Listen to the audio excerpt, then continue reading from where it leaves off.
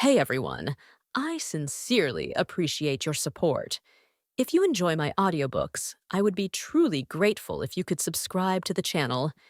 And if you'd like to support even further, you're welcome to become a Patreon member, where you can access audiobooks of novels as long as they are freely available on the internet. Your kindness and support mean so much.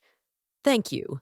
Nighttime in Igwent, White Pearl Street. After cleaning up the scene, the two black-clad men quickly departed. They climbed out through the window, blending into the shadows, and moved swiftly through the twisting alleys of White Pearl Street, turning left and right as they progressed. After cautiously circling through the darkness for some time, they finally advanced toward their destination. Reaching the end of a narrow alley, they entered a building through a back door. The two men walked through a dimly lit corridor, eventually arriving in a spacious room. The room was filled with bookshelves, each packed with old, dusty books. The air was thick with the scent of decay. Standing between the bookshelves was an elderly man, bald and hunchbacked. As soon as the two men saw him, they dropped to one knee and addressed him. "Mr. Clifford. What's the situation?" Clifford asked in a slow, measured tone. The two men quickly responded. "We went to see Corey. He did indeed receive something from Mr. Burton, earlier today. It's this." One of the men handed Clifford a pocket watch from his coat. Clifford took it and examined it carefully, furrowing his brow slightly as he spoke. "This is indeed Burton's. Did Corey see what the seller looked like?" "No, he didn't. Corey said it was a tall man with a masked face and a gun, someone dangerous. Corey even claimed he was robbed," one of the men reported. "Humph. Likely tried to scam the wrong person and got more than he bargained for." "What about Corey now?" Clifford asked coldly. "He resisted and tried to fight back. We dealt with him. His body was handled with a sigil," the man replied. Clifford nodded slowly. "He brought this upon himself. The information we've gained this time is limited, but at least we've confirmed that those people might resell items here on White Pearl Street. Stay vigilant. Pay close attention to the local black market, especially the resell channels. We must catch their trail." The black-clad men nodded in unison. "Yes, sir." At the same time, outside the building, across the street at a corner, Dorothy stood silently. Through the Gecko Corp's marionette's tracking, she had pinpointed another hideout of the Crimson Eucharist. "Finally, another one," she murmured. To locate the hidden hideouts of the Crimson Eucharist in White Pearl Street, Dorothy had orchestrated this elaborate trap. After 3 days of investigation, she had identified Corey Cross, a notorious loan shark in the area. Using a corpse marionette, she pawned the pocket watch from Burton to him. Then, through other corpse marionettes, she spread word of this in the streets. The aim was to attract the attention of the Crimson Eucharist's informants in White Pearl Street.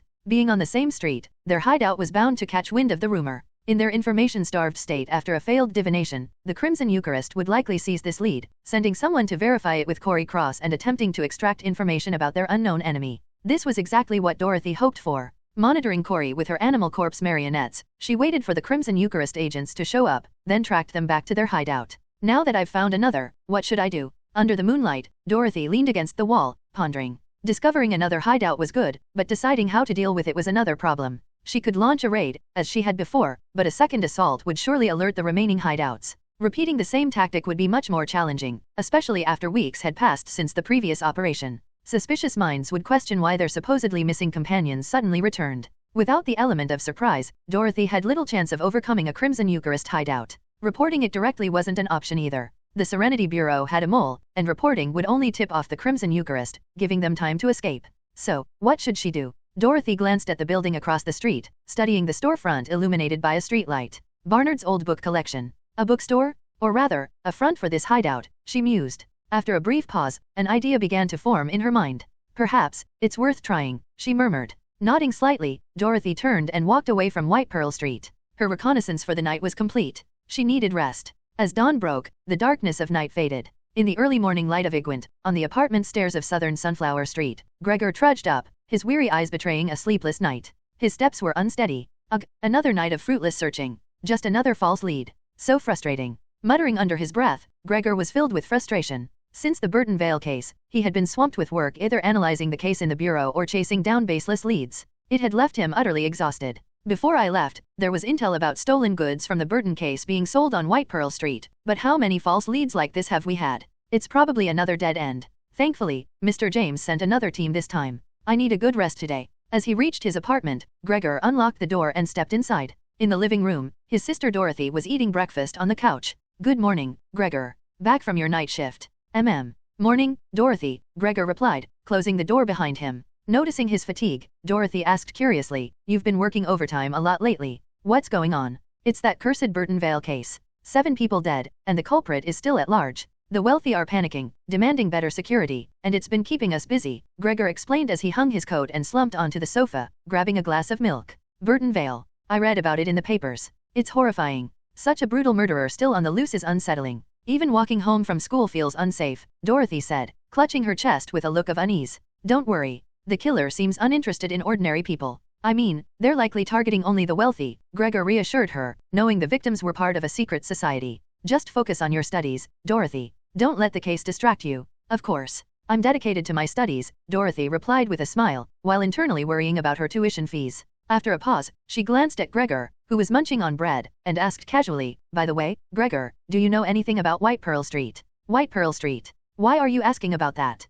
Seated on the sofa, Gregor frowned as he chewed on a piece of bread. Before his shift ended, he had heard some rumors about the area. Well, Gregor, you know how girls can't attend evening classes, right? Because of that, our grades are always lagging behind the boys, Dorothy explained naturally. Gregor nodded in agreement. Yeah, I understand. Unequal education for boys and girls is a widespread issue. St. Amanda's is already one of the better schools, which is why I sent you there. But what does that have to do with White Pearl Street? It's like this, I've been really dissatisfied with those boys always outperforming me, so I've been using the school library to self-study, trying to keep up with them. Over the past few days, I've been relying heavily on books from the library, but after a while, I realized some of the sets were incomplete. This has been really frustrating and has hindered my studies. During the holidays, I visited several bookstores in the city to find the missing volumes, but unfortunately, the library books are mostly old editions, while the bookstores only sell new ones. I couldn't find the ones I needed. Afterward, I asked some teachers if they knew where I could find these old books, and one of them suggested White Pearl Street. They said it's a marketplace for old items.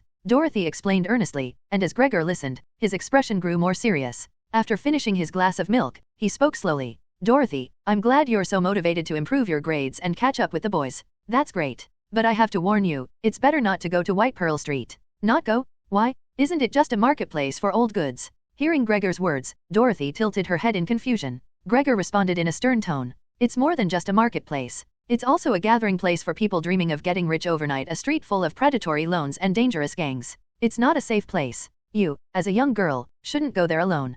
Gregor's tone was cautionary, while Dorothy silently noted that she had already spent 4 days there. Is that so? Then I won't go. Dorothy responded with a downcast expression and tone, feigning disappointment. That's a shame. Without those books, it'll be so hard for me to surpass the boys through self-study. Seeing his sister's dejected look, Gregor felt a pang of guilt. After setting his cup down and thinking for a moment, he made up his mind. All right. Here's the deal, I should have half a day off this weekend. I'll take you to White Pearl Street myself. With me around, it'll be fine. Really? Thank you so much, Gregor. Dorothy's face lit up with joy at his words. Gregor smiled warmly. No need to thank me. That's what brothers are for. All right then, I'm off to school. See you later. Take care. Dorothy left the living room, closing the door behind her. A faint smile lingered on her lips. The day broke over Igwent, and on a weekend morning, Dorothy and Gregor emerged from a restaurant. Dorothy was wiping her mouth with a napkin, while Gregor asked, how was the food here? Not bad. Now that we've eaten, shall we head to our destination? Of course. Gregor hailed a carriage at the roadside, and the siblings rode together through the city.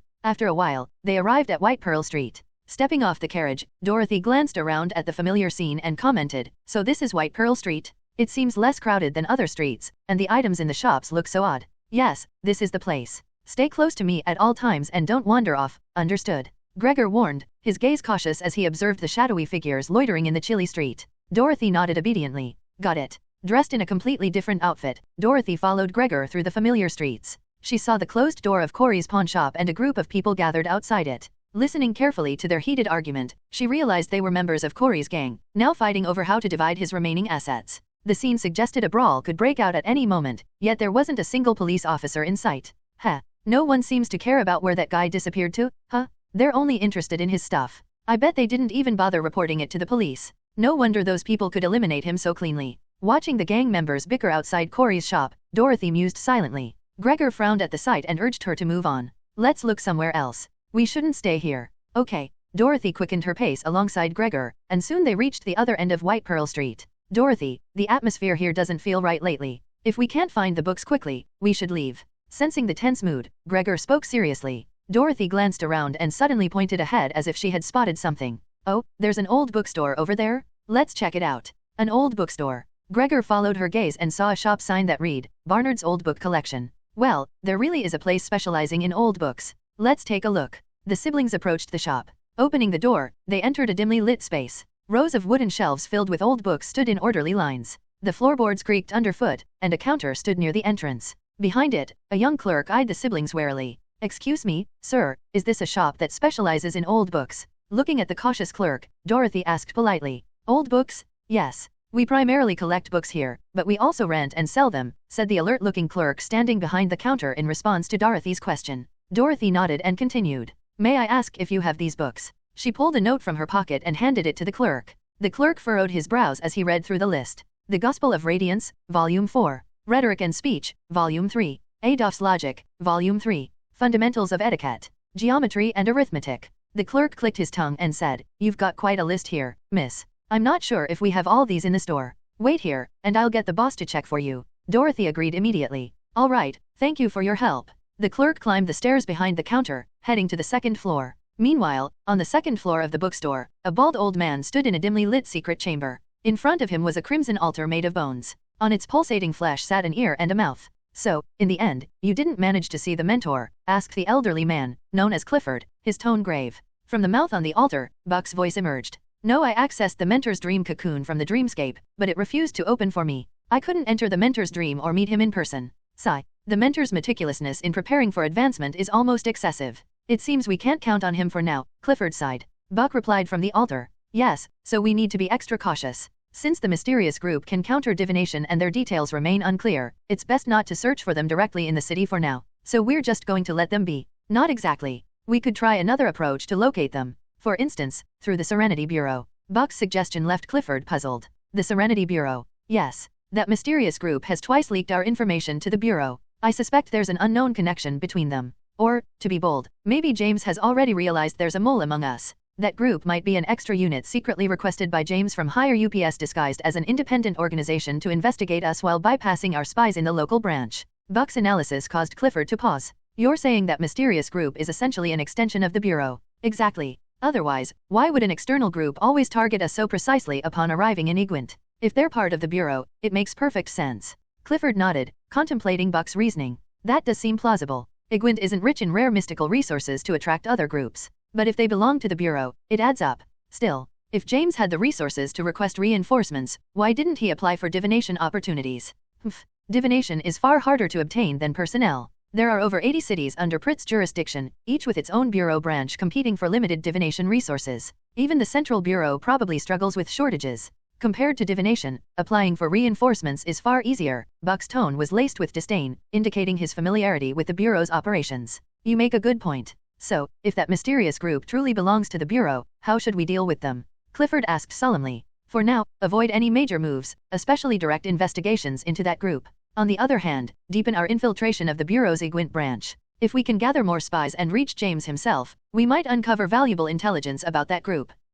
That's the best course for now. But where will we find such an opportunity?" Clifford muttered, deep in thought. Just then, a voice called out from outside the secret chamber. "Mr. Clifford, are you there?" Hearing the voice, Clifford froze. He turned to the altar and said, "That's enough for today." "Understood." With that, Clifford tapped the crimson altar, causing the ear and mouth to dissolve into pulsating flesh. He exited the secret chamber after activating its mechanisms and closed the door behind him. Facing the clerk outside, he asked, "What is it?" "Mr. Clifford, there's a customer downstairs with quite a list of books. I couldn't gather them all, so I need you to take a look." The clerk's explanation was met with a disgruntled huff from Clifford. Always about books. What a nuisance. I should just shut this place down. It's been ages since we've acquired anything decent." Muttering complaints, Clifford descended the stairs. When he reached the counter to see who was requesting the books, he stopped abruptly. Before him stood a young man and a girl. The girl's appearance immediately stirred a memory deep within him. White hair, red eyes.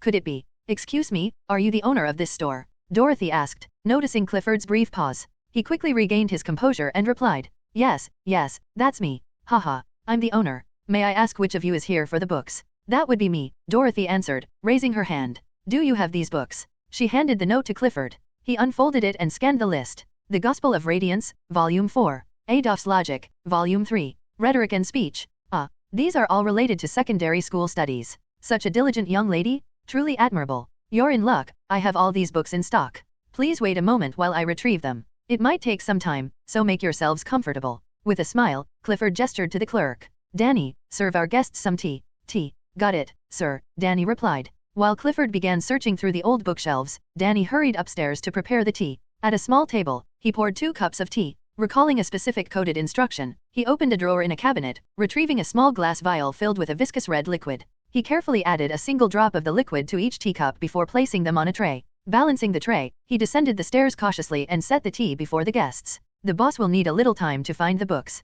Please enjoy some tea while you wait, Danny said with a polite smile. Nearby, Clifford, still searching the shelves, cast subtle glances at the siblings as they sat at the counter. His eyes narrowed slightly. I didn't expect the opportunity to come so quickly. Looking at the 2 cups of black tea brought to the counter by the clerk, Dorothy pursed her lips and then spoke.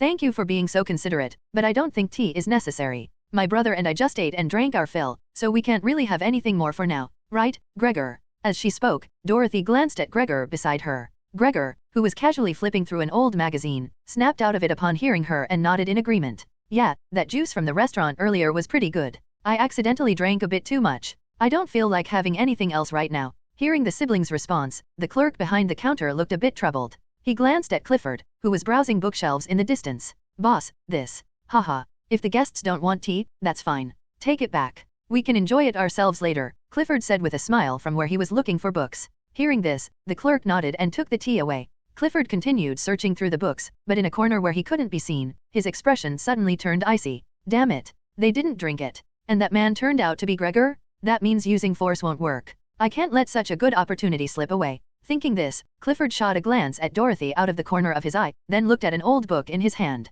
A decision quickly formed in his mind.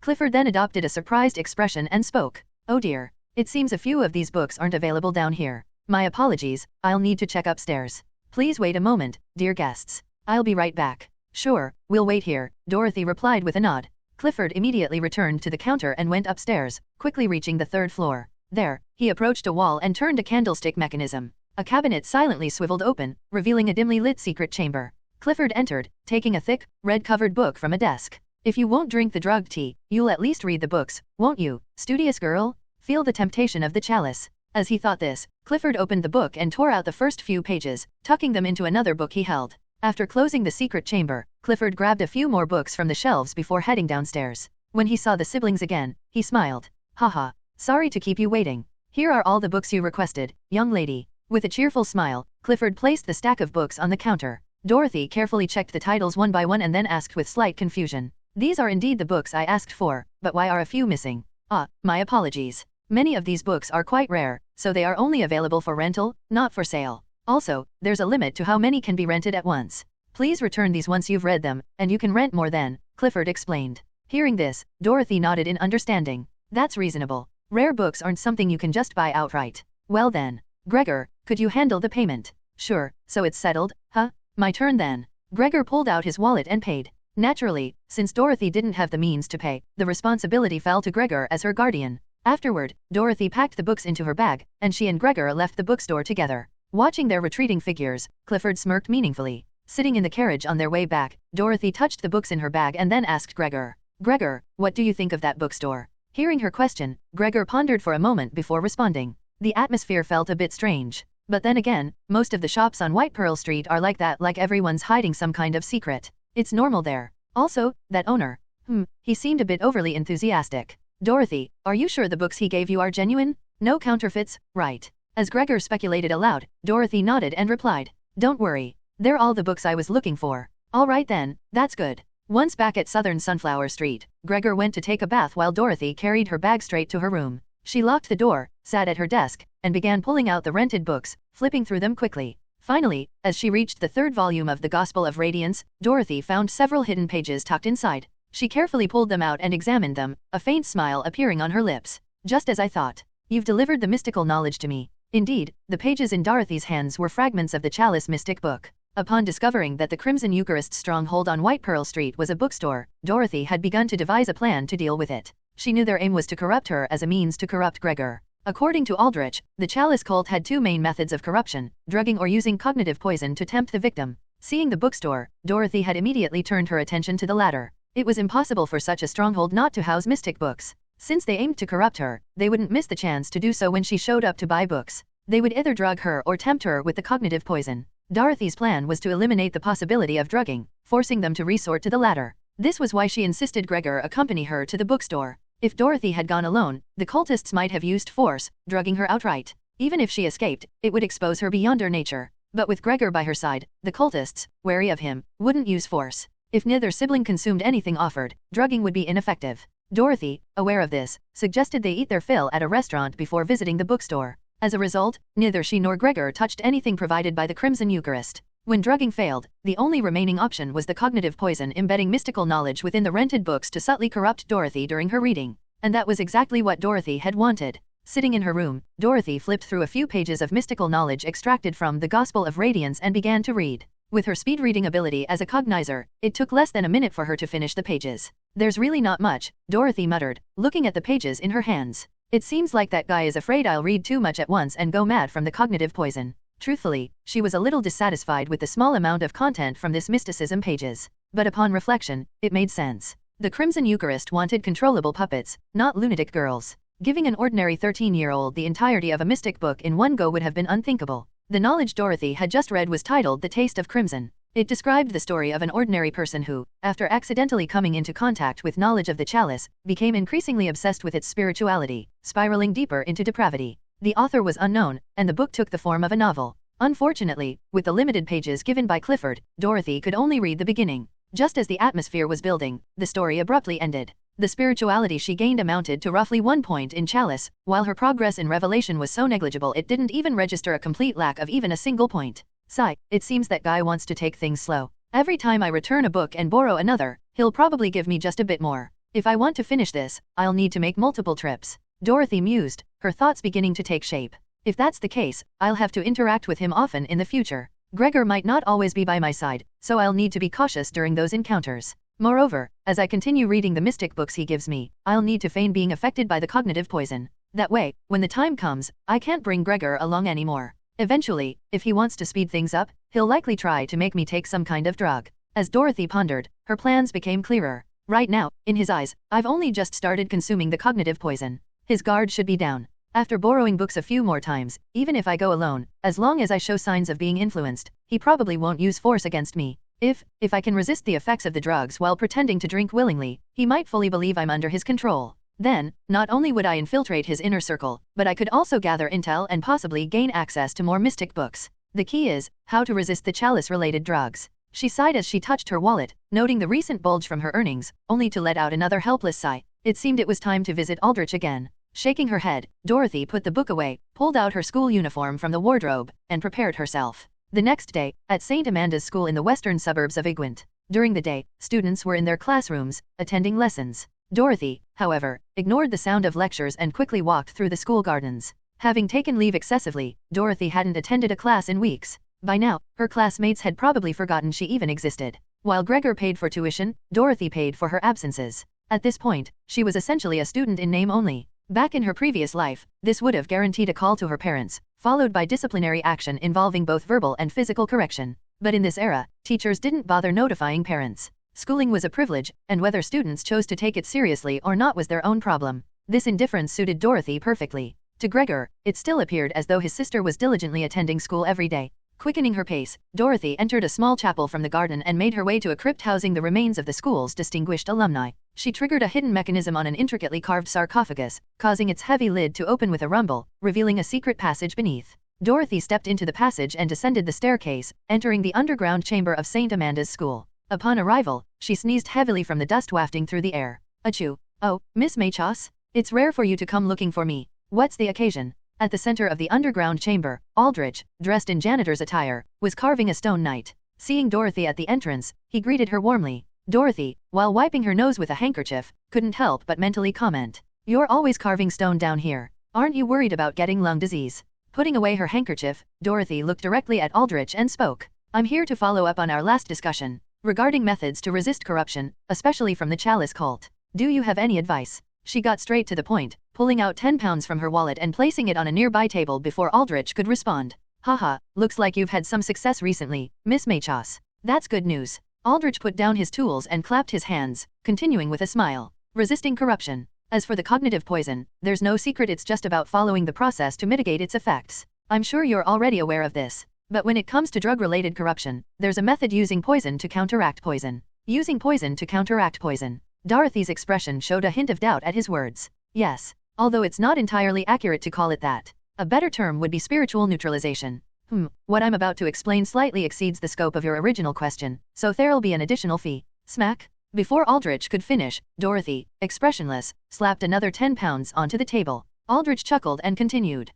Straightforward as always. Well then, here's the deal, you might not know this, but the 6 spiritualities have corresponding relationships. For example, lantern corresponds to shadow, chalice corresponds to stone, and revelation corresponds to silence. There's an inherent antagonism between corresponding spiritualities. The most obvious example is the opposition between lantern and shadow, which fiercely counter each other in many domains. While the antagonism between chalice and stone isn't as pronounced, it still exists. In many cases, chalice and stone can neutralize each other. Drugs made with the spirituality of chalice induce addiction by amplifying intense desires rooted in biological instincts. Once exposed, people become hopelessly dependent on them. On the other hand, stone, in its spiritual manifestation, represents stubbornness, restraint, conservatism, rigidity, and rejection. Thus, drugs crafted with the spirituality of stone can neutralize the effects of chalice-based drugs. The opposition between spiritualities, Since stone opposes chalice, spiritual drugs made with stone can neutralize those made with chalice. So stone has detoxifying properties too.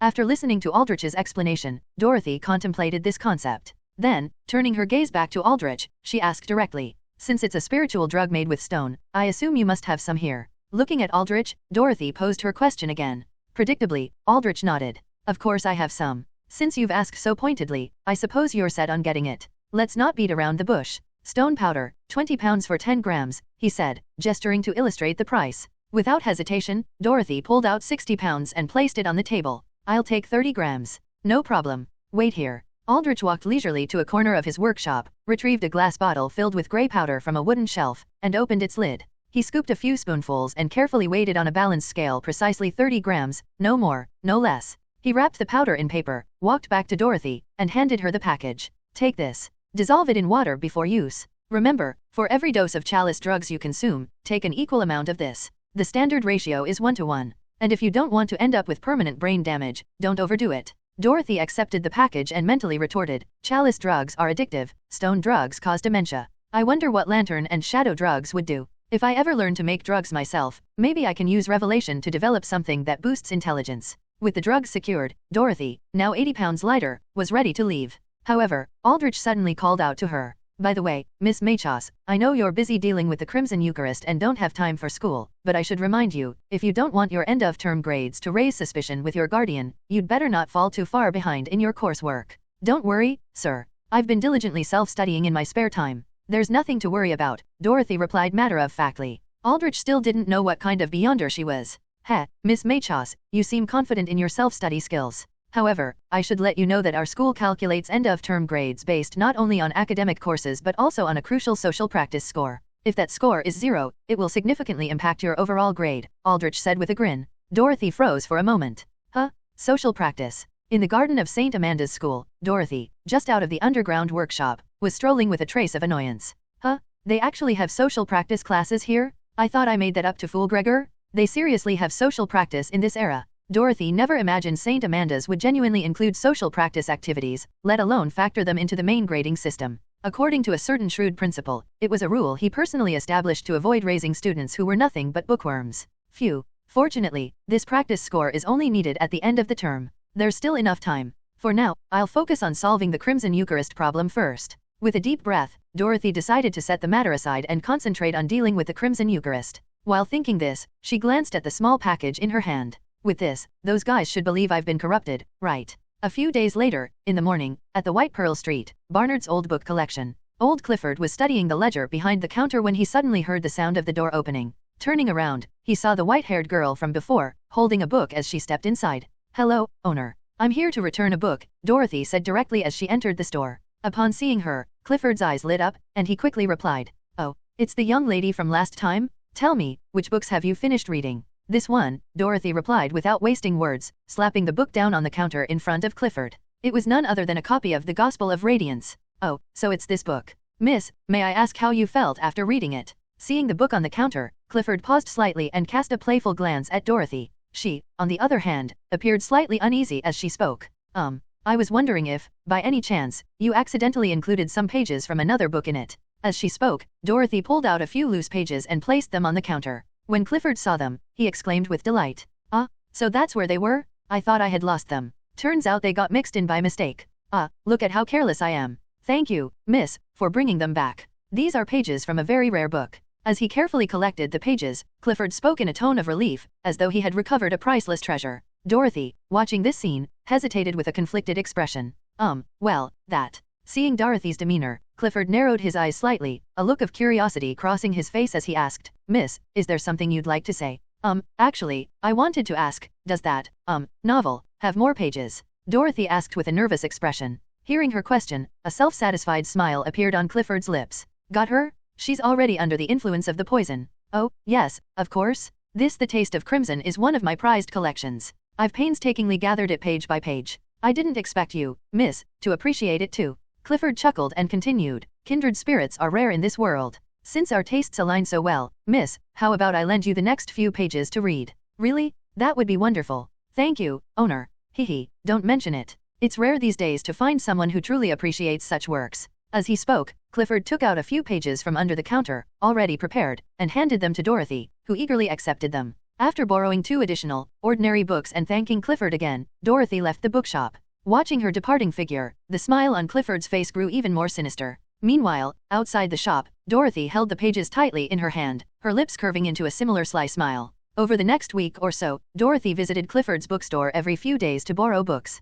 Each time, Clifford would slip her more pages from The Taste of Crimson, with the quantity steadily increasing. After several trips, Dorothy had read nearly the entire mystic book. Because the chalice aspect held significant spiritual value for Dorothy, she chose to directly extract the spirituality contained within the book for her accumulation. In total, she gained 3 points of chalice and 1 point of revelation. At this point, Dorothy's spiritual reserve stood at 6 points of revelation, 8 points of chalice, 4 points of shadow, 1 point of silence, and 1 point of stone. Of her revelation points, 5 were self-replenishing. During her interactions with Clifford, Dorothy deliberately appeared increasingly enraptured by the book's content, seemingly obsessed with the knowledge of chalice. This behavior convinced Clifford that the time was ripe. One afternoon, in Clifford's bookstore, Dorothy sat before the counter, her expression dazed. Clifford, observing the final pages she had just returned, smiled as he asked, "So, Miss Maychos, how do you feel after finishing The Taste of Crimson? Care to share your thoughts? Let's call it a little book club discussion among friends." My thoughts. It feels strange. A kind of indescribable strangeness. I so badly wish I could keep reading, but it just ended there. It's over. I want to know what the next wine tastes like, but why didn't the story continue? Looking at the pages before her, Dorothy spoke slowly, her expression still somewhat dazed. Seeing her reaction, Clifford's grin widened. He knew it was time to take the next step. The taste of the next wine, yes. That's exactly the mystery left hanging at the end of the book. It's the kind of story that leaves one yearning for more. I completely understand how you feel. I've been through it myself after finishing the book. I couldn't stop wondering what the wine in the story would truly taste like. And then, I took it a step further. I wanted to experience it for myself. Luckily, I managed to find the answer. As he spoke, Clifford picked up a teapot from the counter and poured a steaming cup of red tea. He placed it in front of Dorothy and said with a sly smile, "Miss Maychos, instead of just reading about it, wouldn't you like to taste it for yourself?" Looking at the steaming cup of tea on the counter before her, Dorothy's eyes grew increasingly unfocused. She glanced at the liquid in the cup and spoke hesitantly to Clifford.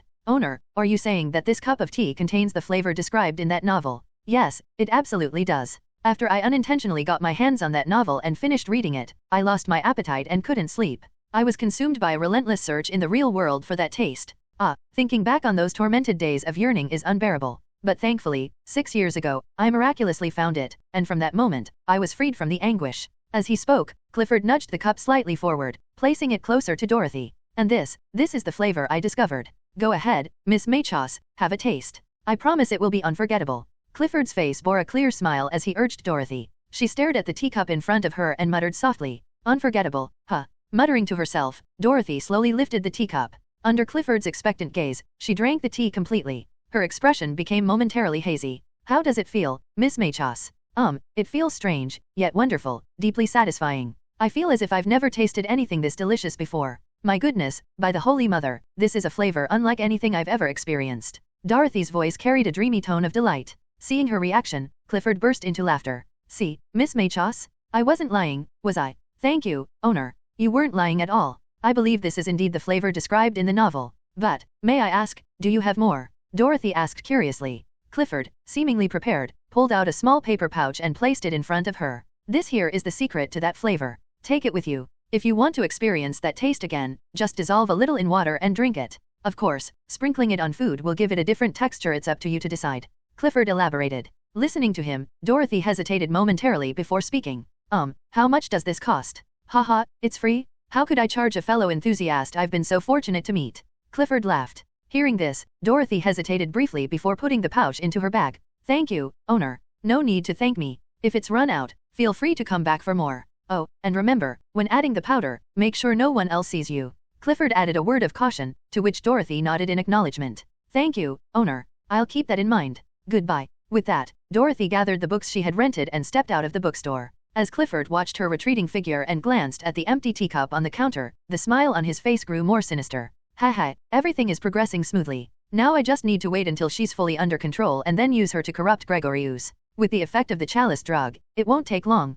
Clifford felt confident. To him, the captain of the Serenity Bureau's hunter squad was as good as his. For the Crimson Eucharist, which had suffered consecutive losses, this was a rare stroke of good fortune. On the bustling streets of Igwent, a carriage moved through the noisy thoroughfare. Inside the carriage, Dorothy massaged her temples. Her body felt restless, her heart stirring with a burgeoning desire, a growing thirst to taste that rich, fragrant tea again. Clearly, this was a side effect of consuming the chalice drug.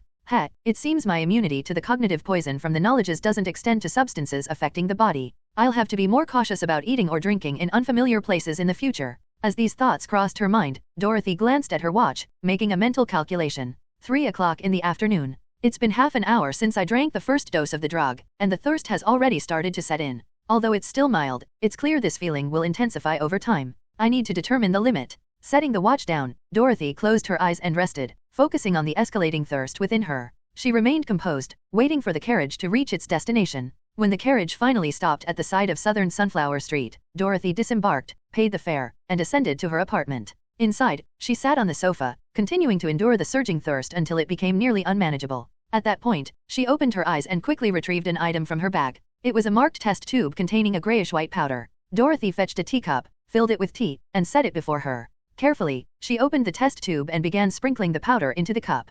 Activating her visual appraisal ability, Dorothy's eyes could discern a faint gray glow emanating from the tea as the stone's spirituality took effect. This was the passive ability of the cane appraisal skill. It allowed Dorothy to perceive the influence of the spirituality on objects and to determine the intensity of the effect. Thanks to the exceptional memory afforded by her cognizer abilities, Dorothy recalled the precise level of the chalice effect in the tea she drank at the bookstore. Matching that intensity, she skillfully prepared an identical dose of stone tea. Too little, and the chalice influence would linger. Too much, and the stone would adversely affect her intellect. Fortunately, as a cognizer, Dorothy's precision was unparalleled. Achieving 100% accuracy posed no challenge for her. Once prepared, Dorothy resealed the test tube, drank the tea in one go, and lay back on the sofa. Slowly, the restless thirst and cravings subsided, leaving her mind clear once more. Phew, done. Letting out a deep breath, Dorothy muttered to herself. She glanced at the time again.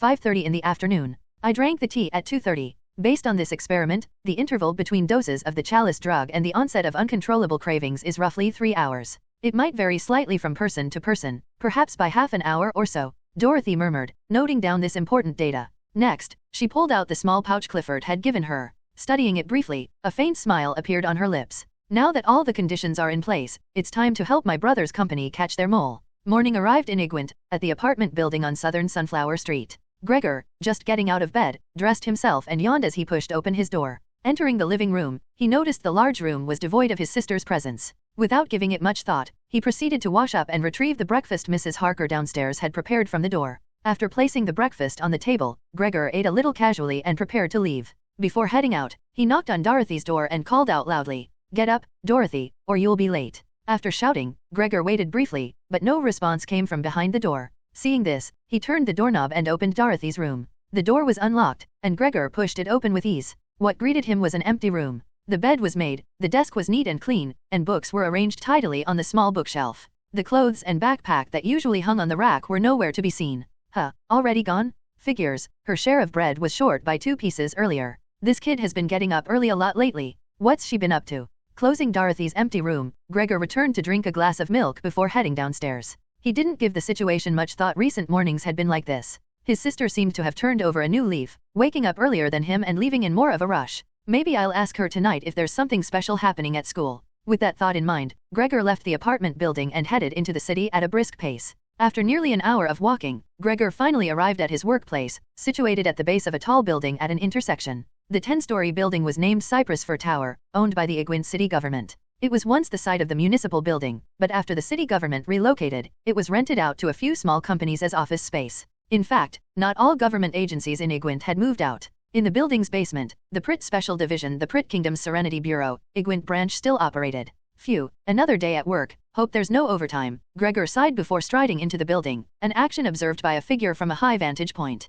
10 minutes later than usual, Gregor. On the rooftop of the building opposite Cypress Fir Tower, Dorothy sat behind a wall, observing Gregor as he entered the building through the corpse of a crow perched on a street light below. She murmured softly. At this moment, Dorothy was seated cross-legged on the deserted rooftop. Scattered around her were sheets of paper filled with various pencil-drawn diagrams. A closer look would reveal these to be maps of nearby streets and floor plans of various buildings. Many locations on these diagrams were circled and annotated.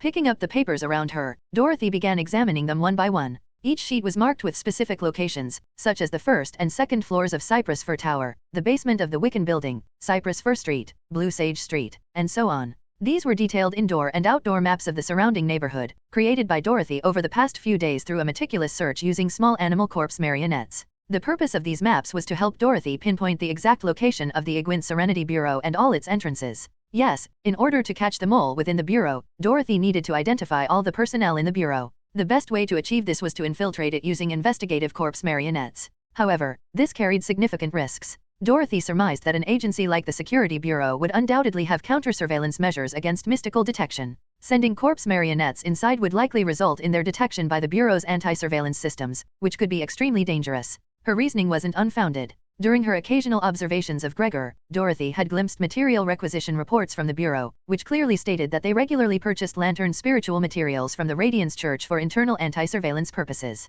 Dorothy speculated that the Bureau might use these materials to power monitoring devices capable of detecting beyonder intrusions. While Dorothy possessed the concealment ring, the shadow spirituality it contained was limited. Given that the task of finding the mole required prolonged surveillance, she doubted it would suffice. Moreover, employing the ring through corpse marionettes posed additional challenges. For these reasons, Dorothy chose not to infiltrate the Bureau directly but instead adopted a more cautious and time-consuming approach. Holding the sheets of maps, Dorothy carefully examined the circled points. These marked locations were primarily doors or staircases, identified as potential entry points. Spread across a single district, 3 buildings, 9 entrances. It seems the Igwin Serenity Bureau has taken some measures to maintain secrecy, Dorothy muttered as she analyzed the maps. Through her exhaustive search over the past few days, she had uncovered the structure of the Igwin Serenity Bureau. The Bureau's headquarters was located underground, beneath Cypress Fir Tower. Its entrances, disguised as ordinary doors, were scattered across 3 adjacent buildings, including Cypress Fir Tower itself. All these entrances were situated on the first floors, leading to staircases going downward. Bureau employees disguised themselves as ordinary office workers, entering and exiting through these hidden points daily. Identifying these entrances wasn't difficult. Dorothy simply had to use her corpse marionettes to inspect every door and room in the surrounding area. Any that didn't align with standard building layouts or seemed suspicious could be flagged. For instance, if a corridor had a row of doors leading to regular rooms but one door opened to a staircase or hallway, it stood out as unusual. Dorothy could station her marionettes on the ceiling to observe people opening doors and note what lay behind them. She also tracked janitors to see which rooms they avoided cleaning. Additionally, her marionettes explored the building's ventilation systems to identify fake rooms that lacked proper airflow. These and other methods proved invaluable. Incidentally, with the enhancement of her corpse marionettes due to the revelation spirituality in her ring, Dorothy could now control arachnid creatures like spiders, further improving her surveillance capabilities, though she had yet to manage insects. After expending significant time and effort and employing numerous techniques, Dorothy had identified 9 hidden entrances to the Serenity Bureau. Her next step involved stationing her maximum number of corpse marionettes at these entrances to monitor comings and goings. This would allow her to ascertain the Bureau's personnel. And among them lay the mole Dorothy sought. Dealing with this stuff is such a hassle, but fortunately, it's finally done. On the rooftop of a tall building, Dorothy sat on the ground, mumbling to herself as she looked at a stack of maps and blueprints in her hands. For the past few days, she had been monitoring and investigating the Serenity Bureau, spending countless tedious hours in reconnaissance work, followed by even more monotonous record-keeping. By the end of it, Dorothy felt her mental state had nearly been pushed to the edge. However, now that the task was finally complete, she let out a sigh of relief. Thanks to her observation of the Serenity Bureau's hidden entrances and exits, combined with the extraordinary memory gifted to her as a cognizer, Dorothy had memorized the appearances of most of the Igwin Serenity Bureau members. Now, it was time to move on to the next phase of her plan. As she contemplated this, Dorothy snapped her fingers. Moments later, several men emerged from the nearby stairwell, each carrying a long, rectangular wooden box on their shoulders. Dorothy commanded her human corpse marionettes to approach and place the wooden boxes neatly in a row before her. She then ordered them to pry open the lids with crowbars. Inside the 4 boxes lay 4 dogs of varying sizes and breeds. These were Edric's experimental specimens. Dorothy had selected several and transported them to Igwent, and these canine corpses were among them. Looking at the dogs, which, despite having been dead for months, remained perfectly preserved as if peacefully asleep, Dorothy exhaled in satisfaction. She instructed her human corpse marionettes to lie down beside her and then deactivated their control. Afterward, she consumed 2 additional points of revelation to enhance her control over the corpse marionette ring, raising all 4 canine corpses simultaneously. Under Dorothy's command, the canine marionettes shakily rose from their wooden boxes. After surveying their surroundings, they obediently walked over to stand before her. Smiling faintly at her new creations, Dorothy reached into her clothes and retrieved a paper packet. Opening it revealed a crimson powder, the chalice drug she had recently obtained from Clifford. Dorothy extended her hand with the powder, and the 4 canine marionettes sniffed it curiously. During this process, Dorothy consumed another point of revelation to connect with and experience the dog's heightened sense of smell. Once the powder was repackaged and stored, Dorothy commanded the canine marionettes to descend the building, disguising themselves as stray dogs and scattering into various corners of the surrounding neighborhood. Now, all that's left is to wait for your shift to end, Dorothy muttered as she stood on the rooftop, gazing at the distant Cypress Fir Tower. Beneath the Cypress Fir Tower, within an Igwent Serenity Bureau facility, the spacious underground area was illuminated by an enormous gas chandelier, its peculiar orange-yellow glow dispelling the dimness. Below the light, over a dozen staff members bustled about, managing the documentation of mystical incidents that occurred in Igwent every few days. In a cluttered corner filled with shelves of miscellaneous items, a young man with grayish-brown hair, glasses, and a scholarly demeanor sat at a desk, meticulously filling out forms with a fountain pen. As he wrote, his expression grew increasingly tense, and his brow furrowed in anxiety. Exhaling deeply, the man Brandon put down his pen, massaging his temples and wiping the sweat from his forehead. Seeing his damp hand, Brandon's frown deepened. He cast a sidelong glance at the chandelier's orange-yellow light, a hint of disgust flashing across his eyes. Hey, Brandon, the lamp in the east corridor burned out. Got any replacements? A slightly overweight man in work overalls approached Brandon, slapping the desk and asking. Brandon forced himself to reply, yeah, we do. Just got some from the church not long ago. Wait here, and I'll get one for you. Brandon stood and walked to an iron door behind him, unlocking it with a key. He entered briefly and returned holding a small box. Here you go. Closing the iron door, Brandon placed the box on the desk. The man in overalls grabbed it and turned to leave, but Brandon stopped him to ask, Joseph, I thought there weren't any lamps in the east corridor before. When did they get installed? Oh, last week. Mr. James had them put in. He's planning to add more, one for the north hall and a few for the west corridor. He's negotiating with the church about it now, so it won't take long. Why's he adding so many lamps all of a sudden? It doesn't seem necessary, Brandon questioned curiously. Who knows? He's the director, it's not our place to question his decisions. Anyway, I'll be going now, Brandon, Joseph replied nonchalantly, walking away with the box, leaving Brandon at his desk, his expression darkening. Suddenly, Brandon's face turned pale, and his breathing quickened. He rose abruptly and headed toward a corridor. Miss Burma, I'm going to the restroom. If anyone's looking for me, please ask them to wait a moment. All right, go ahead, Brandon, a nearby colleague replied. As Brandon walked, he deliberately avoided the central chandelier, keeping his distance from the light. Entering a dimly lit corridor, Brandon quickened his pace until he reached the restroom. Once inside, he locked the door, walked to the sink, and braced himself against it, staring at his reflection in the mirror. His breath came in ragged gasps, and his face twisted with unease. Ha, ha, ha. After catching his breath, Brandon straightened up and pulled a small cup and test tube from his pocket. The tube contained a crimson powder. Turning on the faucet, Brandon began to fill the cup with water, though his trembling hands made the task difficult. Twice, he spilled the water, soaking his sleeves. Only on the third attempt did he manage to fill the cup successfully. Closing the faucet, Brandon carefully opened the test tube and shakily poured a small amount of powder into the water. Once the powder dissolved, the liquid turned a pale red.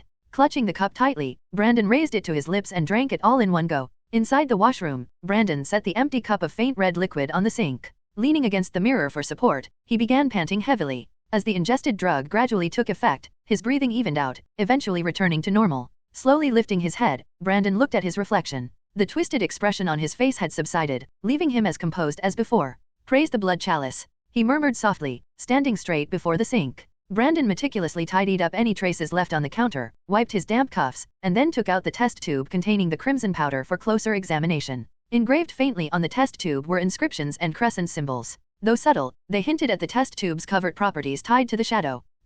If the number of illuminating beacons keeps increasing like this stuff won't be enough. Eventually, it'll be unavoidable. Such an unrestrained push to boost the lamp's count. Looks like James is catching on. I'll need to report this tonight. With this thought, Brandon carefully put away the test tube, turned the door handle, and walked out of the washroom. Strolling leisurely back to his workstation, he deliberately avoided areas heavily illuminated by illuminating beacons. Before long, he returned to his desk. Now I just need to wait until the end of the shift. As time ticked by, the Serenity Bureau eventually reached its end-of-day mark. Except for a few field agents on active assignments in the city, most of the administrative staff, including Brandon, were free to leave. After securely locking his desk, Brandon rose, selecting one of the many concealed exits. Ascending a flight of stairs, he reached a closed door, which he opened to step out into a discreet storage room on the ground floor of a neighboring building. Dressed in civilian clothes, like many others heading home after work, Brandon exited the building and walked down the night-draped street, intending to hail a carriage home. Barely a few steps onto the sidewalk, a scruffy black stray dog emerged from the crowd, sniffing along the ground as it approached Brandon.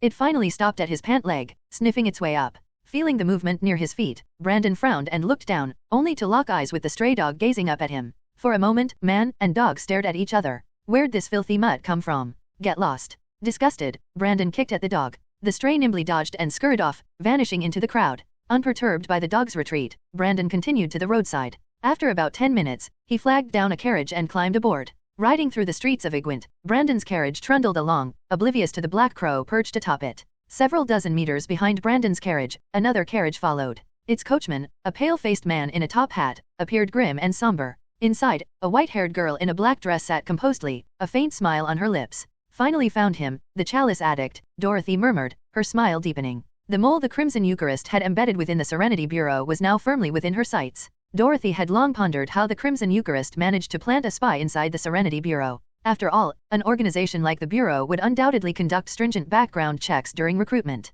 Public hiring was out of the question. Most recruits likely came from internal promotions within the mundane police system. Given the Bureau's closed recruitment and rigorous vetting, planting a spy through ordinary channels seemed nearly impossible. Moreover, based on her interactions with the Crimson Eucharist members, Dorothy found them to be somewhat unhinged, far from the meticulous and methodical types capable of training a spy to infiltrate such a high-level organization. Even if they succeeded in planting a low-level spy, such individuals wouldn't have access to critical intelligence. However, during the Burton case, the mole had relayed information to the Crimson Eucharist with remarkable speed, suggesting they held a significant position. Eliminating the possibility of a carefully trained infiltrator, Dorothy concluded that the only viable method the Crimson Eucharist could use to plant a spy was their specialty, corruption. In Dorothy's analysis, the Crimson Eucharist likely identified a current Bureau member and corrupted them through various means. She had witnessed their methods firsthand with Clifford, a potent combination of chalice drugs and cognitive poison allures. When caught off guard, it was nearly impossible to resist their influence. Once corrupted, the Bureau member would be entirely under the Crimson Eucharist's control.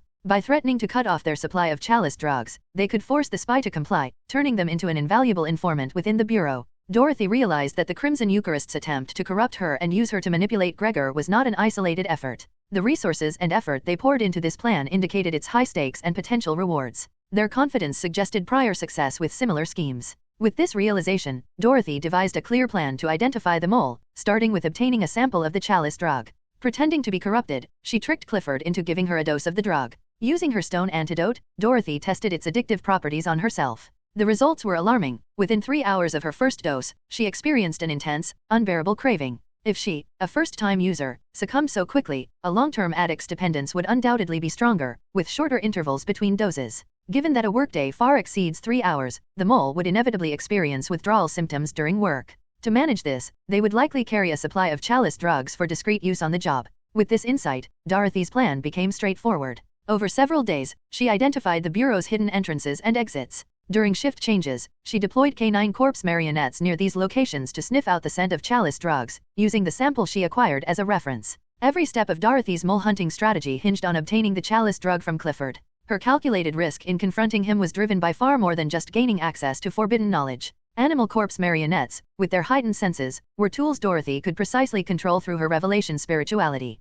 She had memorized the appearances of nearly all Bureau members using her extraordinary memory, ensuring no one would escape her detection. Through meticulous preparation and a series of calculated maneuvers, Dorothy had finally uncovered the mole the Crimson Eucharist had embedded within Igwent's Serenity Bureau. Now, she planned to use this discovery as a starting point to extract more intelligence. The streets of Igwent were cloaked in darkness as Dorothy rode her carriage, trailing from a distance the Serenity Bureau mole she had finally identified amidst the crowd. This carriage wasn't rented, it was bought. For the sake of convenience during these days of back-and-forth trips and transporting corpses for her experiments, she had spent £25, under the guise of Edric, to purchase a reasonably decent carriage. She then spent a day learning to drive it and paid around £10 more for horse boarding and parking services at a stable, all handled through her humanoid corpse marionette. Having her own carriage made Dorothy's movements within the city far more efficient. For instance, now she could easily use it to follow her target, who was also riding in a carriage. As the sound of hooves echoed against the ground, both Dorothy and her target's carriage began veering away from the main roads, entering a residential area.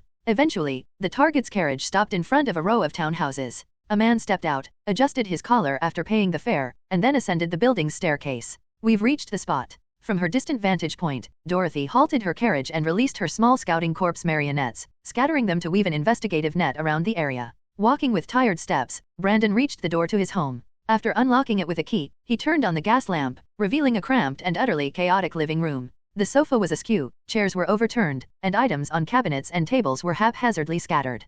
Plates of half-eaten food, now attracting swarms of flies, sat unattended. Wine glasses bore faint traces of crimson liquid, and the coffee table was littered with empty bottles. The air was thick with a nauseating metallic stench. Though Brandon appeared clean and refined in public, his home life was clearly in shambles. Closing the door behind him, Brandon walked straight into his bedroom. Turning on the light revealed a scene no better than the living room. The bed's blanket was crumpled into a ball, and the sheets bore spots of dried blood. One bedside table was piled with magazines featuring scantily clad women on their covers. On the other, a piece of women's lingerie lay beside several red discount coupons for a nightclub. After briefly scanning his surroundings, Brandon went to his wardrobe. But instead of neatly arranged clothes, the space revealed a small, grotesque altar constructed from red human bones. Atop it rested a thin layer of writhing flesh. Kneeling before the crimson altar, Brandon began to murmur a prayer. Slowly, the wriggling flesh atop the altar gathered into a mouth and an ear. When the mouth opened, a man's voice, calm and middle-aged, emerged. "What is it, Brandon?" "Mr. Buck, I have something I need to report," Brandon said respectfully, kneeling on the floor. The mouth on the altar responded. "You didn't use the dream anchor, so it's not an emergency. Go ahead. What's going on in the Serenity Bureau now?" "Mr. Buck, I suspect James has begun to notice that something is amiss internally." "What? You mean James suspects you?" The voice from the altar grew alarmed. Brandon quickly clarified. "No, I don't think he's pinpointed me just yet. He seems to only suspect that someone inside is leaking information. Recently, he's purchased a significant number of illuminating beacons from the church and tightened organizational protocols. His stricter measures suggest he's caught wind of something."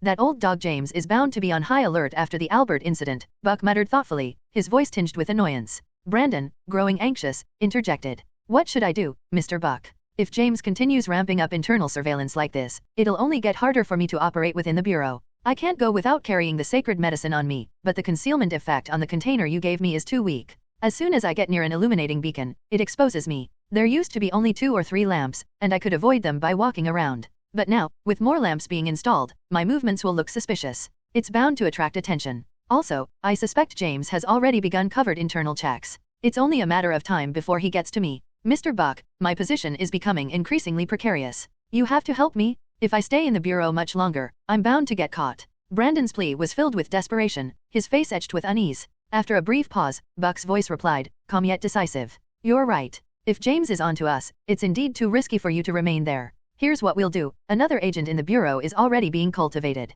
Your importance to the organization is no longer what it once was. After completing one final mission, you will defect and officially rejoin the group." Brandon froze briefly at this revelation before speaking again. "Another agent in the Bureau? Someone else is joining us? Who is it?" "That's not for you to know," Buck replied sternly. "Your job is to focus on completing your final task." Realizing he had overstepped, Brandon quickly shifted his tone. "My apologies, Mr. Buck. What is my final task?" Buck paused briefly before responding directly. "During your defection, steal as much as you can from the Bureau's sealed vault. Mystical items, spiritual materials, take whatever you can carry and bring them back to the organization. With your position, it should be relatively easy to access these items. Brandon, this will be your greatest contribution to the group. Once you've officially returned, we won't let you go unrewarded." In the dimly lit bedroom, Brandon knelt on the ground, listening to the words emanating from the blood-soaked altar, his expression momentarily stunned. "What? Your meaning is for me to steal from the sealed vault at the last moment? Mr. Buck, please reconsider. While I can easily enter the vault and retrieve items, getting those items out is a different matter entirely." Spreading his hands, Brandon spoke with a helpless tone, addressing Buck. "Unlike the sacred medicine, the items in the sealed vault can be easily detected by the illuminating beacon. Without adequate concealment measures, even the slightest exposure is unacceptable. I might barely have carried something out when the entire Bureau would be alerted. With the hunter squads closing in, there's no way I could escape, Mr. Buck." Brandon's voice was filled with urgency, emphasizing the danger of the mission. Buck let out a faint chuckle before speaking slowly. Don't worry. I'm not about to send you recklessly into such danger. We will coordinate corresponding actions to assist you. Hearing Buck's response, Brandon paused briefly, his expression filled with incredulity. Assistance? Mr. Buck, are you planning to send someone directly to help me? No. My idea is to make use of that mysterious organization, leveraging their name to divert the Bureau's forces, Buck replied directly. Brandon froze for a moment before responding with astonishment. The mysterious organization? Do you mean the one that recently hunted down Mr. Burton? Yes, them. Based on your intelligence, that organization disclosed Burton's location to the Bureau through a flower delivery. So, I plan to imitate that organization by sending another flower to the Bureau, revealing a false location for one of our hideouts to lure the hunter squads out. This will significantly weaken the Bureau's internal defenses, giving you the opportunity to retrieve the items. As Buck explained, Brandon nodded in agreement. That makes sense. If the Serenity Bureau could respond to the first flower, they'll respond to a second. Currently, the first and second squads are deployed outside Igwent, leaving only the third and fourth squads stationed here. A single squad won't suffice for a hideout raid. If we choose a time when James himself is absent and lure out both squads, stealing from the Bureau will be much easier. Brandon smiled as he pieced together Buck's plan, then spoke to the altar again. Mr. Buck, James has been frequently visiting the Radiance Church recently and is often away from the Bureau. As long as the hunter squads are also absent, I can guarantee success in retrieving items from the sealed vault. Good. Then I need you to examine the message and handwriting on that flower. I must replicate a similar one to send. I've suspected for some time that this mysterious organization might actually be a splinter faction James created within the Bureau. This is an opportunity to confirm that. The flower is still in the evidence room. I can record its message for you tomorrow, Brandon promptly replied. Buck decisively agreed. Good. If that organization isn't a Bureau faction, the Bureau will undoubtedly act upon receiving the flower. When they do, seize the opportunity. By using the mysterious organization's name, we won't just make the Bureau lose some items, they'll also bleed. The Bureau's perception of that organization might even shift as a result. Yes, Mr. Buck. Your wisdom is unparalleled. I can't wait to formally return to the society, Brandon replied with reverence, kneeling before the altar. Unbeknownst to him, a small ear perched on his windowsill was attentively eavesdropping on the entire conspiracy. Night blanketed Igwent as a lone carriage stood silently by a residential street. Inside, Dorothy, clad in a black dress, slowly opened her eyes and exhaled deeply. Whew, quite the harvest tonight. Looks like the Crimson Eucharist is planning something big. Murmuring to herself, Dorothy reflected on the eavesdropped conversation. It was clear that the Society's mole in the Bureau had sensed the tense atmosphere and was preparing to flee with as many stolen items as possible. The leader, Buck, likely believed that Clifford's corruption of Gregor was progressing smoothly. As a result, he planned to have Brandon conduct one last heist before escaping. To facilitate this, they aimed to replicate the flower delivery ploy Dorothy had used previously, luring the Bureau's hunter squads away. Quite the cunning plan. If I hadn't overheard it all, it might have worked. But since I did, Dorothy muttered, a sly smile curling her lips as she contemplated intercepting the scheme to enrich her own cache of mystical resources. However, her smile gradually faded as Buck's final words echoed in her mind. By using the mysterious organization's name, we won't just make the Bureau lose some items, they'll also bleed. Even the Bureau's perception of that organization might even shift. Dorothy's eyes narrowed as realization dawned. The operation wasn't just about stealing, it likely aimed to spill blood as well. The reason for bloodshed became apparent to Dorothy in an instant. Though Buck hadn't explicitly stated it to Brandon, the implication was clear. The Crimson Eucharist intended to ambush the hunter squads. If the Crimson Eucharist imitated Dorothy's previous tactic and sent a false report to the Bureau, the location mentioned in the report would undoubtedly be chosen by the Crimson Eucharist themselves. It was unthinkable that they wouldn't use this opportunity to trap the hunter squads. In Dorothy's assessment, the Crimson Eucharist's true goal was far more ambitious than a mere theft. They intended to severely cripple the Serenity Bureau through an ambush. Broadening the scope, Dorothy considered the possibility of the Crimson Eucharist framing the mysterious organization she represented. The theft and ambush could easily be pinned on the organization, given that the initial intelligence came from them. Even if the Bureau's higher UPS had doubts, the sheer scale of the losses would force them to heighten their vigilance against the mysterious organization. Perhaps they might even launch a manhunt. If events unfolded this way, the Crimson Eucharist's pressure in Igwent would significantly diminish. This was Dorothy's interpretation of Buck's comment about altering the Bureau's perception. Well played, they're craftier than I thought, Dorothy murmured, realizing she couldn't solely focus on Brandon's side of the plan. Inside the carriage, Dorothy, who had just finished eavesdropping on the conversation between Brandon and Buck and obtained crucial information, was lost in thought as she pieced together the implications of the intel. It was clear that the Crimson Eucharist planned a two-pronged operation. Under the guise of the mysterious organization, they intended to lure out the Serenity Bureau's hunter squads. This move would create an opportunity for their mole to steal key items while also ambushing the hunter squads to inflict severe damage. If executed properly, they might even pin the blame on the mysterious organization, complicating Dorothy's future actions. Dorothy had to admit their plan was quite clever. From her perspective, though, she could simply focus on intercepting Brandon's operation and ignore the hunter squads altogether. Whatever losses they suffered were none of her concern. Even if Gregor, the potential next mole after Brandon, were ambushed, the Crimson Eucharist would likely spare his life to corrupt him further later. Thus, the safest course of action for Dorothy would be to focus on intercepting Brandon and avoid meddling with the hunter squads. This way, she could ensure a clean profit. Even if the ambush occurred and the Bureau's suspicion of the mysterious organization intensified, it wouldn't immediately affect her. However, if Dorothy were the type to always prioritize safety, she wouldn't have conducted a risky raid on Burton right after her advancement or feigned corruption in her earlier schemes. Phew, letting this play out untouched would leave a bad taste. Dorothy exhaled deeply. She had made up her mind this time. She wouldn't just intercept Brandon. She decided to lend the Serenity Bureau a hand. The question now was how to help. She didn't even know where the ambush point would be. Buck wouldn't have shared that kind of information with Brandon since it wasn't directly relevant to him. Forget it. It's getting late. I should head back before Gregor loses his mind. I'll figure out a plan while lying in bed. With that thought, Dorothy awakened the coachman corpse leaning against the carriage as if asleep. The carriage slowly rolled onto the path leading home. The next day, western outskirts of Iguint, St. Amanda's school. In the late morning, Dorothy descended into the dusty basement of the school.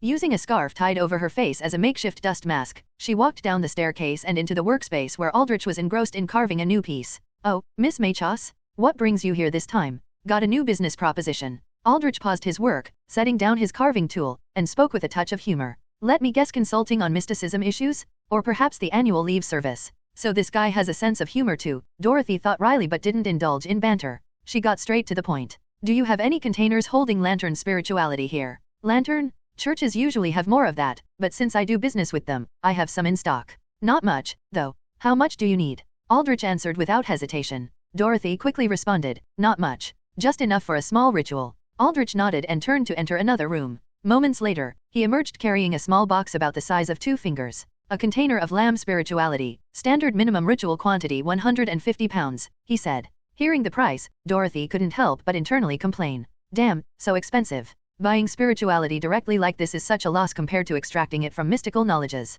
Still, she rummaged through her bag and pulled out a small booklet marked faintly with the chalice emblem, along with some banknotes. Holding them out, she spoke. "This is a mystical manuscript of Chalice, a fragment of the art of sacred anatomy. Plus 10 pounds as an appraisal fee. Give me a valuation." She placed the book on Aldrich's workbench. He glanced at it, then chuckled. "The art of sacred anatomy, huh? I've heard of it. It's a required beginner course for most Chalice organizations these days. Looks like you've had some ties with the Crimson Eucharist, Miss Machos." As he spoke, Aldrich picked up the manuscript fragment and carried it to a workstation. He placed it at the center of a sigil-marked formation bearing the stone emblem, lit 2 incense sticks on the formation's perimeter, and donned a pair of glasses with lenses engraved with intricate runes. As the incense smoke wafted over the formation, Aldrich began skimming through the dark red booklet. He flipped through each page quickly, not lingering long enough to read in detail. Is this some anti-poisoning precaution? Dorothy thought, intrigued by his meticulous process. When Aldrich reached the final page, a sharp crack resounded as the right lens of his rune-etched glasses fractured with multiple cracks, startling Dorothy. Hey, looks like this pair's reached its end." Aldrich laughed lightly and removed the damaged glasses. Seeing Dorothy's puzzled expression, he reassured her. "Don't worry, just normal wear and tear. I won't charge you extra for this." Relieved, Dorothy let out a breath. Watching someone shatter glasses while reading a book was a first for her. It also deepened her understanding of the dangers of cognitive poison in mystical knowledges. Though harmless to her, it was a real threat to most others. The depth of a mystical knowledge can often be gauged by the strength of its poisoning effect. After a quick assessment of this one, "I'll offer 350 pounds, Aldrich declared after completing his evaluation. Dorothy nodded. "Deal. Give me the lantern container and 200 pounds in change." "No problem." Aldrich retrieved the money from a drawer and placed it alongside the small box on the table. Dorothy pocketed the money and scrutinized the tiny box, her thoughts drifting. "With this, I'll finally be able to perform divination." Midday in Iguint, in a room at a certain inn. The thick curtains were fully drawn, blocking out the sunlight. The dim room was lit by a gas lamp on the table, casting a yellowish glow. Dorothy sat at the table. In front of her lay a large map of Iguint. The white map appeared scorched in color under the amber light of the lamp. Beside the map were drafting tools such as a compass and ruler. On the map, a magic circle had been drawn using dark red powder. Mysterious runes and symbols overlapped the city map. The prominent symbols in the magic circle were a vertical staff radiating light at the top and an open eye at the bottom. Phew, done. After meticulously drawing the magic circle based on the data provided by Aldrich, Dorothy finally completed the preparation for divination. It would be her first attempt at divination in her career as a mystic. Opening a small wooden box on the table, Dorothy retrieved a piece of amber, a small orange-yellow fragment she had bought from Aldrich earlier that day, which served as a container for the lantern's spirituality. According to Aldrich's divination teachings, 2 types of spirituality were essential for divination: lantern and revelation. Dorothy could naturally provide the revelation herself, but acquiring the lantern had cost her £150. Based on her passive cane appraisal skill, she estimated the amber contained approximately 1 point of lantern spirituality. 1 point of spirituality for £150. If only I could extract and sell my own revelation spirituality. Grumbling inwardly, Dorothy placed the £150 amber on the lantern symbol on the map, leaving the revelation symbol vacant for now. Next, she took out a crystal pendant from her pocket. It was a cheap trinket she had bought for a few coins from a street vendor in the lower city. The vendor had sworn it was real crystal, but Dorothy was convinced it was just glass. No matter. According to Aldrich, what mattered in divination was the spirituality, not the tools. As long as the necessary spirituality was present, the rest was inconsequential. Holding the cheap pendant, Dorothy prepared to perform a divination method called a pendulum reading. Among the simple methods Aldrich had taught her, this was best suited for locating a place. Technically, Dorothy could attempt to directly divine the location of the Crimson Eucharist's headquarters and report it in advance. However, she wasn't certain whether the Crimson Eucharist, which operated in scattered bases, even had a central headquarters. Even if it did, what if they had anti-divination defenses? With only 1 point of lantern spirituality, she couldn't afford to waste it on a gamble. Playing it safe, she decided to divine the ambush site instead.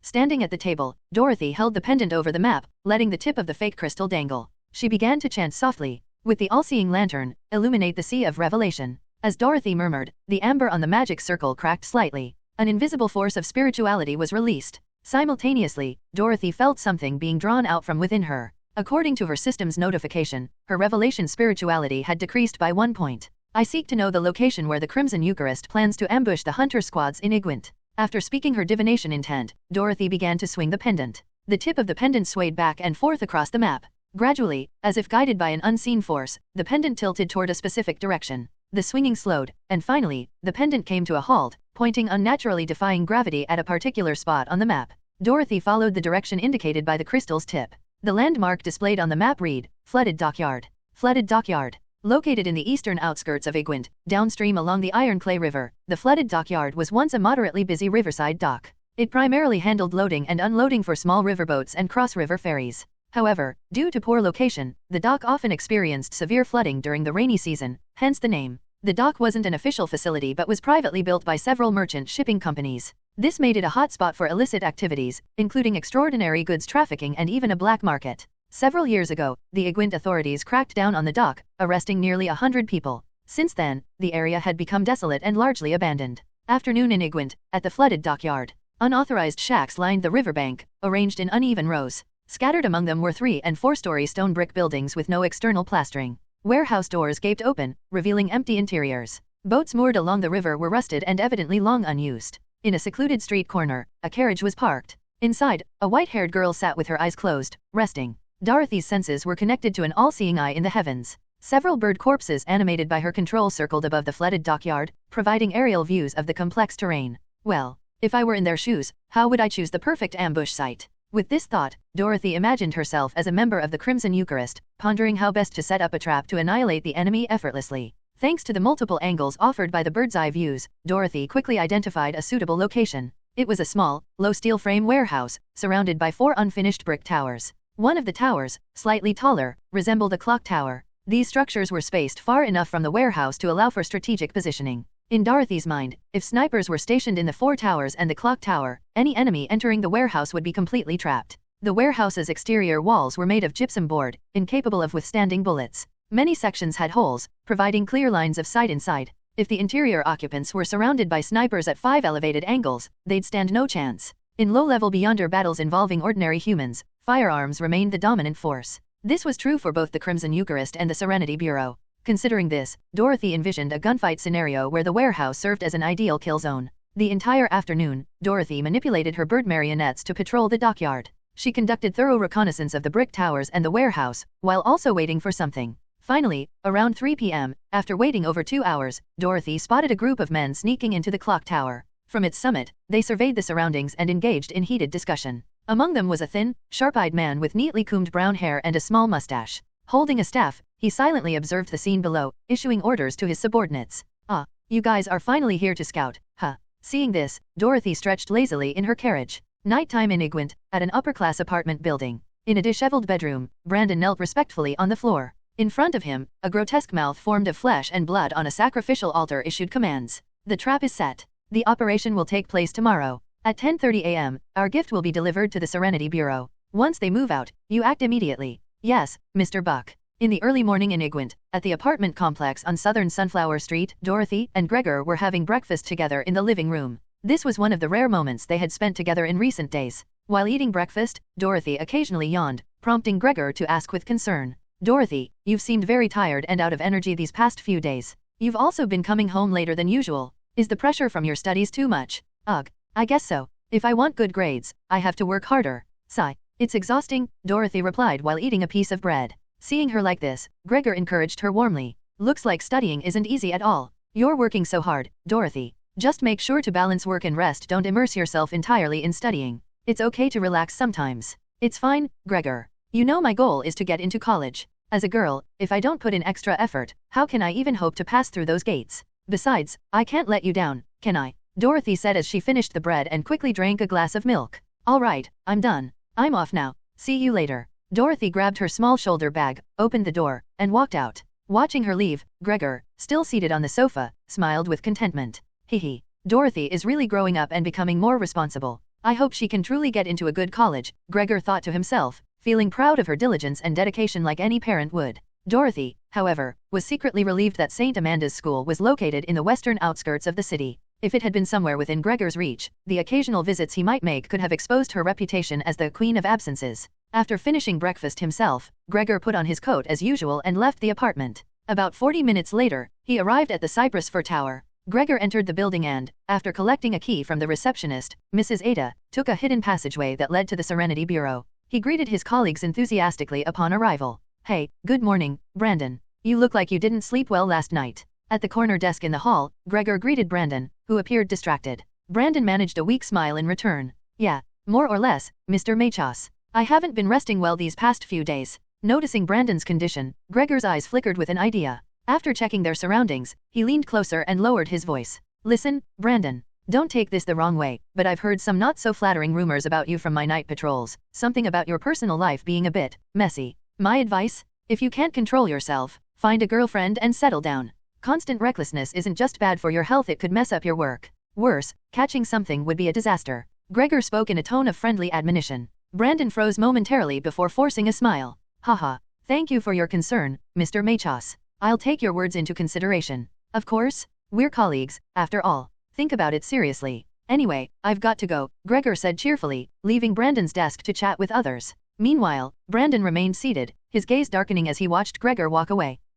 Maybe you should worry more about yourself. Brandon thought bitterly. He was waiting for a signal, one that had been prearranged. When the time came, he would carry out his final mission in the Bureau, claim his reward, and return to his society in glory. Hurry. I can't wait any longer. This dull place, this boring job, I can't stand it a moment more. If it weren't for my father and his tedious ways, I wouldn't even be here. The society is where I belong, only it can satisfy my desires. Brandon's gloomy eyes swept over his colleagues as he silently fumed. He glanced at his watch. It was 10 a.m. Soon, just 30 more minutes, and the signal will come, the signal to lure the hunter squads away. Suppressing his excitement, Brandon continued to wait. But just then, an unexpected voice broke his thoughts. Gregor? Urgent matter, come to the chief's office immediately. In the crowd, Elena approached Gregor, who had been idly chatting with others, her tone tinged with urgency. Gregor froze for a moment before responding. Got it. He quickly followed Elena toward the corridor. Watching them leave, Brandon frowned slightly. What's going on? The flowers shouldn't arrive for another 30 minutes. Is this some other emergency?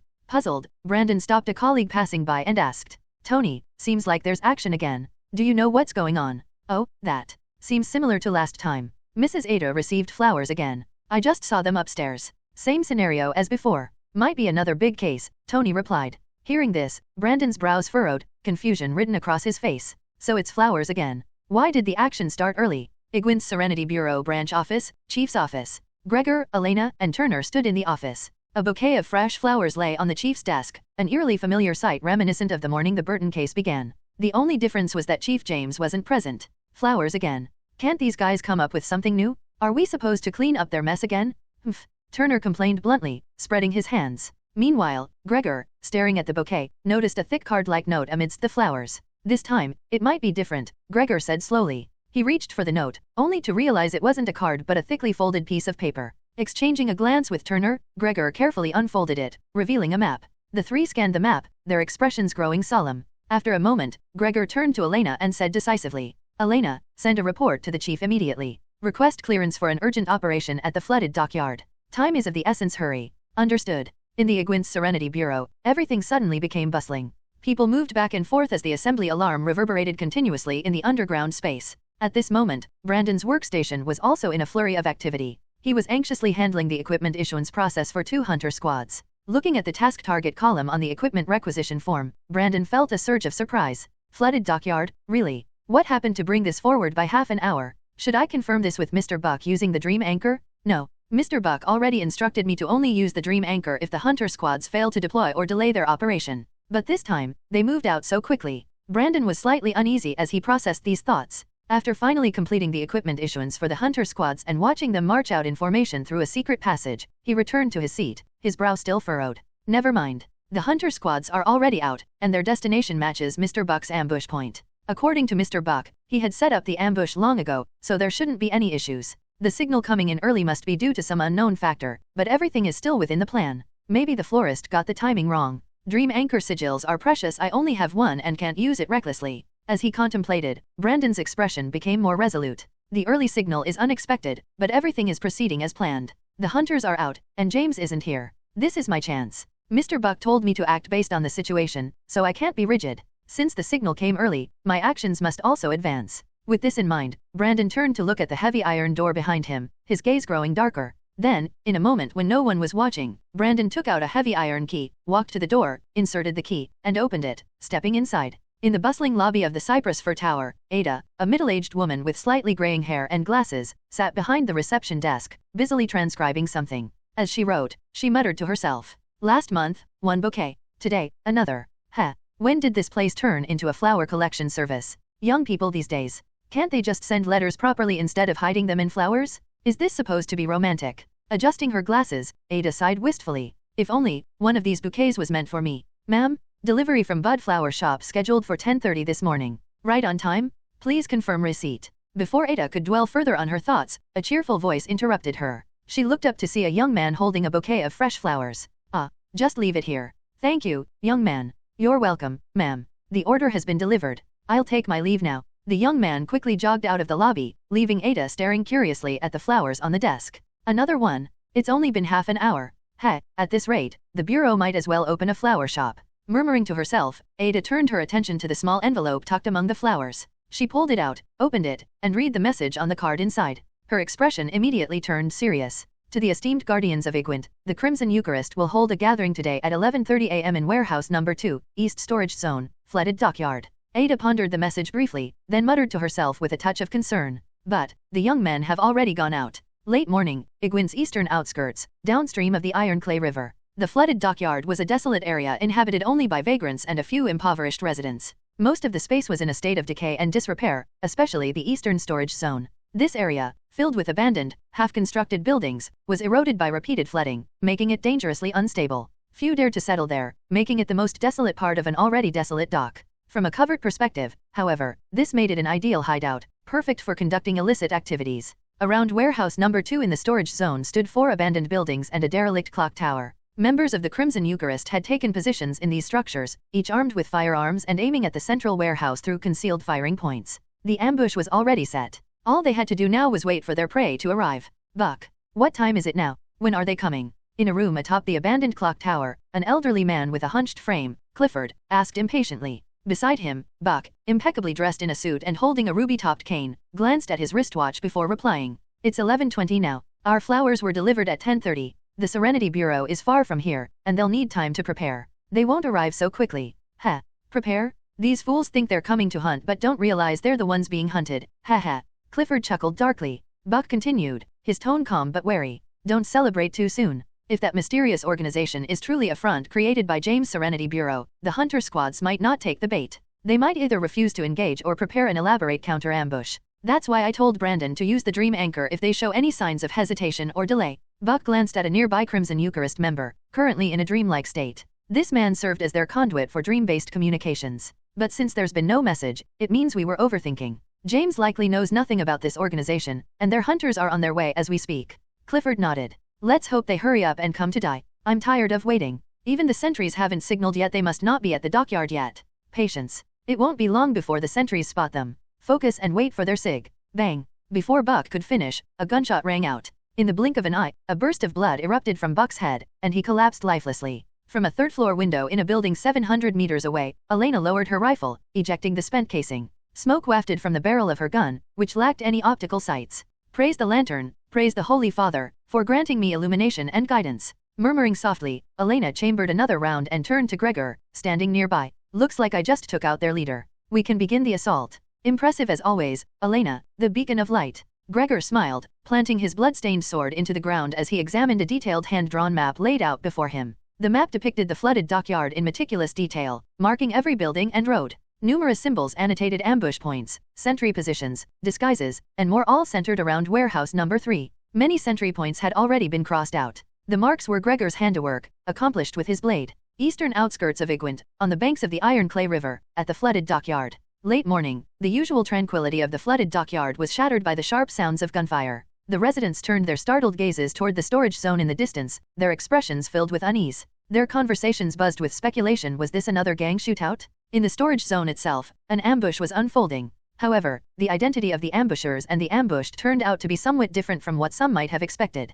As members of the Crimson Eucharist patiently aimed their guns at the warehouses, confident in their trap and awaiting their prey, they could never have imagined that the first shot in this anticipated skirmish would not come from them. Instead, the sound of gunfire erupted from behind them. Bullets whistled through the air from unexpected angles, piercing their bodies and the ruined brick buildings they had chosen as ambush points. The shots came from other structures behind them. Outside the Crimson Eucharist's ambush circle, members of the Hunter Squad had already taken positions atop various buildings, strategically aiming at the brick ruins hiding their adversaries. The Hunters had encircled the Crimson Eucharist with a larger ambush ring of their own, effectively trapping them. The cannibalistic members of the Crimson Eucharist never suspected that after spending an entire morning preparing their ambush, they would themselves become the hunted when the battle began. When Elena fired the first shot, the Hunter Squad members, already prepared, opened fire simultaneously on the hiding spots of the Crimson Eucharist. Within the first salvo, 4 exposed members were shot down. The remaining Crimson Eucharist members quickly realized the direction of the attack and sought cover inside the buildings, returning fire. However, due to their disadvantaged positions and the loss of initial manpower, they found themselves suppressed in the ensuing firefight.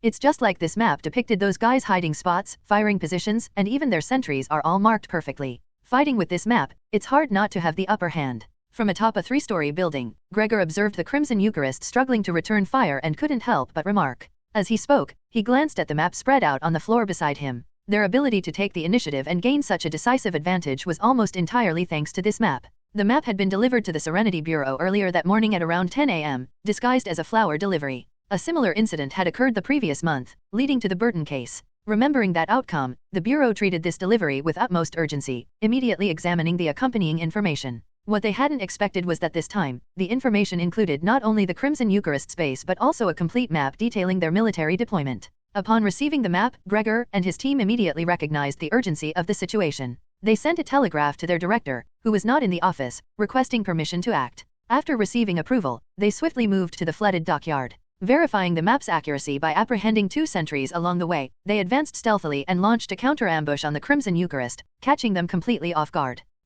That mysterious organization must have a mole inside the Crimson Eucharist to get such detailed intel. Sure, we're being used as a tool again, but as long as we can kill some cannibals, it's worth it. As he spoke, Gregor pulled his sword from the ground and looked toward a distant clock tower. Seems like their leader is up there. Sister Elena, keep providing cover. And stop praying while you shoot. The church raised me this way. It's hard to break the habit. Besides, I'm a Hunter Squad member now, not a nun, Elena retorted, rolling her eyes at Gregor. He responded with a grin, donned his mask, and leaped out the window, swiftly traversing the rooftops toward the abandoned clock tower. Gunfire echoed through the flooded dockyard, while atop the abandoned clock tower, a scene of panic and fear unfolded. Damn it, what the hell is going on? How did they attack us from behind? Where are the sentries? The signals? What happened to them all? At the top of the clock tower, Clifford paced nervously behind cover, his anxiety mounting. He couldn't comprehend how their carefully laid ambush had spiraled into this disastrous situation. They were supposed to ambush others. How had their leader been taken down with a single shot? Now they were entirely suppressed, and the situation was dire. Clifford stomped his foot in frustration. At his feet lay Buck, shot through the head, his lifeless body sprawled in a pool of blood. Huff. Something must have gone wrong. Right now, we need to hold our ground. After glancing at Buck, Clifford took a deep breath and moved to a corner of the room. He opened a pre-prepared box containing his weapons and armor, gearing up for the battle ahead. Meanwhile, the crimson gemstone on Buck's staff began to emit a faint red glow. Gregor darted across rooftops, rapidly closing the distance to the clock tower. From a window below the tower, a Crimson Eucharist member spotted him and immediately raised his gun to fire. But as the thug pulled the trigger, Gregor's eyes gleamed with a silver light. His speed surged as his spirituality fueled his movements. The thug's shot missed entirely. What the? Before the thug could recover from his shock, Gregor had leaped through the window, cutting him down with a single stroke. The clean cut severed the thug's head and spine, leaving a remarkably smooth edge. Gregor's sword glowed faintly with a silvery sheen. Inside the tower, Clifford had prepared for a fierce fight. However, as Gregor ascended the stairs, his speed, agility, and deadly precision overwhelmed the defenders. With his glowing sword, he cut down several enemies effortlessly, carving through their bones like butter. After dispatching the guards, Gregor reached the top floor. As he emerged, a massive axe swung toward him. Die, you government dog. Clifford, clad in makeshift armor and wielding the axe, charged. Gregor blocked the blow but was knocked backward by Clifford's immense strength, slamming into the wall. Damn. A craver, Gregor muttered, realizing the foe's enhanced strength. Huh? You're finished. Clifford roared, lifting his axe for another strike. Gregor dodged as the axe lodged in the wall. Seizing the opportunity, Gregor drew a dagger and lunged for Clifford's exposed neck. Just as the blade neared its target, a staff flew through the air, striking Gregor's hand and knocking the dagger away. Startled, Gregor turned to see Buck standing, alive, and furious. The wound on his head no longer bled, and the crimson gemstone on his staff radiated ominously. What? Wasn't this guy dead just a moment ago? Gregor thought in astonishment as he looked at Buck, now standing before him. When Gregor first reached the top of the clock tower, he had seen the corpse lying on the ground, which he assumed was the leader of the Crimson Eucharist who had been shot in the head by Elena earlier. That man was supposed to be dead. How could he suddenly rise again? Is it the mystical item from the chalice? It can even heal fatal wounds? That's absurd. While pondering, Gregor's eyes fell on the ruby embedded in the top of Buck's cane. He had rushed here to clean up the battlefield after hearing from Elena that the leader had been dealt with, but the sudden revival of his opponent had placed him in a disadvantageous position. In a one-on-one scenario, Gregor was confident he could take down a single craver. But 2 against 1? That was a different story. Huh? Finally awake, are we? Chuckled Clifford, who was wearing a masked helmet. He then forcefully yanked his double-bladed axe from where it had been lodged in the wall. Our intel's been compromised. There's likely a mole. Deal with this, Captain, and retreat immediately, Buck declared sternly. As he spoke, he gripped the ruby cane and gave it a hard pull. The cane's outer shell slid off, revealing a slender blade hidden within. It was, in fact, a sword cane. Of course. Now die. With a cold snort, Clifford swung his double-bladed axe at Gregor. Gregor dodged sideways, only to see Buck thrusting his sword cane from another angle. He hurriedly avoided it again, the edge of the blade slicing through the hem of his coat. Thus began Gregor's frantic dodging under the coordinated assault of Buck and Clifford. Although his beyonder abilities as a shader granted him agility and evasion, the relentless attacks of 2 cravers posed considerable pressure. With their enhanced physical capabilities, cravers struck faster and harder than ordinary humans, forcing Gregor into a defensive position. The clock tower's rooftop was not spacious, leaving Gregor with limited room to maneuver. Buck and Clifford exploited this, gradually cornering Gregor against the wall. From several hundred meters away, Elena watched the battle on the clock tower rooftop through her beyonder vision, hoping to provide fire support. However, the rapid movements of the combatants and their frequent use of cover made it extremely difficult to aim. Reluctant to risk friendly fire, she refrained from pulling the trigger. Damn it. Wasn't that guy's head blown apart? Even a craver shouldn't survive that. Elena muttered in frustration. Meanwhile, Gregor was gradually forced into a corner, his movements increasingly restricted. In open terrain, he could have held his ground against these 2 cravers for 10 minutes, even unarmed. But in the confined space of the clock tower rooftop, he had little room to maneuver. Finally, after narrowly dodging a thrust from Clifford, Gregor lost his balance due to the lack of space and fell. Seeing this, Clifford immediately seized the opportunity and swung his axe down at Gregor. Bang! At that moment, a thunderous gunshot rang out like an explosion. A storm of metallic shards sprayed from the wide barrel of a firearm, scattering like a burst of fireworks toward Clifford. The shards struck his iron armor, piercing the unprotected areas of his body. Clifford fell to the ground, writhing in pain. Standing at the staircase entrance of the clock tower was a tall figure clad in a hunter's uniform and wearing a mask. He held a large single-shot pistol, its barrel still smoking. This was Turner, another captain of the hunter squad. Seeing this, Buck immediately shifted his stance and lunged at Turner with his sword cane. Turner did not dodge but instead reached out and caught the blade with his hand. Wearing chainmail gloves, he gripped the sword tightly, immobilizing it despite Buck's extraordinary strength. Realizing that his opponent was also exceptionally strong, Buck's expression turned serious. "You're a follower of Chalice too?" he asked. Turner said nothing, tossing his pistol aside and clenching his massive fist. He swung it at Buck, who barely managed to pull his sword free and dodge the blow. Turner's punch smashed into the ground, cracking the bricks. Retreat! Buck shouted. Realizing the situation had turned against them, he decided to cut his losses. Slashing open a sack of lime powder stored on the rooftop, he unleashed a cloud of dust, obscuring visibility. Grabbing the injured Clifford, Buck leaped out of a window, escaping the scene.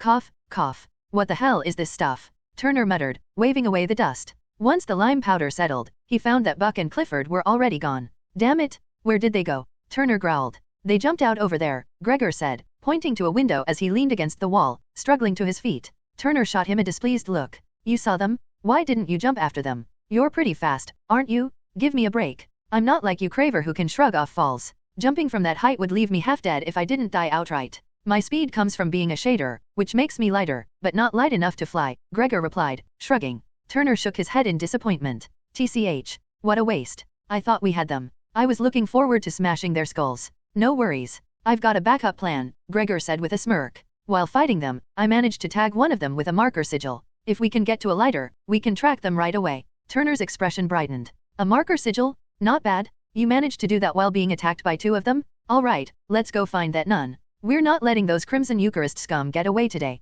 With that, Turner and Gregor quickly descended the clock tower stairs. Meanwhile, a little while before the clash at flooded dockyard, in the city of Igwent, atop a tall building opposite the Cypress Fir Tower, a white-haired girl kept a close watch on the secret entrances of the Serenity Bureau using multiple visions simultaneously. She waited patiently for her prey to emerge. Hurry up. I'm getting a little impatient. Dorothy murmured, her gaze fixed on the bustling crowd below. The morning in Igwent was bustling, with lively streets and the underground levels of the Cypress Fir Tower teeming with activity. Inside the Serenity Bureau, people moved about busily. In a corner of the main hall stood a heavy iron door, unoccupied at the nearby workstation. Amid the commotion in the Bureau's underground space, no one seemed to notice the vacant desk. Unbeknownst to them, the heavy iron door, previously shut, began to slowly open, revealing a furtive figure. Carrying a briefcase, Brandon, a bespectacled and scholarly-looking man, emerged from behind the door. He first closed it securely, then glanced around cautiously. So far, so good. No one has noticed anything unusual. I've managed to retrieve as much as I could. The critical moment is now.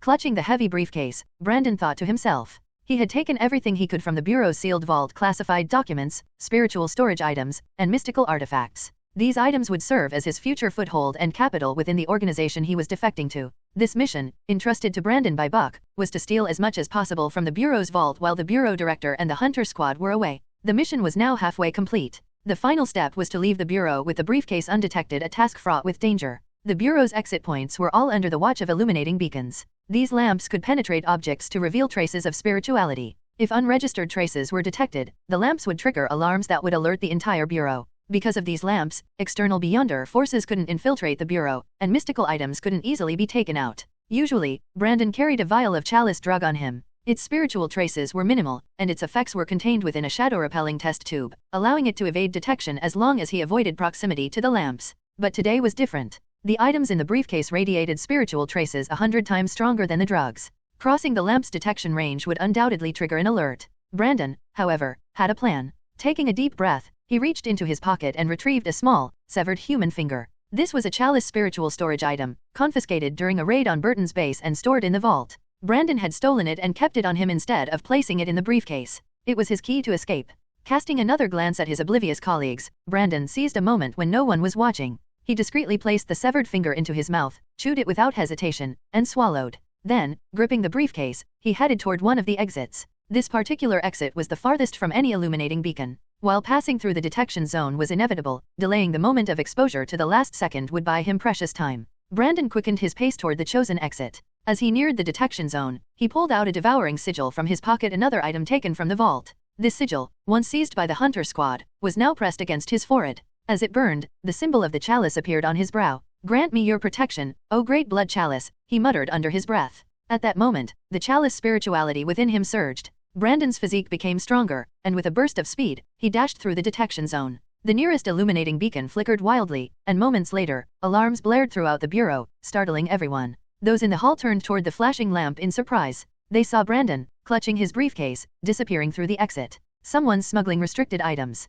After him," shouted one of the remaining Bureau members, pointing to the exit. A group of pursuers immediately gave chase. Meanwhile, Brandon, bolstered by the sigil's effects, took the stairs two at a time. He emerged through a hidden door into the ground floor of the Cypress Fir Tower, sprinting toward the main lobby at breakneck speed. In the lobby, Mrs. Edda sat at the reception desk, staring curiously at a freshly delivered bouquet. Her moment of tranquility was shattered when a small alarm bell on her desk began to ring loudly, its shrill sound catching her off guard. "What now?" she muttered, frowning. Just then, hurried footsteps approached. She turned to see Brandon, visibly flustered, sprinting toward the main doors with a briefcase. In an instant, Ada pieced together the situation. Rising from her desk, she grabbed a revolver from a drawer and aimed it at the fleeing Brandon. "Where do you think you're taking Bureau property, you damned brat?" she screeched, firing repeatedly. The gunfire sent nearby civilians into a panic, scattering in all directions. Brandon, caught off guard by Ada's unexpected aggression, had no choice but to keep running, hoping she'd miss. Ada fired 5 shots, her anger evident in each pull of the trigger. Though the first 4 missed, the final shot struck Brandon's hand, forcing him to drop the briefcase. Its contents spilled across the floor. Gritting his teeth against the pain, Brandon hastily shut the briefcase, scooped up what remained, and bolted out of the building. By the time Ada reached the entrance, he had vanished into the street beyond. In a secluded alley in Iguin's upper city, Brandon stumbled along, panting heavily. He glanced around nervously, ensuring no one had followed him. Finally, he exhaled deeply and leaned against a wall. The sigil's effects had long faded, and the prolonged chase had left him exhausted. He needed a moment to recover before heading to the organization's rendezvous point. His trembling hand, now missing 2 fingers, hovered before his face. Staring at the bloodied stumps, he muttered, "That damned old hag. One day, I'll kill her with my own hands." Locking the briefcase, Brandon steadied his breathing and staggered into the alley's center. "Just wait. Once I become a Beyonder, I'll settle this score. You won't live to see that day," came a cold voice from behind. Startled, Brandon whirled around to see a gaunt, hook-nosed man in a gray trench coat and hat.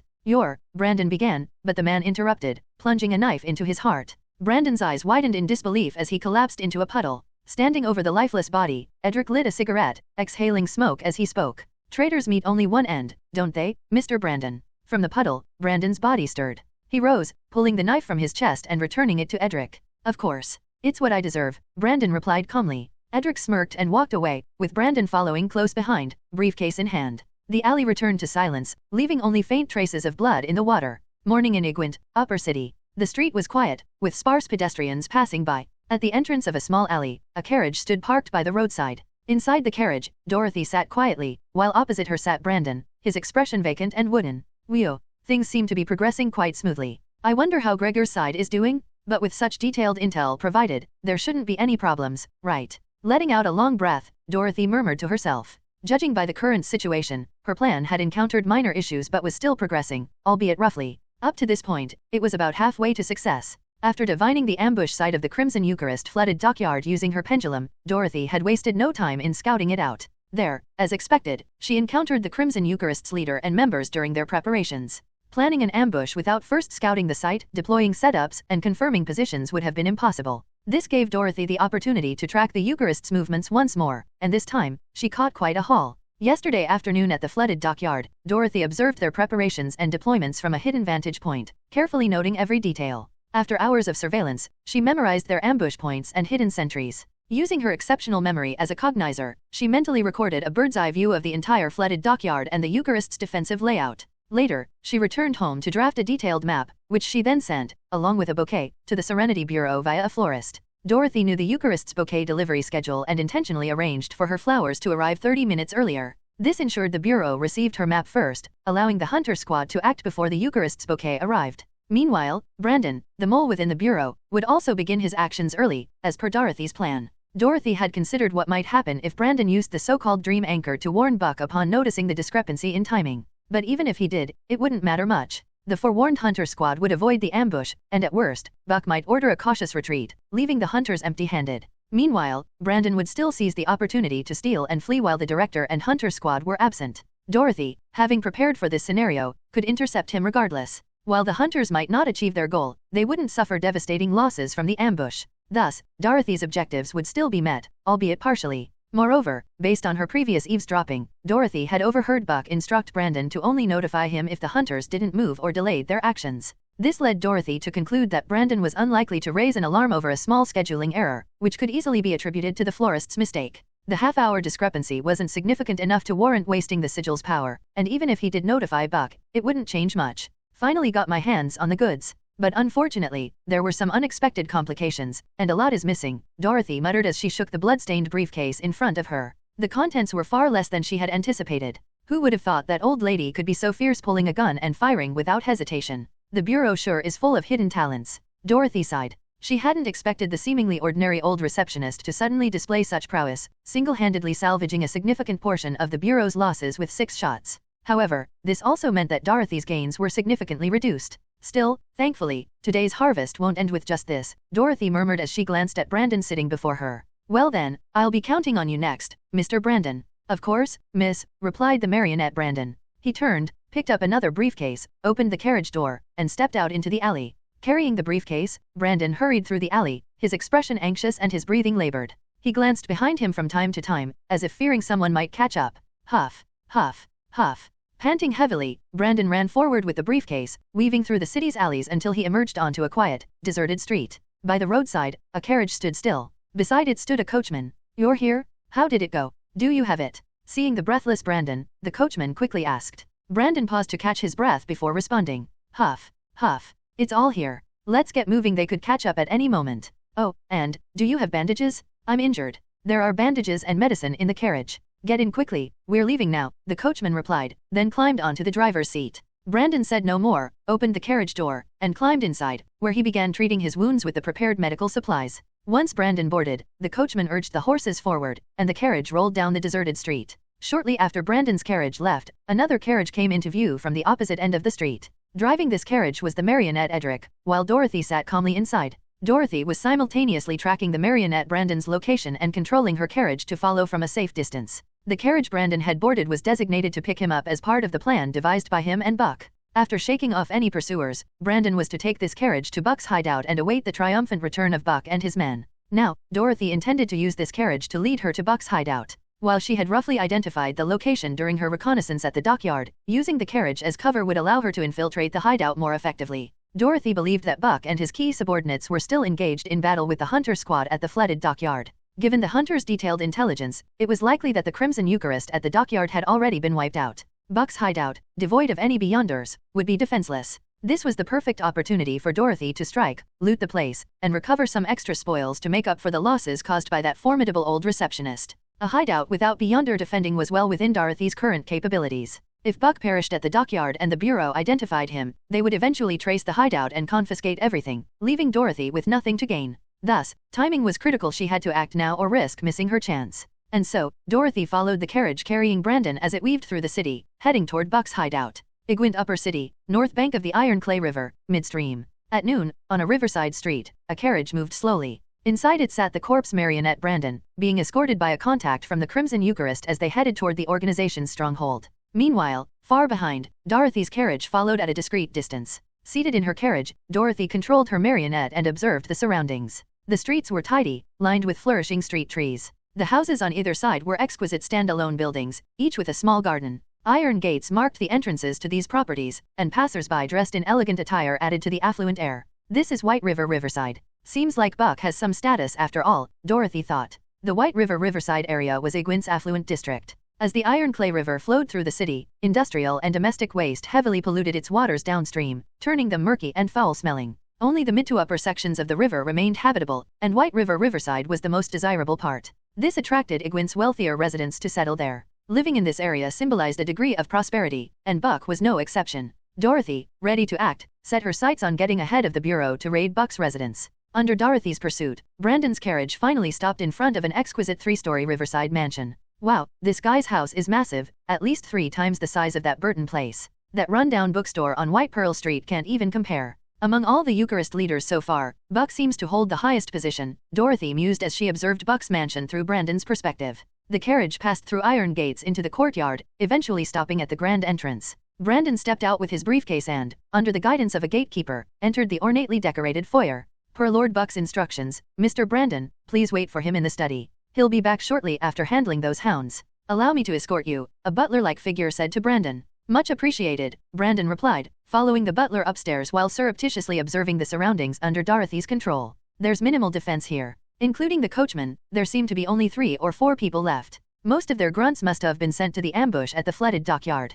Perfect, Dorothy thought as she scanned the area. During the walk, she noticed a room filled with large porcelain vases and glass display cases holding various handmade crafts. So much porcelain and glass. Is this a collection room? Looks like Buck has a hobby for collecting. Too bad these huge vases are too cumbersome to move. Otherwise, selling them would fetch quite a sum, Dorothy calculated, planning how to liquidate Buck's assets. The butler noticed Brandon's gaze lingering on the collection room and commented, "This is Lord Buck's collection room." "I see. They're very beautiful," Brandon replied. Soon, the butler led him to a spacious study and said, "Please wait here, Mr. Brandon. Lord Buck should return soon. I'll go downstairs to prepare the sacrament for the gathering." "Thank you," Brandon replied. As the butler turned to leave, Brandon's face darkened. Taking 2 quick steps, he grabbed the butler's mouth and slit his throat with a knife. The butler let out muffled cries of shock but soon fell silent. Under the influence of the chalice spirituality, his wound stopped bleeding, and his expression turned vacant. He had been converted into a marionette. One down. There should be 2 or 3 left. Once they're dealt with, I can loot the place freely, Dorothy thought from her carriage not far from Buck's mansion.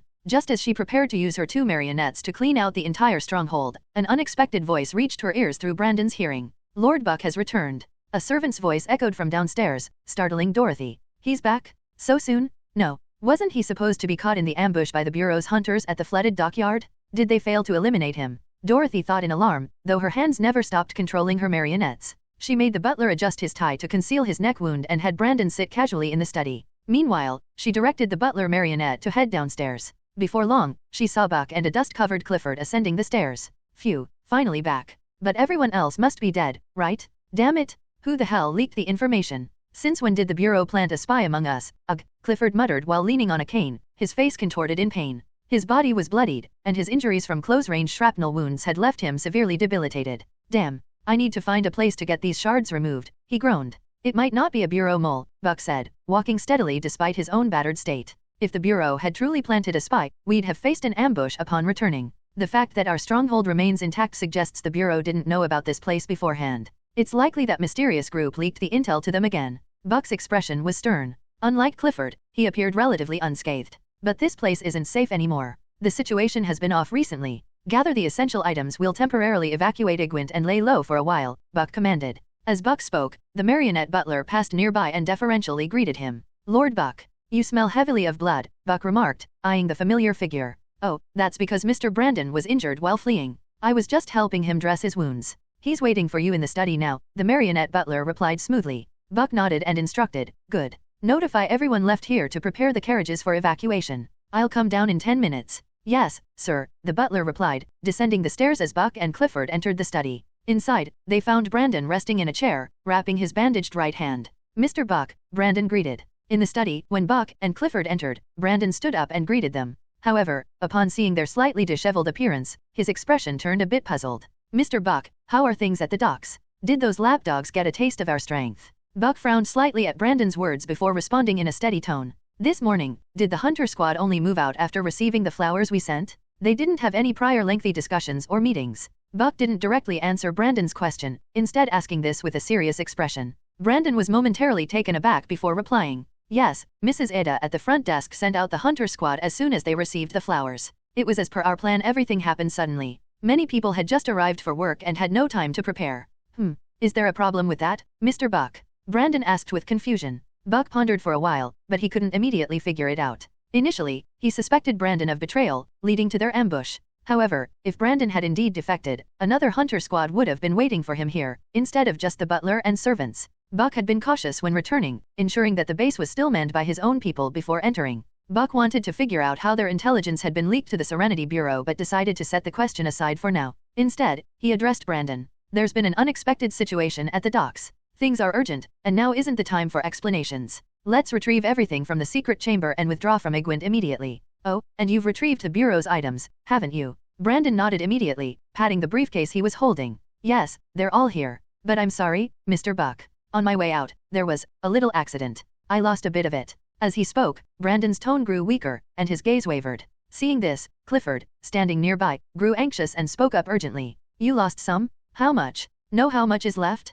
You didn't just bring back a small portion, did you? Clifford's tone was sharp and filled with urgency. At the flooded dockyard, they had suffered heavy losses, with only the 2 of them making it out alive. The only solace was the items Brandon had stolen from the Serenity Bureau. Hearing that some of those items were lost only heightened their anxiety. Hearing Clifford's stern words, Brandon appeared troubled. He placed the briefcase on a nearby table and said hesitantly, well, it's hard for me to say. It's better if you both take a look yourselves. Brandon turned the open side of the briefcase toward Buck and Clifford and prepared to open it. Their attention immediately focused on the case. As they watched, Brandon opened the briefcase. Snap! The moment the case opened, a crisp sound rang out, followed by a spray of white powder bursting forth. It spewed directly toward Buck and Clifford, covering their faces and blinding them. The briefcase wasn't filled with items from the bureau. Instead, it was something Dorothy had prepared in advance, a small spring-loaded mechanism packed with lime powder. When opened, the spring mechanism ejected the powder, causing temporary blindness. Anticipating the possibility of someone inspecting the stolen items, Dorothy had specially crafted this contraption. Though simple and more akin to a prank, in the right circumstances, it could be highly effective. My eyes. You little. Clifford and Buck were caught completely off guard by the lime. Clifford, being closer, took a direct hit to his eyes, while Buck, further away, managed to shield his face with his arm, though his vision was still obstructed. Taking advantage of the chaos, Brandon pulled a handgun from the case and aimed it at Clifford, intending to shoot him in the head. However, the powder not only obscured Clifford and Buck's vision but also interfered with Dorothy, who was remotely observing through Brandon's eyes. As a result, Brandon could only fire in the general direction. Bang! The bullet roared from the barrel, cutting through the powdery haze. Despite the imprecise aim, the shot struck Clifford in the chest. Having already shed his heavy armor during their escape, the bullet penetrated unimpeded. Although it missed his heart, it was enough to make the heavily injured Clifford collapse to the ground. Arg! It hurts. Just as Brandon prepared to fire a second shot, a sharp blade suddenly pierced through the haze, heading straight for him. The sword was so fast that Brandon couldn't dodge. Holding the gun, he was skewered through the forehead by the blade, his eyes widening in shock as he fell heavily to the ground. Emerging from the dust cloud, Buck, holding his sword cane, looked down at Brandon's lifeless body with a grave expression. So, you were the Bureau's mole? No, wait. If you were their mole, it wouldn't have come to this. Could it be? Looking at Brandon's corpse, countless thoughts swirled in Buck's mind. Downstairs, the sound of gunfire upstairs startled the three servants packing up supplies. They stopped what they were doing and looked toward the upper floor in astonishment. The Lord is in danger upstairs. Grab your weapons and go protect Mr. Buck, the butler ordered sharply. Yes, sir. At the butler's command, and spurred by the gunfire, the servants quickly drew pistols from among the packed items and rushed upstairs, with the butler following close behind. They hurried down the hallway toward the study's closed door. However, as they ran, a dark glint appeared in the butler's eyes. He raised his pistol and fired repeatedly at the backs of the unsuspecting servants.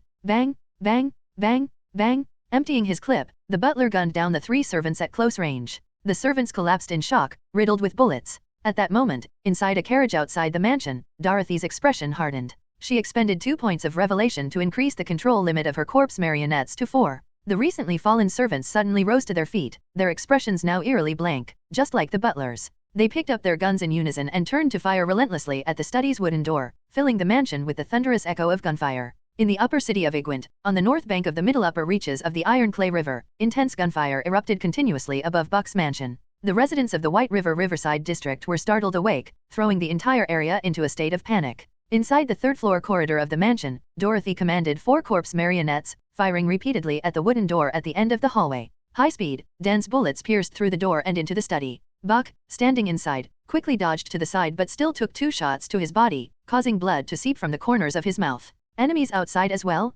Someone broke in. This was Buck's immediate thought. Outside the room, the house servants, after emptying their revolvers, didn't waste time reloading. Instead, they each pulled a piece of parchment from their bodies and smoothly affixed it to themselves. As the parchment burned away, faint chalice sigils appeared at the spots where they had been placed. These were devouring sigils, nearly standard equipment for members of the Crimson Eucharist. As Buck's servants and butler, it was natural for them to have such items. Having been turned into corpse marionettes, their bodies no longer needed the chalice within them, so Dorothy made use of it now. With the activation of the devouring sigils, a red glow emanated from the corpse marionette's eyes. Together, they charged at the wooden door ahead, shattering it with a powerful impact. What? Seeing the familiar figures suddenly burst into the study, Buck was taken aback. Before he could think further, the 4 corpse marionettes, enhanced by the devouring sigils, lunged at him and Clifford with ferocious speed.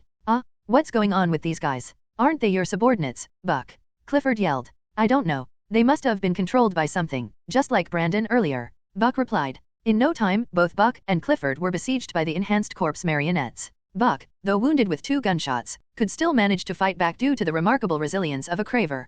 Clifford, however, wasn't so fortunate. Already injured at the dock and further shot by Brandon, his wounds severely hindered his movement. Against the relentless assault of the enhanced corpse marionettes, he was repeatedly clawed and bitten. Large chunks of flesh were torn from his body, leaving him drenched in blood. In no time, Clifford was reduced to a blood-soaked figure, screaming in agony. Witnessing this, Buck realized the situation couldn't continue. Seizing an opportunity, he reached for his wristwatch. A concealed mechanism within the watch activated, revealing a folded sigil that imprinted itself onto Buck's hand before burning to ash, leaving a mark behind. In that moment, Buck's eyes also glimmered with a red light. Hidden within Buck's watch was a special devouring sigil, crafted with layered techniques. A typical devouring sigil temporarily granted ordinary people the physical abilities of a craver by consuming their chalice. For cravers, however, the sigil's effects were minimal unless multiple were used simultaneously to amplify the effects. In essence, for a craver to achieve the same level of enhancement as an ordinary user, they needed to use multiple sigils at once. The sigil in Buck's watch, created through intricate techniques, functioned as multiple sigils in one. This made it exceptionally valuable but also consumed a large amount of the chalice in a single use. Non-craver users would likely die instantly without even a chance for a final burst of strength. This was Buck's trump card. By consuming nearly all of his chalice, Buck achieved a massive boost in physical ability, surpassing the corpse marionettes. His form became a blur of speed, almost impossible to track visually. Moving like a shadow, Buck wielded his rapier with precision, slicing through the corpse marionettes. In a series of swift strikes, he severed them at the waist, rendering them immobile as they collapsed to the ground. Damn, this guy actually had a trump card. Dorothy muttered under her breath from the carriage, watching the scene unfold. Clearly, Buck was far more troublesome than Burton had been. This is bad. The corpse marionettes in the mansion are all dealt with. One of them is injured, and the other is gravely wounded. It's a stalemate now. Leaving things like this would be such a waste. Sitting in her carriage, Dorothy contemplated. In her view, Buck's sudden burst of strength was likely due to a trump card with limitations or side effects. Once its effects wore off, the two would be at their weakest. How could I retreat now at the endgame? Strike while the iron is hot. There's no way I'm letting them escape. Resolving herself, Dorothy stepped down from the carriage, using the corpse marionette ring to reanimate Edric, who was slumped over the driver's seat. Together, they advanced toward the blood-soaked mansion. Inside Buck's study, corpses littered the ground, blood splattered everywhere. The flowing blood had completely soaked the carpet. Huff, huff, huff. Leaning on the desk for support, Buck panted heavily, the effects of the sigil wearing off. Beside him, a struggling Clifford stood up and asked weakly, "Is it finally over?" "Not yet. That person's abilities are far too strange. We haven't even encountered their true form yet. It's far from over." Straightening up, Buck scanned his surroundings and continued, "They or perhaps they might still be lying in ambush outside. Leaving directly now would be too dangerous. We need to escape through the hidden passage immediately." As he spoke, Buck moved to the fireplace and turned a candlestick several times in specific directions. With a rumble, the bookshelf in the study slowly slid open, revealing a hidden chamber. At its center stood an altar with a chalice emblem. "Grab everything important, and let's go." Buck and Clifford entered the hidden chamber, gathering their belongings. Before proceeding further, Buck paused, then pulled a rope near the wall. The entrance to the hidden chamber began to close until it was completely sealed. He even remembers to shut the door. From the mansion's first floor, Dorothy smirked at the sight. Activating the corpse marionette ring, she reanimated Brandon, whose corpse had been left in the study. Brandon had been killed earlier by Buck's precise strike to the head, but this damage was insufficient to stop a corpse marionette. Dorothy had released Brandon's marionette state the moment he was struck, making it appear to Buck that Brandon had truly died. This served two purposes, to obscure the true nature of her powers and to set up Brandon as a potential trump card. Buck, thinking Brandon was dead, wouldn't be on guard against him, creating opportunities for a sneak attack. Though no such opportunity arose, Brandon's role still proved useful. While Dorothy approached the third floor with Edric, she hid herself and positioned Edric in the hallway, aiming his gun at the study's bookshelf. Meanwhile, Dorothy controlled Brandon to rotate the candlestick above the fireplace. Every movement and sequence was identical to what Buck had done earlier, perfectly memorized by Dorothy's extraordinary memory. As the correct sequence was entered, the rumbling of the mechanism echoed again, and the bookshelf, serving as the entrance to the hidden chamber, began to open. Inside the secret chamber, Buck and Clifford were scavenging for important items. Suddenly, the previously sealed door to the chamber began to rumble. Startled, the two turned to look at the entrance, where the door slowly creaked open amid the sounds of machinery. Who opened the door? This question echoed in both Buck's and Clifford's minds as they stared at the doorway. At the far end of the corridor outside the study, a figure stood, a man in a trench coat and hat, holding a gun. Bang, bang, bang, bang. The moment the chamber door opened, Edric, standing in the corridor, pulled the trigger and fired repeatedly at the two inside the room. He advanced while shooting until he reached the study's entrance. Bullets rained down inside the chamber. Buck, still in relatively good condition, dodged every shot. However, Clifford, who was already badly injured, took another hit and collapsed, writhing in pain, unable to get up. Damn it, they caught up? How did he figure out the door's code? Gritting his teeth, Buck thought this to himself, but his hands didn't stop moving. As soon as Edric's gun ran out of bullets, Buck pulled a dagger from the wall of the chamber and threw it at him. Edric, standing at the study's entrance, dodged the dagger but exposed a glaring opening in his movements. An opening. Seizing the opportunity, Buck charged forward with his sword, closing the gap in an instant. He drove the blade through Edric's chest. Edric's expression froze, and he collapsed lifelessly to the ground. Phew. Seeing his enemy killed, Buck let out a sigh of relief, though he remained cautious. At that moment, a sharp sound echoed in his ears. Click. Buck immediately turned his head toward the source of the noise. It came from the adjoining storage room next to the study. The storage room's door was wide open, revealing rows of glass cabinets and porcelain vases inside. The room was pitch black, devoid of electric lighting, with only occasional glints of reflected light piercing the darkness. The sound just now had undoubtedly come from this room. Buck was certain someone was inside. Before he could take any further action, another sound erupted from within. This time, it was a deafening roar. Fuss. The thunderous noise exploded in his ears. Every vase and glass container in the room shattered, and the resulting shockwave surged out of the storage room, sweeping toward Buck, who stood at the study entrance. The impact sent Buck flying, slamming him against a wall. The shockwave tore through the study, shattering windows, overturning furniture, and scattering books into the air like falling snowflakes. Ah! After the impact subsided, agonized screams filled the study. Buck lay against the wall, his body pierced by countless shards of glass and porcelain. Blood gushed from his wounds, covering him from head to toe. He was a bloodied mess, screaming in pain. Bingo, success, Dorothy thought to herself as she crouched in the shadowy corner of the storage room, watching Buck's miserable state. Using the storage room in conjunction with her dragon shout tactic was part of her initial plan. Dorothy's dragon shout had a significant flaw: its direct damage was weak. Unless she used its third stage, which caused qualitative changes, it was merely a wide-area repulsion force. While it could knock ordinary people several meters away and leave them dazed, it had little effect on a craver, who could shake it off and stand up quickly. But if she added a twist to the impact, the results would differ. By utilizing the shattered glass and porcelain as projectiles, her dragon shout turned into a massive shotgun blast, shredding her target. That hit should incapacitate even a craver, Dorothy mused, watching Buck writhing in pain. Now it's time to finish him off. As Dorothy prepared to manipulate Edric's corpse, an unexpected development occurred. A shadow darted through the window and landed silently. The figure straightened up, revealing a young man with golden hair and a gentle face. He stood in the study, calmly surveying the scene. Who the hell is this now? Dorothy froze, startled by the young man's sudden appearance. She aborted her plan to reanimate Edric and continued to hide in the corner, observing the situation through her corpse marionette's vision. Bill, why are you here? Buck, who had been despairing, suddenly lit up with joy upon seeing the young man and exclaimed. The young man, called Bill, glanced at Buck and spoke calmly. I heard gunfire from your direction, so I reported to the mentor. He sent me to retrieve you. The mentor? He sent you to save me? That's great. But be careful. Over there, there's an enemy. Buck pointed weakly toward the dark storage room, but the pain made him trail off. Bill followed Buck's gesture and gazed into the shadows of the storage room. Not good. Another fully capable craver. Dorothy thought nervously. I'm running low on both marionettes and spirituality. Bill, meanwhile, addressed Buck once more. My task is only to take you to the mentor. As he spoke, Bill removed a few shards of glass from Buck's body, hoisted him onto his shoulder, and glanced at Clifford, who lay immobilized nearby. Clifford stretched out a trembling hand, pleading weakly. Bill, don't leave me. Help me too. Bill paused briefly, then picked up Buck's sword cane and approached Clifford. Sorry, Clifford. 2 people would slow me down too much. With that, he drove the blade into Clifford's body.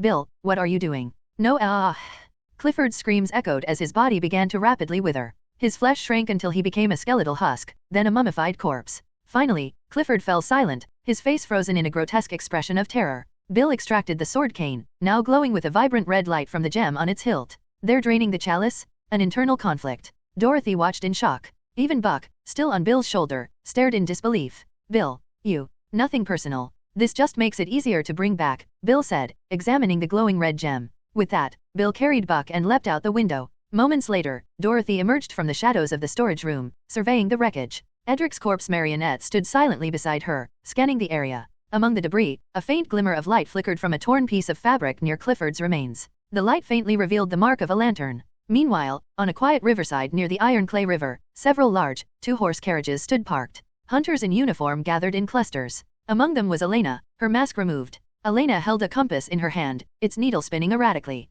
Concentrating, she watched as the needle's motion slowed, eventually pointing upstream toward the northern bank, the White River Riverside. Upper City of Igwent, Riverside of Iron Clay River's upper middle stream. In the afternoon, the sun was obscured by gloomy clouds, casting the city below into a dull, oppressive haze. Inside Buck's mansion, the air was thick with the stench of blood. The strongest scent emanated from Buck's study, now littered with corpses and chaos. Dorothy stood in silence, surveying the room before her gaze settled on the window through which Bill had escaped. Mentor. Dorothy murmured the title. The young man named Bill had claimed to be acting on his mentor's orders to take Buck and Clifford away. For Clifford, who was beyond saving, Bill had mercilessly drained him of all his chalice and abandoned him. Mentor, Dorothy pondered the word. If this mentor is the teacher of Bill, Buck, and the others, it implies that the Crimson Eucharist's hierarchy doesn't end with Buck and his level. Above them lies this so-called mentor, perhaps the true leader of the Crimson Eucharist. She contemplated this possibility, but soon more doubts arose. Who exactly is this mentor? Why didn't he appear earlier when I was fighting the Crimson Eucharist head-on and leaving them in this state?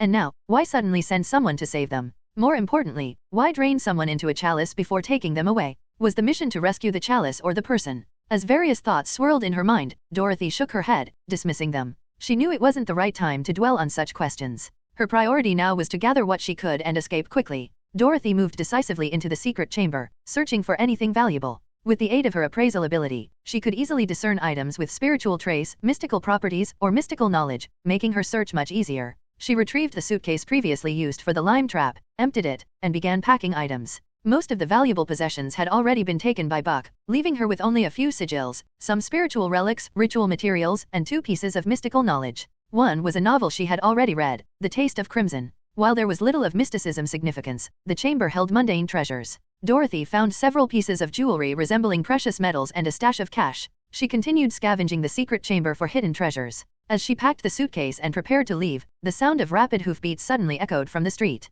What's going on? Alerted by the noise, Dorothy activated her corpse marionette ring, linking to the crow corpse stationed on the roof. Controlling the marionette, she sent it soaring into the sky to observe the situation below. She saw several large black double-horse carriages approaching from the distant street, stopping at the gate of Buck's mansion. From the carriages emerged a group of men in black uniforms, armed and masked. They began streaming into the mansion's courtyard. Damn, hunters? How did they find this place so quickly? Using her aerial vantage point, Dorothy was shocked to see the black-clad hunters moving in. It doesn't make sense. The hunters shouldn't have found this place so fast. Normally, they'd wait for the police to inform them. Weren't they still at the flooded dockyard earlier? Could Buck and his group have been tailed by the Bureau when they escaped, leading the hunters here? But that doesn't explain how the hunters kept up with them. Buck and his people should have been skilled enough to shake any tail. Or could they have been tagged with a tracker? As Dorothy considered various possibilities, the hunters had already entered the mansion's courtyard. They quickly spread out, securing positions, blocking exits, and stationing snipers on the 2nd and 3rd floors of nearby buildings.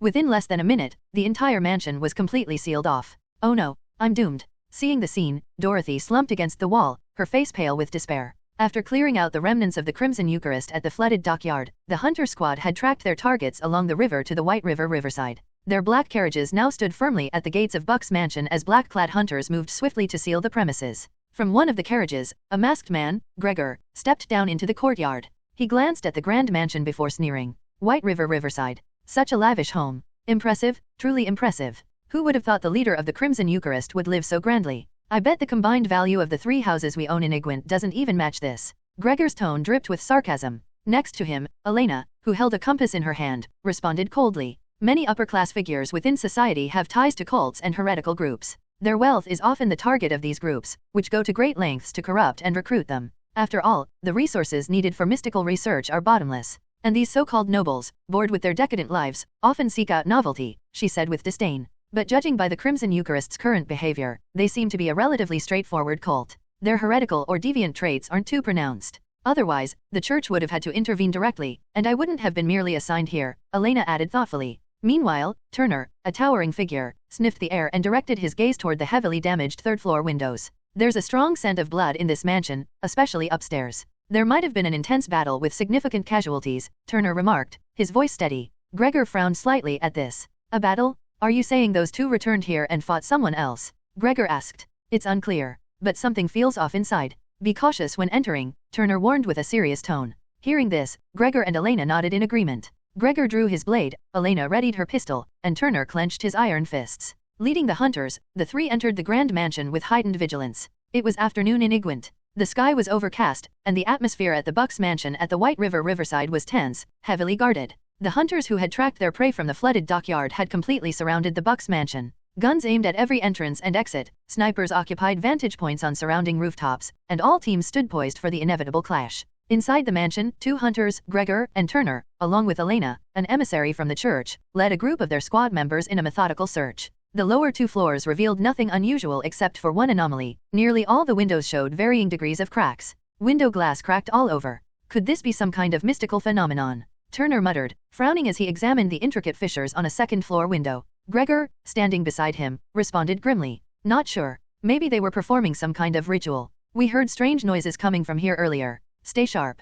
Let's head upstairs. Gregor tightened his grip on his sword, and the group continued their ascent, focusing on the source of the bloody scent coming from above. The higher they climbed, the more intense the metallic stench of blood became, sharp enough that even Gregor and Elena couldn't ignore it. Their nerves tightened with every step. At last, as they reached the third floor and followed the corridor, they found the source a study. Sharing a glance, the three cautiously approached the study door. Entering swiftly, they spread out and scanned the room to ensure no living souls were present. No living ones, but plenty of dead. The scene that greeted Gregor's team was a chaotic bloodbath. Severed corpses were scattered in pieces, chunks here and there. Pools of blood had soaked the carpet, which had been thoroughly stained. The dismembered bodies were already shriveled and dry. Pages of books, now yellowed and blood-soaked, were strewn across the crimson floor. Furniture was overturned, glass and porcelain shards lay everywhere, bullet holes pocked the walls, and every window was shattered into fragments. The sight was far worse than what they had seen at the Burton house. The room reeked of violence so intensely that the team couldn't help but draw a deep breath to steady themselves. It was clear a fierce battle had occurred here. Why does this scene feel oddly familiar? Haven't we seen something like this before, Gregor? Turner remarked, breaking the silence. Gregor nodded grimly. Yeah, last time, at the Burton case. Same room, same mess. But this is on a whole other level, Gregor mused, while Elena carefully surveyed the scene and spoke. It's evident a battle between Beyonders took place here. But the scale, it's excessive. The bodies are clearly servants of the house, and judging by their appearance, they fought back against the intruder. They even used devouring sigils, but still, they were swiftly cut down and this room utterly destroyed. This isn't something an ordinary Beyonder could accomplish. It feels beyond the range of apprentices, Elena said, her voice tinged with unease. Hey, don't jump to conclusions. Beyond apprentices? What, you think a black tier Beyonder might show up here? This is extreme, sure, but not that extreme, Turner interjected sharply. By black tier, he referred to the black soil rank higher than apprentices in the White Craftsmen's Guild's classification system for Beyonders. The Guild's terminology, derived from alchemical references, was widely adopted in the field of mysticism due to their influence. A black tier Beyonder enigment would be a major incident. Regardless, it seems those people encountered enemies again here and fought back. This could very well be the same group responsible for the previous case. We need to search the entire mansion thoroughly. This study, in particular, requires special attention, Gregor concluded. Hearing his orders, Turner and Elena nodded, dispatching their team to search the premises, while the three of them focused on the study. As Gregor issued orders, a voice screamed internally. Special attention to the study, my foot. There's nothing here. Go check the rest of the mansion, would you? Behind what appeared to be an ordinary bookshelf, Dorothy sat in the darkened secret chamber, leaning against the wall and silently cursing her predicament. Panicking when the hunters entered, Dorothy had hidden in the Buck's mansion's secret chamber, pulling the mechanism to seal the disguised bookshelf door, temporarily concealing herself. She had no intention of staging a dramatic family reunion here. Now trapped, Dorothy sat just a wall away from her older brother and his team, who were investigating the crime scene. At any moment, they could uncover the study's mechanism and open the secret door. Dorothy's heart raced wildly. Not even when Edric had hunted her or when she was ambushed by the Crimson Eucharist on a carriage had she felt this tense. Violence wouldn't solve this problem. If only she had some mystical ability to shrink and sneak out. But that was impossible. She had to think of something fast. Calm down. There has to be a way out. Even if the place is surrounded, there must be a way to escape. Think, Dorothy, think. If you don't want a family lecture, then figure this out. Dorothy's mind worked rapidly until an idea struck her. Right, they say this mansion has a secret passage? If there's a passage, it's likely connected to this room. If I find the entrance, I can escape. Determined, Dorothy stood and began searching the secret chamber, simultaneously using her corpse marionette ring to control Brandon to help her. To avoid complications, she had made sure Brandon entered the room as well. They searched meticulously. Fortunately, the secret chamber was well soundproofed, something Dorothy had tested with Brandon earlier when Buck and his men were working inside. No noise would betray her presence. At last, behind a curtain, Dorothy found a heavy iron door. Excitement surged within her. She was about to escape. But just as she reached for the door, her face fell. A password lock? Are you kidding me? The iron door had a mechanical combination lock, resembling that of a safe, requiring a 5-digit code to open. Where am I supposed to get the code now? The guy who knows it is already gone. Dorothy groaned, ruffling her hair in frustration. But as she examined the lock, something caught her eye. 4 of the 5 metallic dials bore fresh, sticky bloodstains that hadn't yet dried. This was a clue. Buck had clearly entered part of the code while his hands were bloodied from killing corpse marionettes. The stains indicated the order he had turned the dials. If her deduction was correct, Buck had entered at least 3 digits before being interrupted by Dorothy's gunshot, forcing him to turn back and fight. With only 2 digits remaining, there were just 100 possible combinations to try. Smiling slightly, Dorothy began turning the dials methodically. Meanwhile, outside the secret chamber, Gregor meticulously examined the study. Finding no immediate clues, Elena stood in the center of the room and took out a compass. Injecting a trace of spirituality into the device, the compass spun before coming to rest. The needle pointed directly at the bookshelf. Inside the secret chamber, Dorothy continued testing combinations. Not far behind her, the desiccated corpse of Clifford lay sprawled with a ghastly skeletal expression, killed where he had fallen. Beneath his body, Hidden and unnoticed, a sigil marker silently emitted its spirituality. In the early afternoon, by the White River riverside, inside the bloody and chaotic study of Buck's mansion, Gregor, Turner, and Elena were busy searching for useful clues. Their search had so far yielded no results, prompting Elena to once again use her compass, imbued with the meaning of lantern. The compass pointed toward the bookshelf in the room. Following its direction step by step, Elena approached the shelf and began combing through the books. However, after an exhaustive search, she still found nothing. Frowning slightly, Elena glanced down at the compass, its needle unwavering in its direction. That's odd. What is it, Elena? Did you find something? Gregor turned his head, puzzled, at Elena's remark. She continued to look at the bookshelf as she replied. The compass indicates the location of the waypoint sigil should be on this bookshelf. But I've taken all the books down and found no trace of it.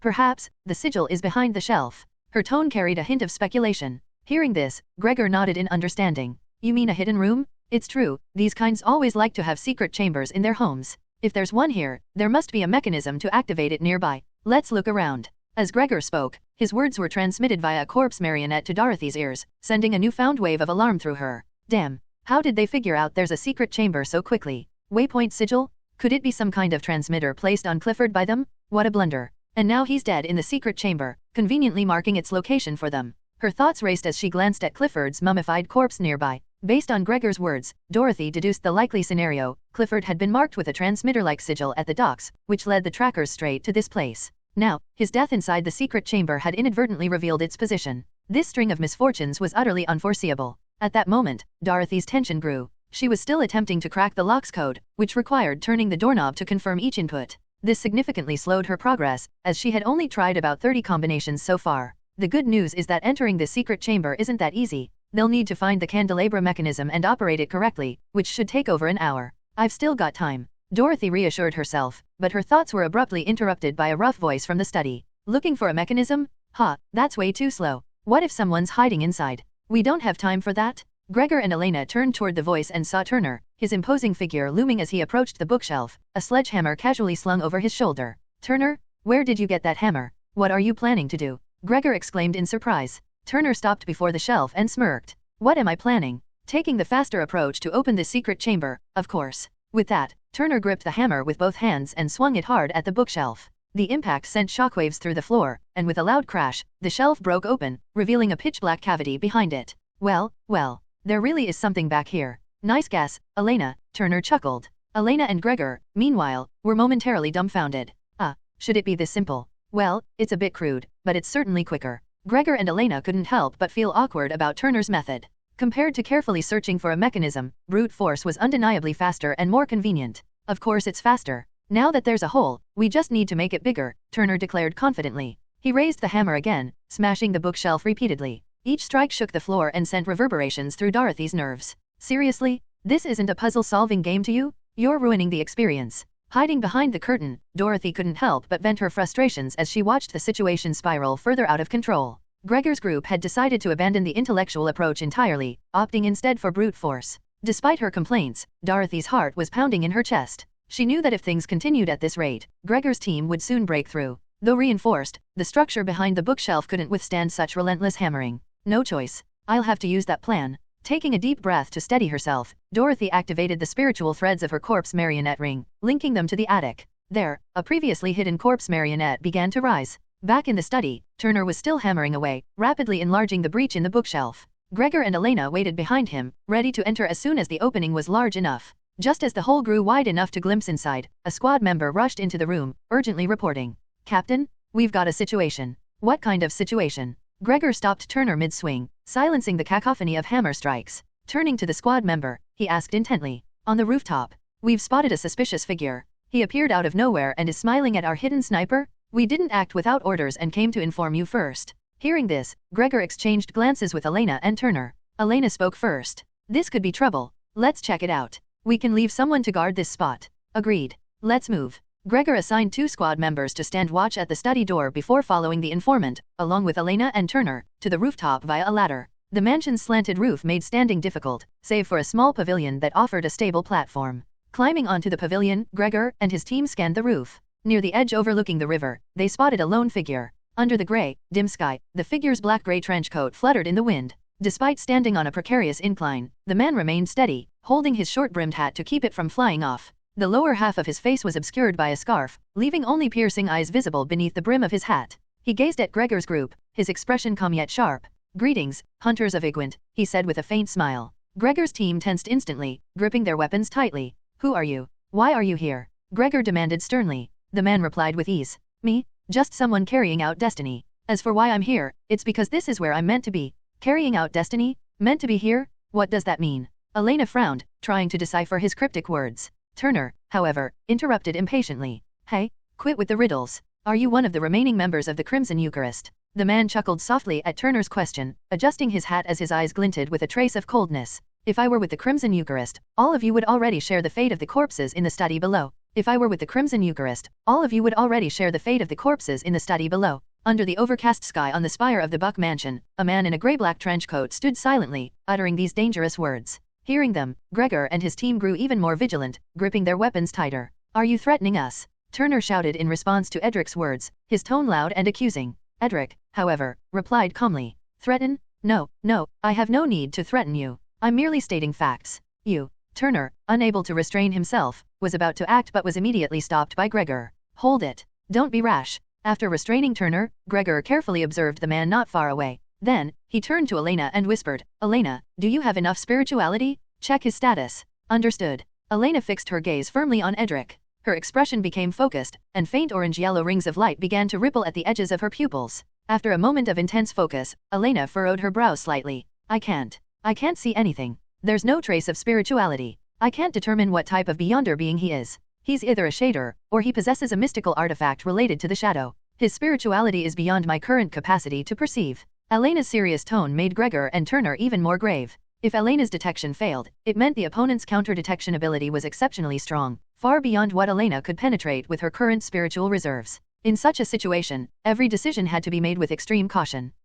You don't need to be so tense. I'm not your enemy. Put down your guns. An accidental misfire would be troublesome." Edric chuckled lightly and glanced around. Though it seemed like a casual look, he managed to identify every sniper position that the hunters had secretly set up to target him. The captains who had orchestrated the setup felt a chill run through them. He knows our defensive layout. He's completely aware of the current situation. But how? This realization made the hunter captains even more apprehensive. The imbalance of information him knowing them while they knew nothing about him heightened their caution. They re-evaluated Edric, raising his threat level in their minds, which only deepened their reluctance to act rashly. After a brief but heavy silence, Gregor broke it. "The people in the study downstairs, did you kill them?" "A simple cleanup. There was a minor mishap," Edric responded calmly. Gregor pressed further. "Are you specifically targeting the Crimson Eucharist? Was the Burton case you're doing too? Were you behind the 2 messages sent to the Bureau?" "Correct. Are you satisfied with the information from me?" Edric spread his hands slightly, smiling. Gregor and the others exchanged glances before Gregor asked gravely, "Are you or is your group using us as pawns?" "Pawns? Hardly. We just believe that, since we've come to Igwent, it's necessary to show the proper respect to its secret rulers. Those flowers were merely a gesture of goodwill. After all, conducting operations here without notifying the local authorities would be quite rude, wouldn't it?" As he spoke, Edric fixed his gaze on Gregor, his tone sharp yet measured. "Don't misinterpret our goodwill. Otherwise, we can't guarantee who will pay the price for such a misunderstanding. Believe me, we've always been more than willing to cooperate with official forces. Haven't the flowers helped you avoid significant losses this time, Mr. Machos?" Though Edric's words were initially cryptic, his final direct address caused Gregor and his team to shudder inwardly. He knows our true identities. This organization knows far more than we imagined. This thought heightened their tension, pushing their alertness to its peak. Yet, it also made them more hesitant to act. "What is your purpose here in Igwent?" Gregor demanded, his face taut with seriousness. "Our purpose? I'm telling you wouldn't be impossible, but only if you're unafraid of losing control on the spot." Edric's calm words left Gregor and his team momentarily stunned before they deciphered his meaning. The organization's purpose involved immense secrets, containing forbidden knowledge. Merely hearing it spoken aloud would constitute a transmission of mystical knowledge, which could lead to mental corruption and loss of control for those unprepared. Secrets with potential contamination. What exactly are they dealing with? This realization instilled both fear and curiosity in the hunters. It's just a minor organization. What's so secretive about it?" Turner retorted dismissively. The Crimson Eucharist, though troublesome, was not considered an ancient or highly influential organization. It was hard to imagine anything profoundly secret tied to them. Edric's expression remained unchanged as he replied. "The tip of the iceberg, the glimmer of a morning star. Ships never suspect that what they see above the surface is only a fraction of the lurking danger. Acting solely on appearances can lead to disaster. As a squad captain, you should understand this better, Mr. Turner." Turner fell silent, unable to retort. He had initially intended to provoke Edric into revealing more, but the possibility of contamination made him hesitate. Though Edric hadn't made a single move, his words alone exerted immense pressure on Gregor, Turner, and Elena. Even Turner, the most impulsive of the group, refrained from acting recklessly. The tip of the iceberg. Does he mean the Crimson Eucharist runs deeper than we thought? Is it connected to even more hidden and dangerous forces? Elena pondered, dissecting Edric's words. Edric, sensing their silence, smiled faintly before speaking again. Take my words as a warning. That's the reason I waited for you here.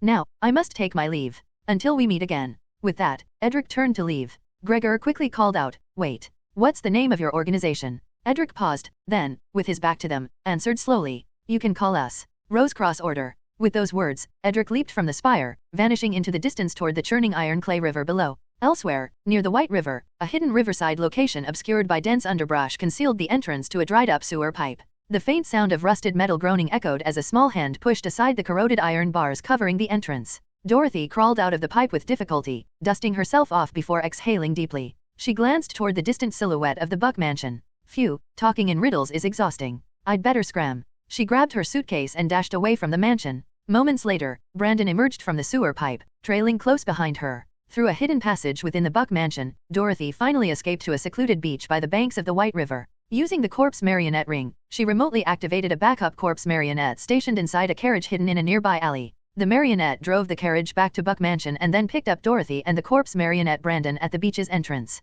Riding the carriage, Dorothy quickly headed to a riverside location downstream along the Iron Clay River to recover the corpse marionette Edric. After taking care of the carriage and corpse marionettes, she hailed a regular hired carriage to take her home. At last, when the carriage stopped near Southern Sunflower Street, Dorothy stepped off with 2 suitcases in hand. Entering her apartment building, she climbed the stairs all the way to the 5th floor, gasping for breath by the time she arrived. Huff, huff. Beyonders under the Revelation domain really have no physical enhancements. If not for the corpse marionette ring and dragon shout, my direct combat ability would be abysmal. Once inside her home, Dorothy immediately rushed to her bedroom, locked the door behind her, and collapsed onto the bed, letting out a long sigh of relief. Finally, it's over. That last part almost scared me to death. Lying on the bed, Dorothy muttered to herself in reflection. The sudden arrival of the hunters at the end had caught her entirely off guard, becoming the biggest variable in her plan. If Edric hadn't successfully distracted them and bought enough time for her to crack the password and open the door, she wouldn't have known what to do next. Edric had been stationed as a contingency piece in the attic beforehand.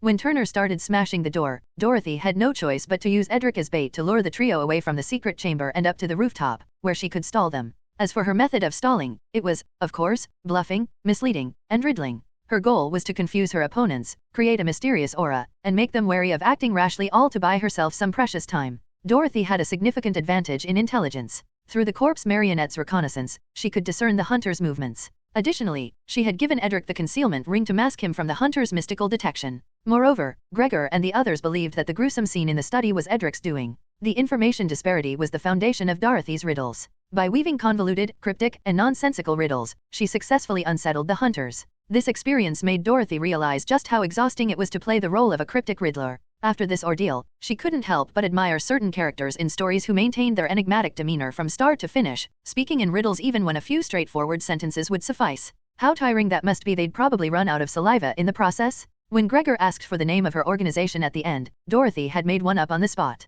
After all, if they wanted a phantom target to pursue, it needed a name. Of course, while the name was improvised, it wasn't entirely random. Rose-Cross Order was a name that had emerged from Dorothy's distant memories of a work titled Trinity Blood, in which it was the name of a secret organization and the main antagonist a faction bent on renewing the world with flames. The full name was the Golden and Rose-Cross Order. Supposedly, this name also held significant meaning in the mysticism of Dorothy's original world. When Gregor asked about the organization's name, Rose-Cross Order was the first to come to Dorothy's mind, so she used it. After all, it was just a name and didn't matter much. After lying on the bed for a while to recover, Dorothy got up and sat at her desk to examine her spoils from the operation. First, she opened the box of valuables looted from the Buck mansion. She began her inventory, a few pieces of fine jewelry, which could be pawned for cash when things quieted down, and about £120 in cash. Adding this to her previous total of £215, Dorothy now had £335 in cash. Next were some sigils. Dorothy found 4 standard chalice sigils and 2 peculiar ones. These odd sigils resembled the standard chalice ones but featured much denser inscriptions. Dorothy couldn't decipher what they were for at first glance. Strange chalice sigils, could they be related to Buck's sudden berserk transformation? I should consult Aldrich about this later. With that thought, Dorothy set aside the 2 complex chalice sigils and picked up one last unique sigil. This sigil hadn't been found in the secret chamber but in the study, near the wall where Buck had been slammed by the dragon shout. It had evidently fallen from him. Upon closer inspection, the sigil didn't depict a chalice but rather a combination of two overlapping symbols. Dorothy identified them as representing shadow and revelation. A dual domain sigil. I wonder what it does. I'll have to add this to my questions for Aldrich. If I recall correctly, the combination of shadow and revelation relates to dreams, right? After storing the special sigil, Dorothy turned her attention to the other spoils, two mystical texts. One was a duplicate copy of The Taste of Crimson, a novel-form mystical text she had already read. This text was designed to corrupt others, but rereading it wouldn't provide her with additional revelation spirituality. Dorothy considered selling it later. The other mystical text was titled Hymns to the Mother of the Chalice. A brief glance revealed it to be a poetry collection, filled with verses praising a deity. This deity was referred to by various names in the poems: Mother of the Chalice, Blood Chalice, Mother of all flesh, Goddess of Desires. She appeared to be a goddess of the chalice domain, representing its essence. Is this the god worshipped by the Crimson Eucharist? Judging by the nature of the Eucharist, there's a good chance this is an evil god. Then again, maybe not. Dorothy cast another glance at the cover of Hymns to the Mother of the Chalice and mused further. Unfortunately, this text is in poetry form. Exchanging it for knowledge of another world might yield a poor return. It'll probably just serve as a spiritual resource. Dorothy recalled asking the system about knowledge exchanges. The system categorized exchanges by type, for example, language for language or identification skills for identification skills. This was why she hadn't exchanged The Taste of Crimson before. She doubted a novel would yield anything particularly useful. She preferred practical skills. Similarly, Hymns to the Mother of the Chalice being poetry made her hesitant it might just return another poem. With limited capacity left in her soul codex, Dorothy could only perform one more exchange before her next advancement. She needed to choose carefully which knowledge to exchange. Sitting at her desk, Dorothy didn't immediately delve into Hymns to the Mother of the Chalice. Instead, she set the book aside, closed the suitcase on her desk, and placed it on the floor. Then, she picked up another suitcase and laid it on the table. This particular suitcase was stolen by Brandon from the Serenity Bureau. It contained items from their sealed vault. Although a sudden attack by the fierce elderly receptionist had reduced the haul by more than half, there was still something left inside. Taking a deep breath, Dorothy opened the suitcase and began inspecting its contents.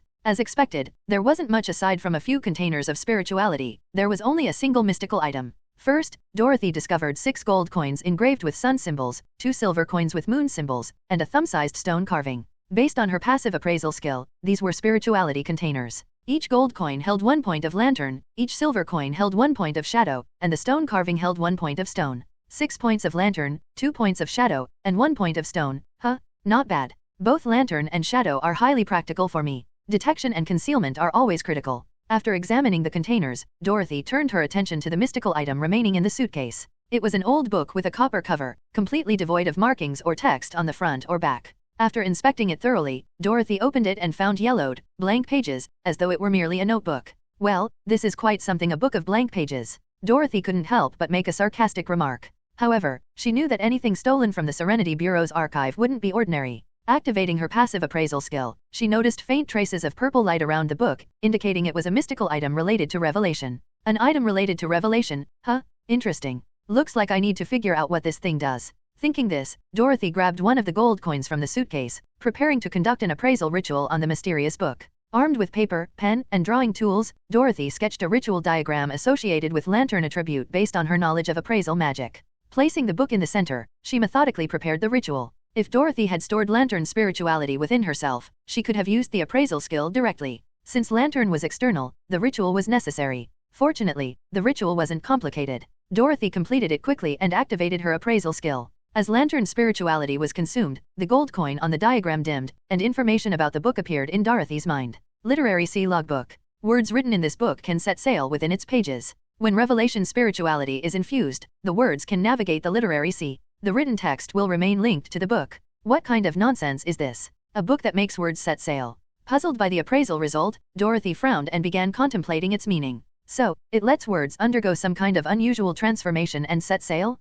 But what does that even mean? I'll have to experiment to find out. Mulling this over, Dorothy placed the blank book in front of her, picked up a pen, and prepared to write something. After a moment's thought, she decided to write a simple word in Prit, knowledge. The word appeared in neat handwriting on the yellowed page. Dorothy stared at it intently, waiting for something to happen. She didn't have to wait long. To her astonishment, the letters on the page began to wiggle, as if imbued with life. It squirmed and twisted, moving across the page like a tiny, living creature. It transformed into a small fish, swimming gracefully across the paper, sometimes to the left, sometimes to the right, much like a real fish darting through water. Wow, it's moving. This is so amusing. Fascinated, Dorothy watched the lively wordfish flit across the page. However, as her curiosity gave way to contemplation, a new question arose. It's fun, sure, but what's the point? The sight of the words swimming around the page left Dorothy scratching her chin in thought. Despite her efforts, she couldn't deduce any practical purpose for the book. Ugh, is this just a gimmick? Did the Bureau really stash such a pointless item? Frustrated, Dorothy suddenly remembered the book was associated with revelation.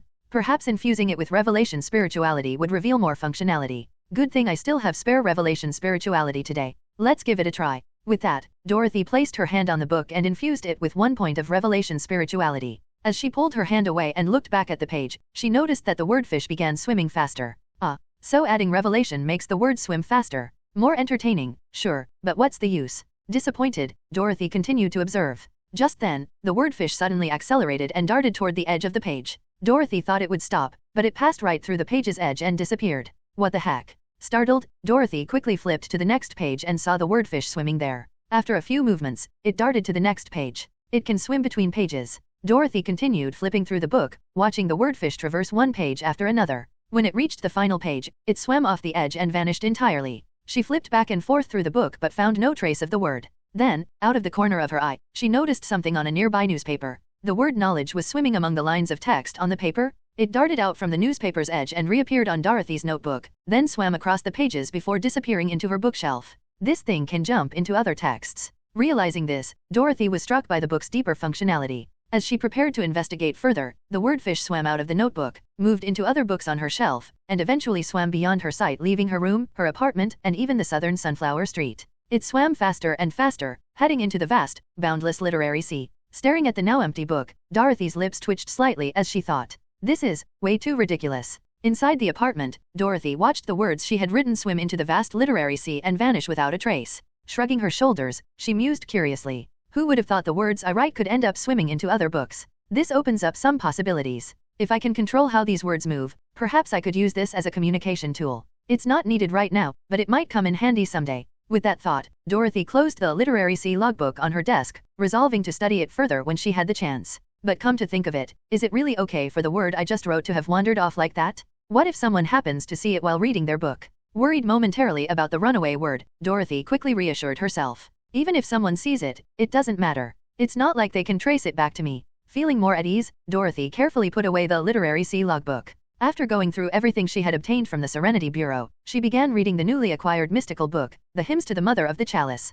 The Hymns to the Mother of the Chalice was a poetry collection and not very lengthy. As a cognizer, Dorothy read through it quickly. Her impression of the collection was that a third of it was macabre, another third was explicit, and the rest was an unsettling mix of both. After finishing the poems, Dorothy gained some insight into the Mother of the Chalice, a goddess associated with fertility, procreation, life, flesh, and desire, a pure manifestation of the chalice. Interestingly, the collection also mentioned another deity, the gluttonous wolf. According to the poems, the gluttonous wolf was a wolf-like deity and the mother of the chalice's most robust offspring. Known as the eternally famished beast, king of the hunt, and god of gluttony, this deity was associated with hunting, devouring, gluttony, and wild nature. Unlike the mother of the chalice, the gluttonous wolf wasn't as singularly tied to the chalice's domain. Although the poems primarily focused on the mother of the chalice, the portions about the gluttonous wolf were heavily annotated. Considering the habits of the Crimson Eucharist, Dorothy speculated that they likely worshipped the gluttonous wolf more fervently, as its dominion over gluttony and consumption aligned closely with their interests. After reading the hymns to the Mother of the Chalice, Dorothy had a basic understanding of the deities in the domain of the chalice.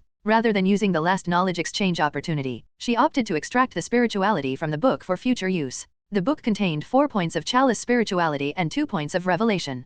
Currently, Dorothy's spirituality inventory was 12 points of chalice, 2 points of shadow, 1 point of stone, 1 point of silence, and 8 points of revelation. Of the 8 revelation points, 5 were blue bar, natural recovery, which had been completely depleted earlier but would gradually regenerate. Regarding shadow, Dorothy originally had 4 points, but 2 had been used to charge Edric's concealment ring. The ring's spirituality was later depleted entirely during Elena's lantern detection. Aside from her personal spirituality reserves, Dorothy's storage items contained 5 points of lantern, 1 point of stone, 2 points of shadow, and 1 point of chalice. However, stored spirituality was less convenient than her personal reserves, often requiring rituals to utilize. Next, Dorothy began recharging her mystical items. She used the last segment of a severed finger to recharge her overused corpse marionette ring. Then, she used 2 shadow-imbued coins to recharge the concealment ring, depleting a significant portion of her stored spirituality. Now, her reserves contained only 4 points of lantern and 1 point of stone. Summarizing her status, in her personal reserves she owned 12 points of chalice, 2 points of shadow, 1 point of stone, 1 point of silence, and 8 points of revelation.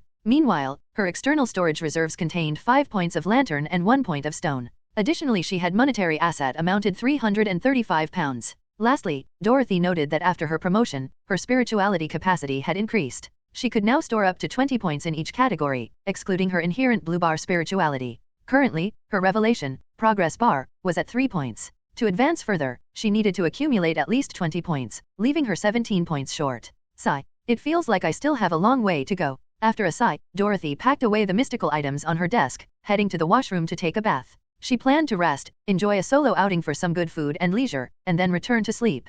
Dorothy didn't consider inviting Gregor, knowing he probably wouldn't be back tonight. She wanted to make the most of her free time. Evening, beneath the cypress fir tower, at the Iguin's Serenity Bureau. Though it was after hours, the Iguin's Serenity Bureau was bustling with activity. Hunters and clerks hurried about, their footsteps echoing alongside the constant sound of scribbling. The 2 major incidents in Iguin that morning had left every bureau member swamped. While the culprits remained at large, the staff worked tirelessly, their complaints and gossip occasionally filling the air. Some employees, during brief breaks, glanced curiously toward an unoccupied desk near the heavily guarded sealed vault. Passing by the reinforced doors of the archive, a weary Gregor made his way to the director's office. Hearing faint sobbing from another office, he glanced in and saw Mrs. Ada wiping her tears with a handkerchief. You tell me, how could that scoundrel do this? His father was a hero? He got his position here because of his father's achievements. We've never wronged him, not even once. And now he's disgraced his father's name? Brandon's hard-earned honor, ruined by that brat? Holy mother! What did Brandon do to deserve such a son? Amidst her sobbing, Ada added bitterly, I must be getting old. If this were years ago, I would have shot him dead myself. Colleagues tried to console her, urging her to stay calm and avoid straining herself. Watching this, Gregor sighed in relief and continued to the director's office. Knocking softly, he heard a voice from inside. Come in. Entering, Gregor saw James seated at his desk. Mr. James, is Mrs. Ada going to be all right? Gregor asked with concern. James sighed deeply before answering. Brandon's father, old Brandon, was Ada's colleague and a fellow hunter. He was an outstanding team leader who solved numerous major cases and dismantled many evil cults. He even saved Ada's life. Old Brandon was a hero from our Iguint branch bureau, eventually promoted to headquarters. After a pause, James continued, but his uprightness made him many enemies. Ultimately, he was betrayed by a traitor, captured, and tortured to death by his former foes. Hearing this, Gregor was taken aback. Old Brandon was betrayed by a traitor. Yes. That's why Ada is so devastated by young Brandon's defection. I suspected we might have a traitor in the bureau, but I never imagined it would be him. If I'd been here this morning, that boy wouldn't have left alive. James's eyes flashed with a sharp, murderous intent, causing Gregor to instinctively step back. He suddenly remembered that James, like old Brandon, had once been a hunter. After composing himself, Gregor reported to James, Director, we've made preliminary findings regarding Brandon's case after this afternoon's investigation. Any preliminary results? Pretty quick, go ahead, let's hear it. Behind his desk, James listened to Gregor's report, nodding as the latter began to speak. Yes. At Brandon's residence, we found a ruined altar symbolizing the chalice, along with traces of blood and small amounts of human tissue. In the bathroom, we detected remnants of chalice drug, which, after testing, was identified as hunger powder. We also found a few nightclub business cards in the trash. Following those leads, we identified several nightclubs in the lower city that Brandon frequented. It appears he stopped visiting them about 6 months ago, reportedly after falling deeply in love with a woman he met. A woman. Yes. Upon closer investigation, we discovered the woman was a wild prostitute, known for using a peculiar charm to enthrall men to the point they couldn't leave her. She disrupted the brothel's business, and some sought to teach her a lesson. However, it turned out she had powerful backing. Acting on intelligence, we raided her home and found her dead in the bathroom, along with a substantial stash of chalice drug. Based on prior cases, she was likely bait planted by the Crimson Eucharist to lure members. They would seduce targets, then corrupt them with the drug, recruiting them as pawns. From a captured Eucharist member at the docks, we confirmed her identity. From our comprehensive investigation, we believe Brandon was drawn to the lower city's red light district due to his own personality traits. The Eucharist's bait targeted him, and he was subsequently controlled and corrupted by the chalice drug. During this process, he likely revealed his true identity, which the Eucharist exploited. Gregor fell silent after his explanation. James sighed softly before responding. Sigh. People who cannot control their desires are easily corrupted by the chalice. We'll need to pay closer attention to these issues in the future. After pausing briefly, James's expression shifted, and he asked another question. By the way, what about the organization called the Rosecross Order? Nothing concrete yet. We questioned the florist, searched the Iron Clay riverbank, but found no leads. The organization remains a complete mystery. Our intelligence is severely lacking. With a serious expression, Gregor answered. James furrowed his brows. The Rosecross Order. In all my years as director, I've never heard of this group. What is their purpose? Are they really helping us against the Crimson Eucharist? I don't know, but the Rosecross Order member who single-handedly cleared the Eucharist stronghold mentioned something before leaving. They said the Crimson Eucharist we see is merely the surface. Beneath that surface lies something more hidden and profound. Their purpose, they claimed, is to deal with those unseen depths. Recalling the rooftop conversation at the Buck Mansion, Gregor elaborated. James's frown deepened as he muttered, something more hidden and profound. Noticing James's grave expression, Gregor asked, Director, have you thought of something? No, nothing specific. Good work, Gregor. I'm very pleased with today's results. I know you have much to attend to, so let's leave it at this for now. Focus primarily on the Crimson Eucharist. They've suffered heavy losses today, making this an opportune time to eradicate their remaining forces in the city. Stay vigilant for any counterattacks. As for the Rosecross Order, while they haven't shown any hostility so far, their strength cannot be underestimated. Since their intentions remain unclear, we must stay on guard. We can't let a few helpful gestures lower our defenses. Understood, Director James. With that, Gregor left the director's office. James remained seated, his expression one of deep contemplation. In the dark night of Igwent, a lavishly decorated room, adorned with intricate carpets and lit dimly by a few tall candle stands, exuded an air of mystery. In the center of the room, between two tall candelabras, stood a chair. Seated upon it was a figure, while behind the chair, a bloodied man knelt on one knee. Master, my poor leadership has caused severe losses to the organization. Years of effort have gone up in smoke. I feel ashamed to have failed your teachings. Kneeling on the carpet, Buck spoke sincerely to the figure before him, who responded in an aged voice after a moment of silence.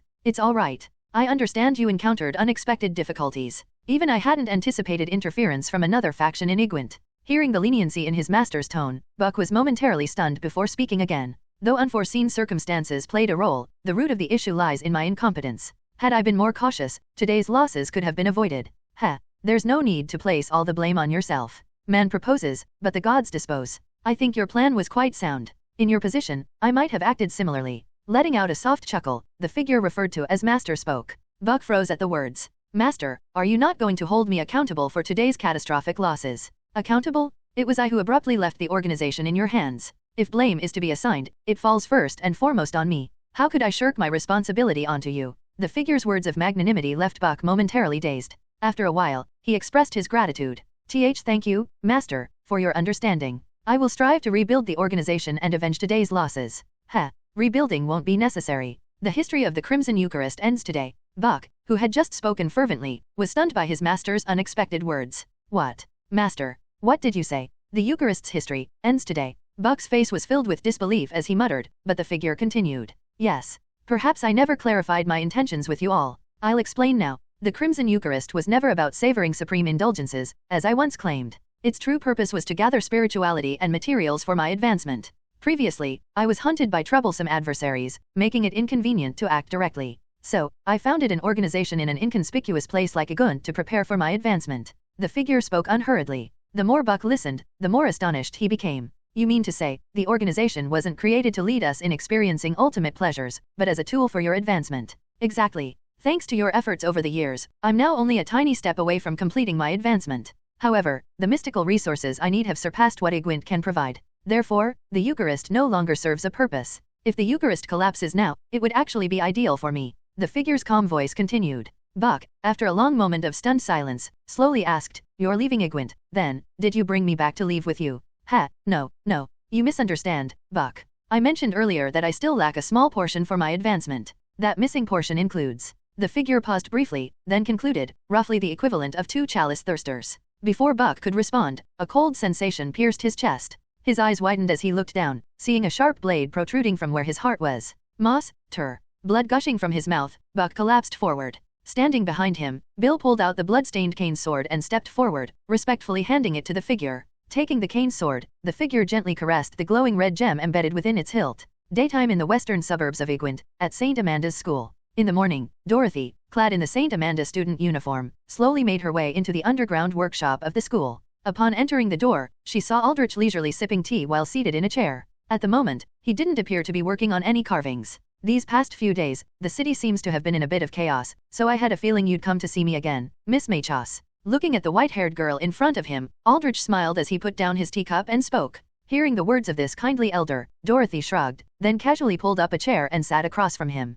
Let's get straight to the point. I came today to ask you to take a look at two things. First, this. As she spoke, Dorothy produced a sheet of rough paper imprinted with densely intricate red patterns. Aldrich took the paper, glanced at it briefly, and spoke plainly. This item, appraisal fee, £30. Didn't you charge only £10 for appraisals before? Dorothy couldn't help but complain upon hearing Aldrich's price. He responded slowly. My appraisal fees depend on the rarity of the item. The sigil you brought today isn't ordinary, Miss Machos. His straightforward reply made his meaning clear. The rarer the item, the higher the fee. Puppeteer. Dorothy grumbled internally but still pulled out £30 from her bag and slapped it on the table. Although it was pricier than expected, it was still better than using her spirituality to perform an appraisal ritual. For non-mystical items, it was more cost-effective to rely on Aldrich. This here is a devouring sigil created using an overlapping replication method. It has far greater efficacy than an ordinary devouring sigil. Regular devouring sigil can grant ordinary people abilities akin to those of a craver. However, they have little effect on an actual craver. In contrast, this sigil temporarily elevates the physical abilities of a craver to an even higher level while consuming a large amount of chalice. To distinguish it from ordinary devouring sigil, many refer to it as a feast sigil. Essentially, it's an enhanced version of the devouring sigil. As Aldrich explained, Dorothy quickly pieced together how Buck had suddenly managed to unleash a burst of strength, slaughtering 4 corpse marionettes boosted up by devouring sigils. Turned out, he'd taken an even stronger sigil. So, can someone who isn't a craver use this sigil? Dorothy continued to ask, to which Aldrich replied, of course. As long as you can afford the chalice it consumes. However, let me be frank, the feast sigil consumes 5 times the chalice of a regular devouring sigil. Without being a craver, a beyonder cannot sustain such consumption. So think carefully, Miss Machos. While warning her, Aldrich handed the sigil back to Dorothy. She took it, reflecting to herself. 5 times a regular devouring sigil. That means it consumes 5 points per use. I can barely afford to use it a few times. After reclaiming the feast sigil, Dorothy considered her options. Aldrich, meanwhile, spoke again, his expression slightly complicated. To have something like this in your possession, could it be that you took down a high-ranking member of the Crimson Eucharist? If I remember correctly, you only recently came to me to purchase knowledge of advancement ritual for the apprentice rank. Although he was aware that Dorothy had been opposing the Crimson Eucharist, Aldrich hadn't imagined that someone who had only advanced to apprentice a month ago could defeat a high-ranking member of the organization. Dorothy, hearing his words, merely smiled and said, think whatever you want. Enough small talk. I have something else for you. She then produced another sigil imprinted with the markings of shadow and revelation and handed it to Aldrich. His expression stiffened upon seeing it, and he remarked, this one. £40. Without hesitation, Dorothy placed the money on the table. Aldrich immediately began to explain. This is a dream anchor sigil. It records dream coordinates. This sigil marks a dream cocoon within the dreamscape and stores its coordinates. By entering the dreamscape using this sigil and assuming a mimicry form, you can instantly teleport to the cocoon's location. Typically, these are produced by organizations specializing in dream research, such as the Black Dream Hunters or the Gotthorpe family. However, their production is scarce, making them quite rare in the world of mysticism. They are generally used to transmit information within the dreamscape. After finishing his explanation, Aldrich returned the dream anchor sigil to Dorothy, who received it with a knowing nod. So it can let me instantly move to the marked cocoon in the dreamscape.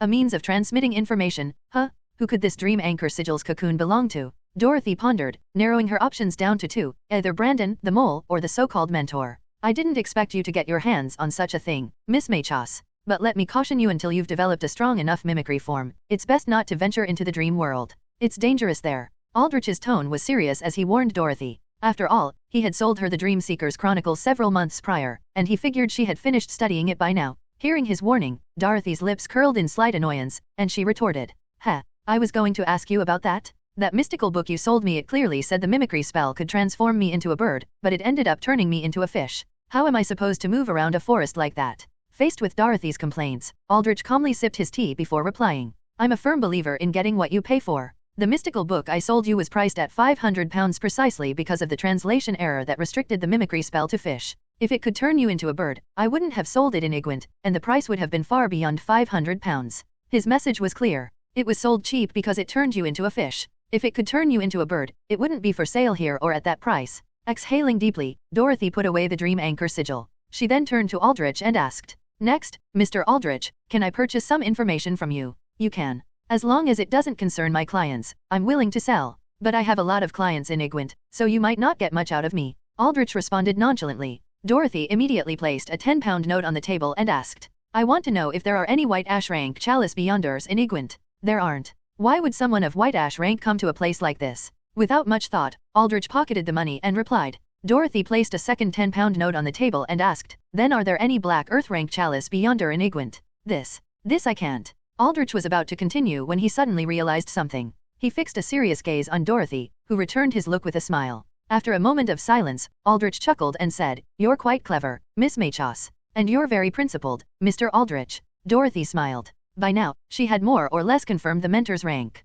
In the basement of St. Amanda's school, Dorothy and Aldrich exchanged a knowing smile. Through a clever word game, Dorothy deduced the rank of the Crimson Eucharist's mentor. Aldrich had stated there were no Chalice Beyonders at the White Ash rank in Igwent, yet he refrained from answering when asked about the Black Earth rank. This led Dorothy to conclude that the mentor was likely a Black Earth rank Chalice Beyonder, one rank higher than an apprentice. Since Aldrich couldn't disclose client-related information, Dorothy cleverly framed her inquiries to glean insights indirectly. Having gained initial intelligence on the Crimson Eucharist's mentor, Dorothy decided to dig deeper. "Mr. Aldrich, could I inquire about specific details regarding Black Earth rank Chalice Beyonders? For instance, their titles or characteristics?" Dorothy asked, her tone calm and direct. Hearing her question, Aldrich paused, then looked at Dorothy with a serious expression. Slowly, he replied, "Do you think I would tell you?" "Of course, you would. After all, I'm not asking about a specific person's information. In the world of mysticism, there's certainly more than one Black Earth rank Chalice Beyonder. So, this isn't private information tied to any individual, it's more general knowledge.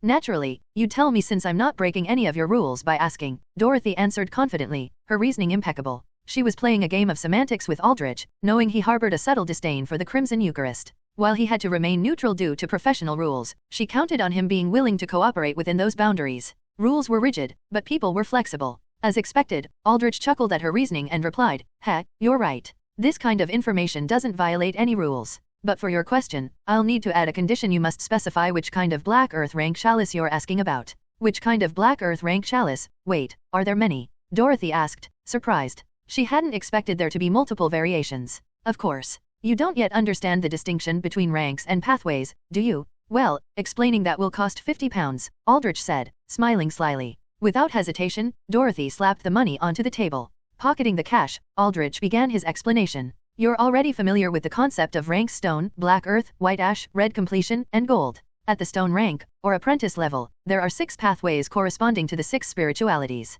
However, when you reach the black earth rank, it's different. Based on your choice of secondary spirituality and the promotion ritual you undertake, the rank branches into many different pathways." "Secondary spirituality?" Dorothy asked, her curiosity piqued. Could this mean she would get to choose another spirituality? Yes, secondary spirituality, also known as supplementary spirituality. As a stone rank Beyonder, you can accumulate a secondary spirituality that doesn't conflict with your primary spirituality. When you undergo advancement, the combination of your primary and secondary spiritualities determines your pathway. For example, in the stone pathway I follow, the apprentice rank is called Shaper. If a Shaper selects Lantern as their secondary spirituality during promotion, they typically advance to the Black Earth rank as a Forge Artisan, gaining the ability to manipulate flames in crafting. If they choose Silence as their secondary spirituality, they usually become a Bonesmith, able to use animal bones to create items related to the dead. Aldrich explained patiently. Dorothy nodded as she digested the information. So, this is essentially a class advancement stage, Dorothy thought, likening it to a game. At the apprentice rank, you pick your starting class, your primary spirituality from the 6 options. Then, at level 18 Black Earth rank you choose a secondary spirituality to determine your advancement. This probably leads to something like First Awakenings or Second Awakenings later on. Dorothy also had a lingering question. What kind of options would the Chalice pathway have for advancement? But she quickly reminded herself that her current level was far from promotion. With only 3 points of experience accumulated, she still had a long way to go. So, now you understand the distinction between ranks and pathways, right? I must admit, I'm curious about your spirituality. You seem like an apprentice, yet you're capable of going head-to-head with the Crimson Eucharist. What kind of Beyonder are you, really? Aldrich asked, intrigued. Dorothy chuckled softly. Let's stay on topic, shall we? According to your explanation, Black Earth rank Chalice pathways differ based on secondary spiritualities. Do you know all of them? I know the mainstream ones, but there might be rare ones I've never encountered. As I mentioned earlier, even with the same spirituality combination, different promotion rituals can result in varied outcomes, Aldrich explained. Dorothy frowned in thought. She didn't know what secondary spirituality the mentor had chosen, so it was hard to pinpoint their exact pathway. Then, suddenly, a thought struck her. She recalled the mystical book The Hymns to the Mother of the Chalice, which she had found in the Buck Mansion. It mentioned a deity worshipped by the Crimson Eucharist, a beastly and hunting god named the Gluttonous Wolf, more devoted to consuming flesh than the Mother of Chalice. The poem described the Gluttonous Wolf as not being purely aligned with the domain of Chalice. Its authority extended into other domains. Would followers emulate their god's choices? Dorothy wondered. Acting on this idea, she asked Aldrich, I'd like to know the pathway for a chalice primary and shadow secondary black earth rank combination. Aldrich's eyes flickered with surprise, but he smiled and said, 30 pounds. Dorothy slammed the money onto the table without hesitation. After collecting it, Aldrich began to explain. At the western outskirts of Igwent, St. Amanda School. At noon, Dorothy, dressed in her school uniform and finally making a rare appearance at school, strolled alone through the school garden, her expression troubled as she looked at her now much lighter wallet. After a few questions, Dorothy had spent a hefty sum of 170 pounds at Aldrich's place. The 335 pounds in cash she had painstakingly saved up were now reduced to just 165 pounds, more than half gone in a single stroke. Phew. Expensive as it was, at least I got the critical information I needed. To be honest, I hadn't expected to extract so much intel. In the end, it was worth it. This was Dorothy's assessment of the situation. Although she wasn't in a rush to confront the Eucharist mentor yet, gathering intelligence early was essential. Despite her natural inclination for risk-taking, Dorothy wasn't one to fight battles without preparation. She needed everything in order before venturing into danger. While she had gleaned some information about the mentor, it wasn't nearly enough. The mentor, being a rank higher than herself, was far from as easy to deal with as Buck and his henchmen had been. Currently, the Crimson Eucharist's operations in Igwent had come to a halt. Dorothy had initially refrained from raiding Clifford's base due to her depleted spirituality. But when she revisited the bookstore on White Pearl Street after her recovery, she found it empty. The group had vanished. Dorothy now suspected that the remaining Crimson Eucharist forces had regrouped around their mentor. In summary, although Dorothy had begun collecting information on the mentor, she wasn't ready to act yet. Other, more pressing matters were at hand. Pleasure doing business, Miss Machos. While I know your research into the mysticism keeps you too busy to attend classes regularly, I must remind you that the semester is nearing its end. Your social practice grade is still missing. Even if you pass your exams, lacking this score will make it difficult to achieve a high overall evaluation. Replaying Aldrich's words in her mind, Dorothy's face darkened. She hadn't expected the end of the semester to arrive so quickly, especially as a transfer student. Ugh. My anti-cult efforts have shaken up the entire town, but they don't count as social practice? Really? And now I have to waste time on this nonsense. Grumbling to herself, Dorothy stowed her wallet back in her bag and pulled out a form. It listed St. Amanda School's recommended social practice projects, mostly internships at various institutions. Dorothy had specifically asked Aldrich for it before leaving. Looks like I'll have to choose something and deal with it when I get home. Muttering under her breath as she scrutinized the form, Dorothy scratched her head and continued walking. Afternoon, the basement of the Cypress Fir Tower. The Igwent's Serenity Bureau was bustling as usual. Inside the director's office, James reviewed files at his desk when a knock came at the door.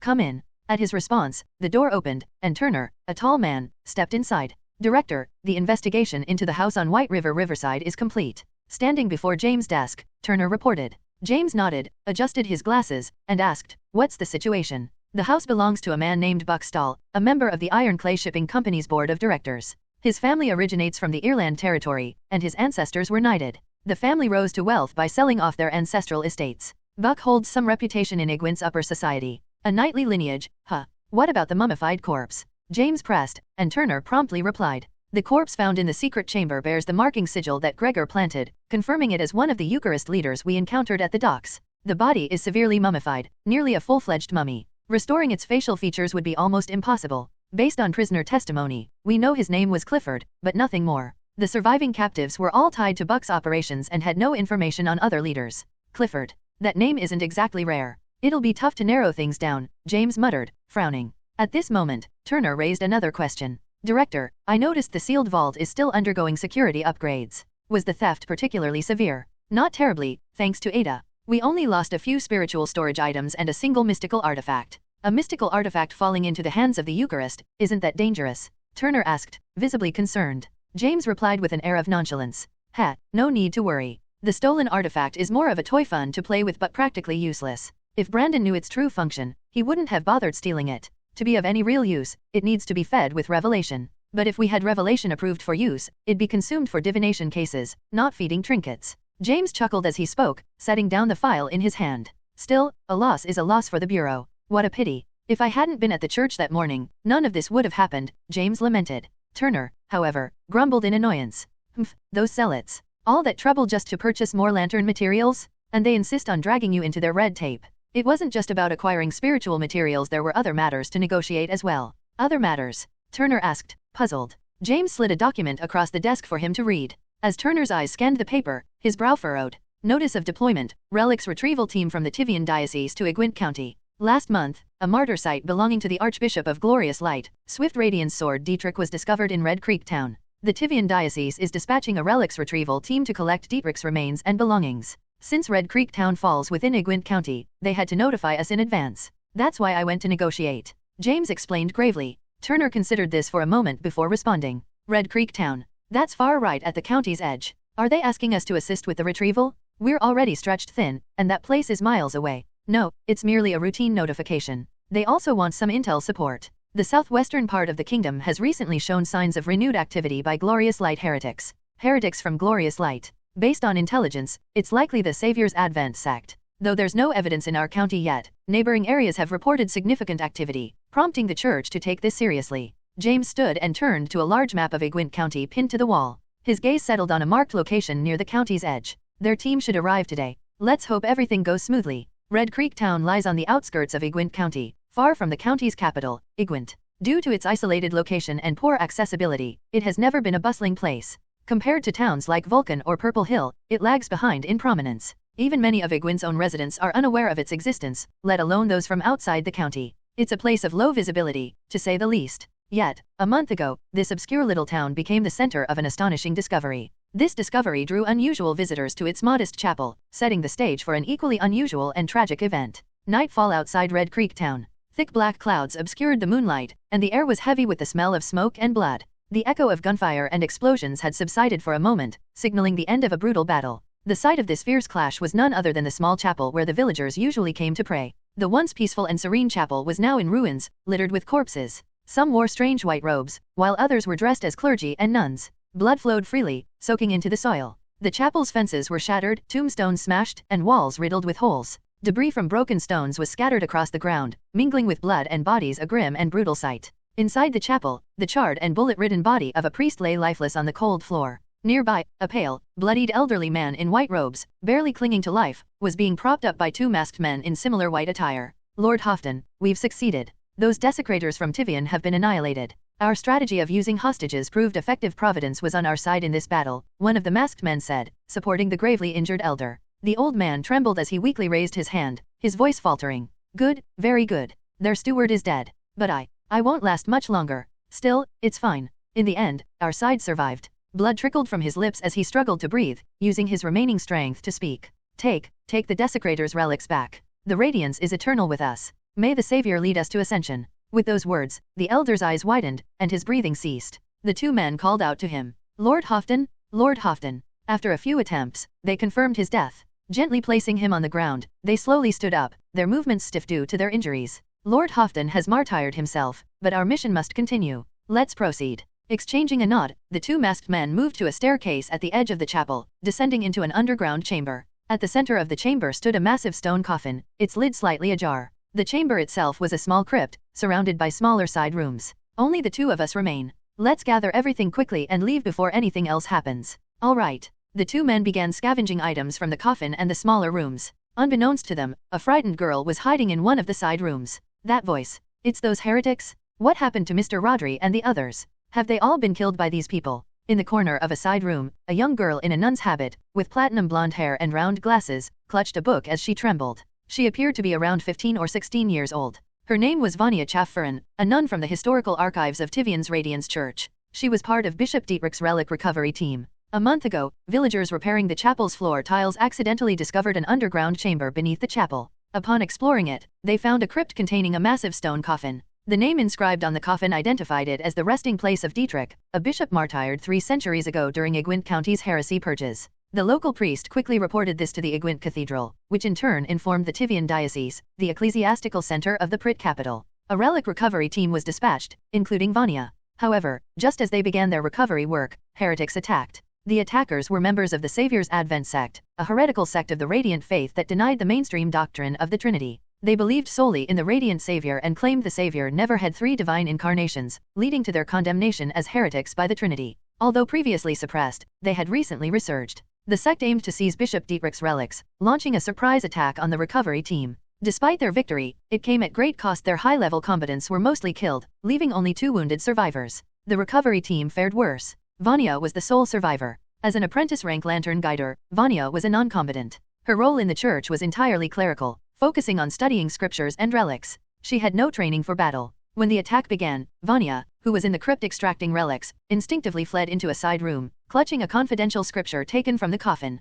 Praying for the team's success, she was now faced with despair as she realized they had all perished. Holy Mother, have mercy. Please, make those heretics leave. Desperate, she prayed, but her pleas went unanswered. The sounds of the heretics ransacking the crypt grew louder, their crude methods breaking valuable relics. Stop. These are priceless relics. For a moment, anger flared within her, but she quickly suppressed it. Stepping out now would be suicidal. No, this isn't the time to get angry. Holy Mother, Holy Son, Holy Father, Radiant Savior, save me. She prayed fervently to every divine figure she could think of, yet there was no response. Meanwhile, the noise drew closer, the heretics nearing her hiding spot. Realizing her predicament, Vanya clutched her radiant scripture, a Bible she carried at all times, and began flipping through its pages in search of guidance. Gods, please give me a sign. What can save me? Desperately praying, she turned to a random page and then paused. On the margin of the page, where there should have been nothing but blank space, a single word was unexpectedly inscribed. It was written in Prit Common. Knowledge. Knowledge. In the underground tombs chamber, the last surviving member of the Sacred Relic Recovery team, Vanya, stared in bewilderment at the word imprinted in her copy of the Radiant Scripture. She was certain she had never written such a word in her Bible. The Radiant Scripture were a staple for every clergy member of the Radiant faith, often carried personally. Many devout followers also kept a copy at home, frequently reading and reflecting upon its teachings. Given its importance, writing or marking anything on the scripture was strictly forbidden. Vanya had adhered to this rule and never scribbled such a word in her copy. So, how did this word suddenly appear? Could it be a revelation from God? This was Vanya's immediate thought. She had been praying fervently for divine guidance to escape her predicament before opening the book. Shortly after, she saw the word. Is this what the elder monks meant when they said, "The devout may find revelations within the scripture"? I never imagined the revelations would be so direct. I always thought they involved interpreting divine intent hidden between the lines of the text. As she looked at the suddenly appearing word, Vanya reflected in awe. She had never considered that a revelation might manifest in such a manner. Initially elated by this revelation, Vanya soon grew puzzled. While receiving guidance was undoubtedly good, she couldn't discern the meaning of this particular word. Knowledge? God's guidance for my salvation is knowledge? What does this mean? Holy Son, Holy Mother, Holy Father, Savior, whichever of you has sent this revelation, could you be a bit clearer? Vanya was deeply confused. Meanwhile, voices of complaint echoed from outside the chamber. Damn it! This room has so few things, so many jars and bottles. Searching through them one by one is such a hassle. Then don't bother looking carefully. Smash them all. Stop dawdling, we need to finish this quickly. Okay. As the conversation carried on, the sound of shattering objects filled the air. Hearing this, Vanya grew both anxious and furious. Don't smash them, those are artifacts. Damn it. At this rate, they'll come in here soon? Oh God, how can knowledge save me? Can you make your revelation clearer? What use is this knowledge? Gazing at the word in her scriptures, Vanya questioned inwardly. The more she focused on it, the more she felt a peculiar sensation. This sensation planted a strange thought in Vanya's mind. She should write a response. Write a response. Murmuring softly, the desperate Vanya decided to follow this sudden intuition. She pulled out a pen she carried with her and wrote below the mysterious word in her scripture. Lord, please enlighten me. How does knowledge help? The words she penned sank into the pages like water soaking into soil, disappearing completely. Meanwhile, the lone word on the page emitted a faint, otherworldly purple glow. Nightfall, Igwin City, in an apartment at Southern Sunflower Street. Having finished dinner, Dorothy sat at her desk, illuminated by the warm glow of a desk lamp, reviewing a list of potential social practice projects. After much deliberation, Dorothy made her decision and marked her chosen project with a check. The project was titled, Orphanage Tutor. After weighing all the options, this is the only one that fits. Dorothy, you've been a private tutor before, so this should be manageable, right? Looking at the list, Dorothy thought to herself. In her memories, she had learned to read at an early age and always excelled academically. She often used her knowledge to earn small amounts of money by helping villagers write and read letters or tutoring the children of wealthy families. With her experience as a private tutor, she decided to choose the orphanage tutoring project for her social practice. Phew, it's finally settled. I'll visit the place this weekend. Hopefully, I won't run into any troublesome kids. Satisfied with her choice, Dorothy filed away the list and stretched lazily, preparing to go out for a walk. But at that moment, her system unexpectedly spoke in her mind. Prayer detected, channeled through a medium. Please verify the content of the prayer. A prayer channeled through a medium? What does that even mean? Dorothy, startled, straightened in her chair and questioned the system. It promptly replied. A prayer has been transmitted via a medium. A medium? What kind of medium? Locating the medium's position. Following the system's response, Dorothy mentally pinpointed the item. It was in her wardrobe, inside the suitcase she used to store mystical items. Dorothy immediately walked over, opened the wardrobe, and retrieved the suitcase from its depths. Placing it on the floor, she unlocked it with a password and key. After searching for a while, she found the object pinpointed by the system. It was a book with an embroidered copper cover, the literary C logbook. So, it's this thing. Taking the book, Dorothy placed it on her desk and began flipping through its pages. She stopped at one page where unfamiliar handwriting had suddenly appeared. Lord, please enlighten me. How does knowledge help? So, this is the prayer? Why has a prayer appeared on this book all of a sudden? What's going on? Staring at the text, Dorothy recalled the words she had written on the book a few days prior. Knowledge. Connecting this with the current message on the book, an idea began to form in her mind. Could it be that the words I sent out somehow reached someone else's text, and they responded to me? Does this mean the words and the book remain interconnected? That anything written in response to the words is relayed back to this book? But there was no mention of this feature during the appraisal. Pondering this, Dorothy cast an appraisal spell on the book again. She realized her earlier appraisal had been incomplete because the book wasn't infused with revelation at the time. With revelation spirituality infused, its full functions might now be revealed. Sure enough, this time, the appraisal revealed more details about the literary sea logbook. Literary sea logbook. A harbor for words, allowing them to sail across the literary sea. Powered by revelation, the words navigate through the sea. Once the revelation is depleted, they will anchor at their current text and establish a connection with the logbook, enabling written exchanges. Words anchored on the text provide enlightenment, guiding the observer on the text's usage. Infusing more revelation increases the distance words can travel. Upon mastering the logbook, the user can direct the words to specific texts with precision. As expected. This should be the true capability of this literary sea logbook, right? I didn't expect it to function as a communication tool. A mystical version of QQ or WeChat. Dorothy thought this as she looked at the newly revealed information from her appraisal skill. At this moment, she had already deduced why a message had appeared in the logbook. It was evident that the words she had written earlier had landed on some text somewhere and were seen by someone, prompting them to write a reply. It feels just like tossing a message in a QQ drift bottle and getting a response. With this thought in mind, Dorothy began to carefully examine the reply. However, her expression quickly turned into a frown. Lord, please enlighten me. How does knowledge help? This. The person who replied, are they some kind of believer? Did they take my words as divine revelation? How does a person's thought process even work this way? Staring at the words on the book, Dorothy couldn't help but scratch her head in bewilderment. She knew nothing about the other party's situation, so naturally, she had no idea what circumstances had led that netizen to respond with such a message. Another aspect that piqued her interest was the system itself. Based on her previous experiences, Dorothy had already confirmed that the system could help receive prayers. She didn't expect it could also use the logbook as a medium to receive written prayers from others. This written prayer seems to lack a specific recipient.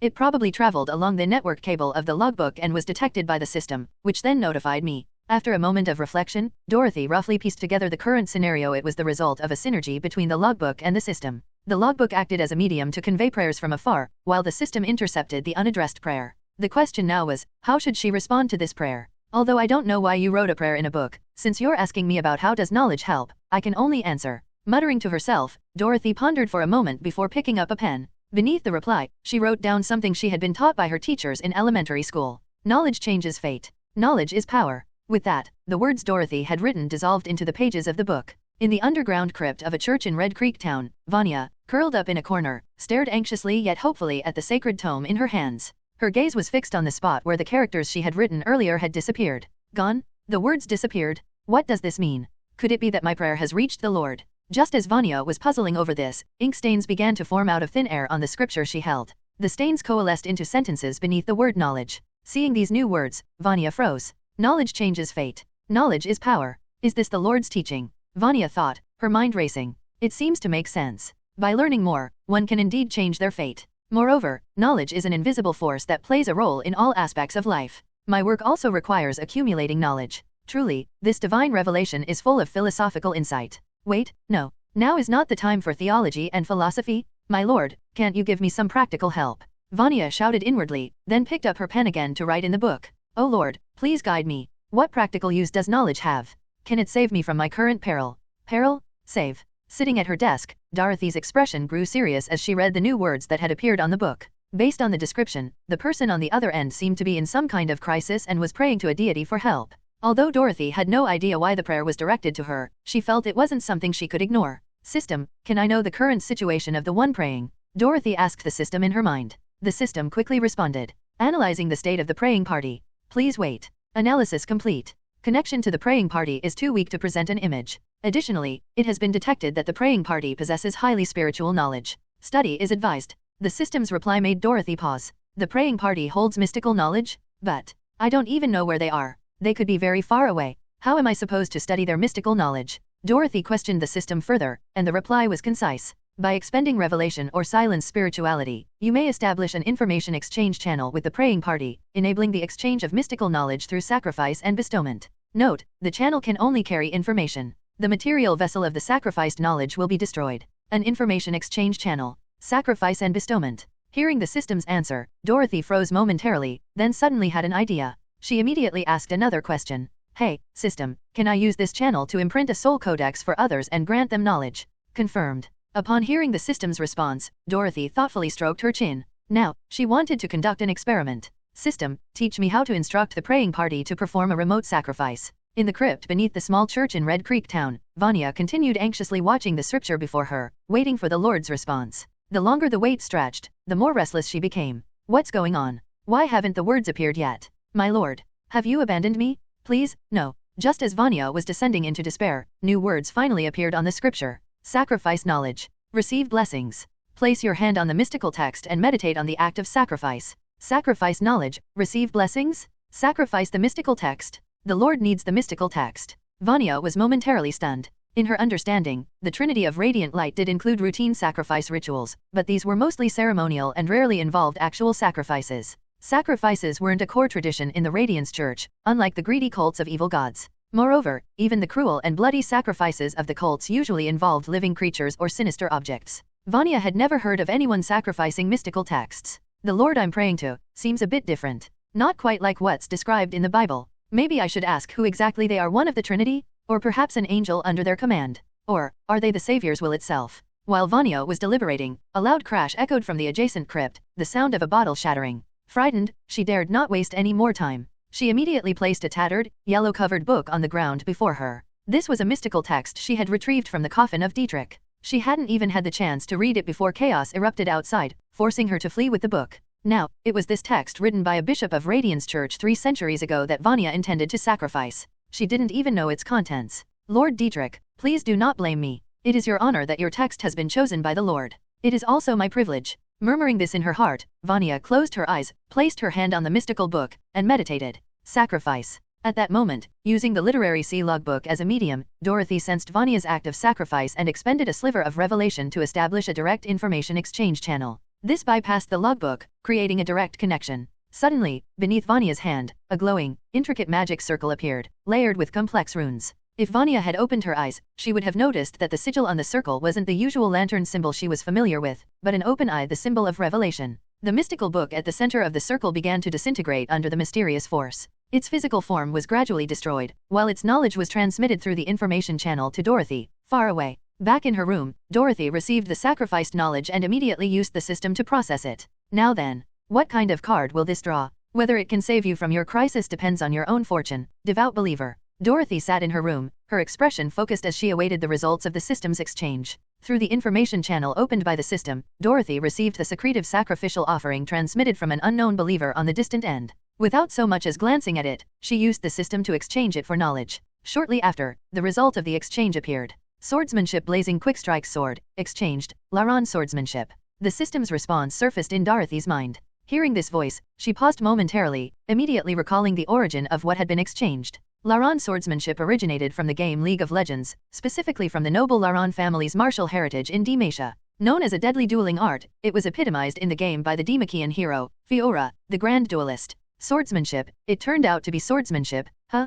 Well, that's fine, it's just what they need to face an enemy. Murmuring to herself, Dorothy immediately sent the exchanged knowledge back through the information channel, imprinting it into the soul codex of the anxious believer on the other side, allowing them to master the skill instantly. In the crypt beneath the small chapel of Red Creek Town, Vanya stared in astonishment at the ash-dissolving remnant of the mystical sacrifice offering before her. Her expression revealed a mix of confusion and surprise. Lord Dietrich's offering, turned to ash. Was the sacrifice a success or a failure? Uneasiness welled up in Vanya's heart. But just then, she suddenly felt a sharp pain in her consciousness, followed by a surge of unfamiliar information flooding into her mind. Ugh, what is this? Clutching her forehead, Vanya frowned as she spoke. She could clearly perceive what the incoming information entailed. Steps, stances, techniques, parries, attacks, various principles, various skills, and refined expertise. To her astonishment, Vanya realized she had somehow, without instruction, mastered an advanced and profound sword technique. This phenomenon was explained in terms she had read about in the scripture. This is divine enlightenment? My lord, is this your divine revelation to me? Is this your will, that I use this to fend off the enemy? After such a wondrous experience, Vanya no longer doubted the divinity of her benefactor. At last, she saw a glimmer of hope for her escape. This divine revelation is swordsmanship. First, I'll need a sword. There must be one buried with Lord Dietrich in his crypt. Frantically, Vanya began searching around for a sword. As a scholar of history, she knew of the legendary Swift Radiance sword Dietrich, who was also known as the Sword Saint Bishop and a master duelist 3 centuries ago. It was inconceivable that his crypt would lack a sword. Sure enough, after scanning the room, Vanya spotted a sword displayed on a high wall plaque. Rushing over, she found it was out of reach due to her height. Frustrated, Vanya dragged over a nearby box to stand on tiptoe, barely managing to touch the sword. However, her hurried and clumsy movements caused her to lose balance, and she slipped, falling to the ground. The sword fell with her, clattering to the floor. Ow, that hurt? Oh no, is the sword okay? Please don't let the artifact be damaged. Ignoring her own pain, Vanya scrambled to check the sword. To her relief, it showed no visible signs of damage. Whew, thank goodness. Who's there? A stern voice suddenly rang out from a neighboring chamber, evidently alarmed by the noise. Rapid footsteps followed, drawing closer. They're coming. Hearing the approaching footsteps, Vanya hastily picked up the sword. The moment her hand grasped it, the imprinted memories and experiences etched into her soul activated. Instinctively, she straightened her posture, holding the sword in one hand pointed forward in a perfect dueling stance. It was the memory of the soul. A man in a white robe and mask entered the crypt, wielding a single-handed mace. He found Vanya, dressed in her nun's attire, holding a sword at the ready. Although her stance was impeccable, Vanya's face betrayed her anxiety, utterly lacking the composure of a seasoned duelist. A surviving blasphemer. Upon seeing the nun, the masked man brandished his mace and charged forward. To him, Vanya's panic-stricken expression resembled that of a non-combatant clutching a weapon in desperation. What he failed to notice was that despite Vanya's distressed face, her sword hand was steady, and her stance was flawless. The mace swung down with a fierce whistle, aiming for Vanya's head. Though her mind was in chaos, unsure how to react, the muscle memory imprinted on her soul moved before her thoughts could catch up. With a small sidestep, Vanya evaded the attack. Her eyes widened as she caught sight of the man's exposed weakness. There it is, this is my chance. Adjusting her footing and shifting her body slightly, Vanya maneuvered into the optimal position. Guided by well-honed instincts, she thrust her sword forward, piercing the masked man's throat with precision. What? The man's eyes widened in disbelief as he collapsed. Watching him fall, Vanya's heart surged with emotion. He's dead. I won. I killed someone. Mark, what's happening in there? Another white-robed man, alerted by the commotion, entered the crypt. Seeing his fallen comrade and Vanya with a bloodied sword, he immediately drew a pistol and aimed it at her. Die, blasphemer. The man fired his weapon. However, guided by the battle instincts etched into her soul, Vanya sensed the danger and acted first. She channeled the spirituality within her, activating the core technique of Laron swordsmanship. Insight. In that moment, Vanya's thoughts expanded. Time seemed to slow, and her perception broadened to encompass a 360-degree awareness. She discerned the danger of the gun's muzzle and visualized the bullet's trajectory. Then, she moved preemptively. Bang! The white-robed man's pistol fired, and the bullet sped toward Vanya. Yet it struck not flesh but steel. Clang! A sharp, metallic sound echoed through the chamber. Guided by experience and insight, Vanya deflected the bullet with her sword at a precise angle, sending it ricocheting into the wall before it rebounded into the man's body. With the spiritual essence of insight, Vanya had executed Laron swordsmanship's ultimate technique, Laron Insight Blade. On a quiet night in Igwent, in an apartment overlooking southern Sunflower Street, Dorothy sat in her chair, mulling over things with great interest after imprinting some new information. So, I actually managed to exchange for the duelist's swordsmanship. It seems that the mystical knowledge was indeed profound. I wonder if this swordsmanship can help that person resolve their crisis. I hope they'll be fine. After all, they gave me that manual for free. Dorothy thought to herself. After receiving the mystical knowledge sacrificed by the other party, she conducted the exchange. The Laron swordsmanship, obtained through this process, was integrated into Dorothy's consciousness. She then duplicated a copy and sent it to the other person, imprinting it onto their soul codex because knowledge doesn't disappear simply because it's shared. In other words, Dorothy still retained a copy of the Laron swordsmanship in her consciousness. However, it remained in a storage state, not yet imprinted onto her own soul codex. To clarify, the purpose of imprinting the soul codex is not to store knowledge but to allow Dorothy to bypass the cost and time of learning, enabling her to instantly master any skill at the highest level of proficiency. For example, in the Elder Scrolls, Skyrim, knowing a dragon shout and mastering it are entirely different matters. If one is not dragonborn, mortals may need a lifetime to learn a dragon shout. And even with talent, some might never succeed no matter how long they try. For instance, the familiar Jarl of Whiterun tried to learn from the Greybeards but failed, while Ulfric Stormcloak, leader of the rebellion, mastered a shout and used it to kill the High King of Skyrim, sparking a civil war though even he was nowhere near the Dragonborn's level. With the aid of the Soul Codex, Dorothy could learn dragon shouts even faster than the Dragonborn, though the efficiency of this learning process was ultimately limited by the soul's capacity. Currently, Dorothy had stored all the techniques and experiences of Laron's swordsmanship, but the remaining capacity of her soul codex was insufficient to fully master this grandmaster-level dueling technique. Unlike Vanya's untouched soul codex, Dorothy's was already filled with dragon shouts and Kane's appraisal skill. If she wanted to learn Laron's swordsmanship, she could only pick certain parts. Although it's a pity I can't learn it all at once, at least I discovered another method to acquire mystical knowledges today. Glancing at the literary C logbook on her desk, Dorothy muttered to herself. She felt she could develop more connections through this method, having others sacrifice their mystical knowledges to her. Phew, I just hope you can overcome your crisis. Pious believer of a false god. As she observed the words appearing on the logbook, Dorothy pondered and spoke. Nighttime. In the underground crypt of a small chapel in Red Creek Town. Guided by her insight, Vanya deflected an incoming bullet with her sword. The bullet ricocheted, killing the masked man in white robes who had fired it. However, the immense kinetic energy of the bullet was not so easily absorbed. In the instant the clear clang of metal rang out, Vanya reflected the bullet. Yet her hands, gripping the sword, were shaken numb by the impact. Unable to maintain her grip, the blade clattered to the ground as her unbalanced body tilted backward, leaving her to fall to the ground with a thud. Clutching her tailbone, Vanya let out a cry of pain. Although she possessed the experience and techniques of Laron's swordsmanship, her physical capabilities couldn't fully harness them. This led to her inability to properly withstand the bullet's impact. As a clerical nun with a sedentary lifestyle, Vanya had never trained rigorously. While her deflection technique was flawless, her lack of strength caused her stance to collapse, leaving her toppled. Neither the advancement as a lantern beyonder nor Dorothy's bestowed knowledge added any points to her stamina. Ouch. I need to get up, the fight's not over. Wincing as she nursed her bruised area, Vanya quickly stood. When she picked up her fallen sword and readied her stance again, she saw the white-robed man lying lifeless on the ground. He's dead. When did that happen? Oh, I guess when I deflected the bullet. This divine swordsmanship is amazing, it can even block bullets. Realizing she had already killed her enemy, Vanya marveled at the feat, momentarily disbelieving her own actions. Staring at the scene and the blood on her blade, she remained dazed for a while before shaking her head. Phew, this isn't the time to zone out. I need to thank the divine grace. Regaining focus, Vanya knelt in devout prayer. Thank you, Lord, thank you for your revelation, thank you for granting me the strength to defeat heretics. Your grace proves the righteousness of my path, the correctness of the Trinity's doctrines. I shall uphold your teachings and stand against all heresies that seek to corrupt the truth. As usual, Vanya delivered a formal prayer. However, after finishing, she realized something was off. Wait, I still don't know which among the Trinity or the Savior granted me this revelation. It's rude to not address them properly. In the Radiance Church, when unsure whether to address the Trinity or the Savior specifically, believers would use Lord. Yet, typically, prayers would specify the entity being invoked. The use of Lord was relatively rare. I need to find out. But divine revelations usually don't get responses. Let's see if the scripture still works. Muttering to herself, Vanya rushed to a corner of the crypt, retrieved the scripture she had written earlier, and reverently inscribed with her pen. Thank you for your grace. Please forgive my impertinence. May I ask whether you are the Holy Son, Holy Mother, Holy Father, or Savior? Sitting at her desk and staring at her book, Dorothy finally saw the long-awaited response. Seeing the question appear on the page, she frowned slightly. So, they're safe. That's good, but asking if I'm one of the Trinity or the Savior. Did they mistake me for a Radiance Church deity? Are they one of their clergy? Biding her pen in thought, Dorothy pondered the situation before taking a deep breath and right, I am not one of the Radiant Saints.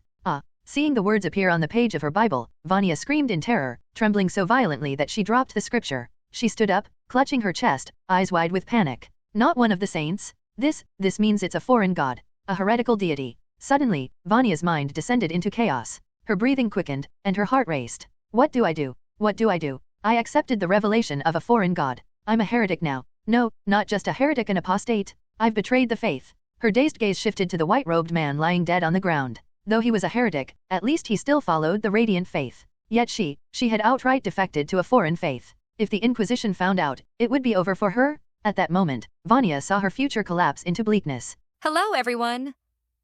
As we wrap up this video, I want to share a quick note. I have a Patreon account. If you'd like to support me and enjoy on-demand audiobooks, you can become a Patreon member. Alternatively, you can check out my Google Drive link, which has 500+ novel audiobooks available through my Ko-fi or Patreon shop. I appreciate your support.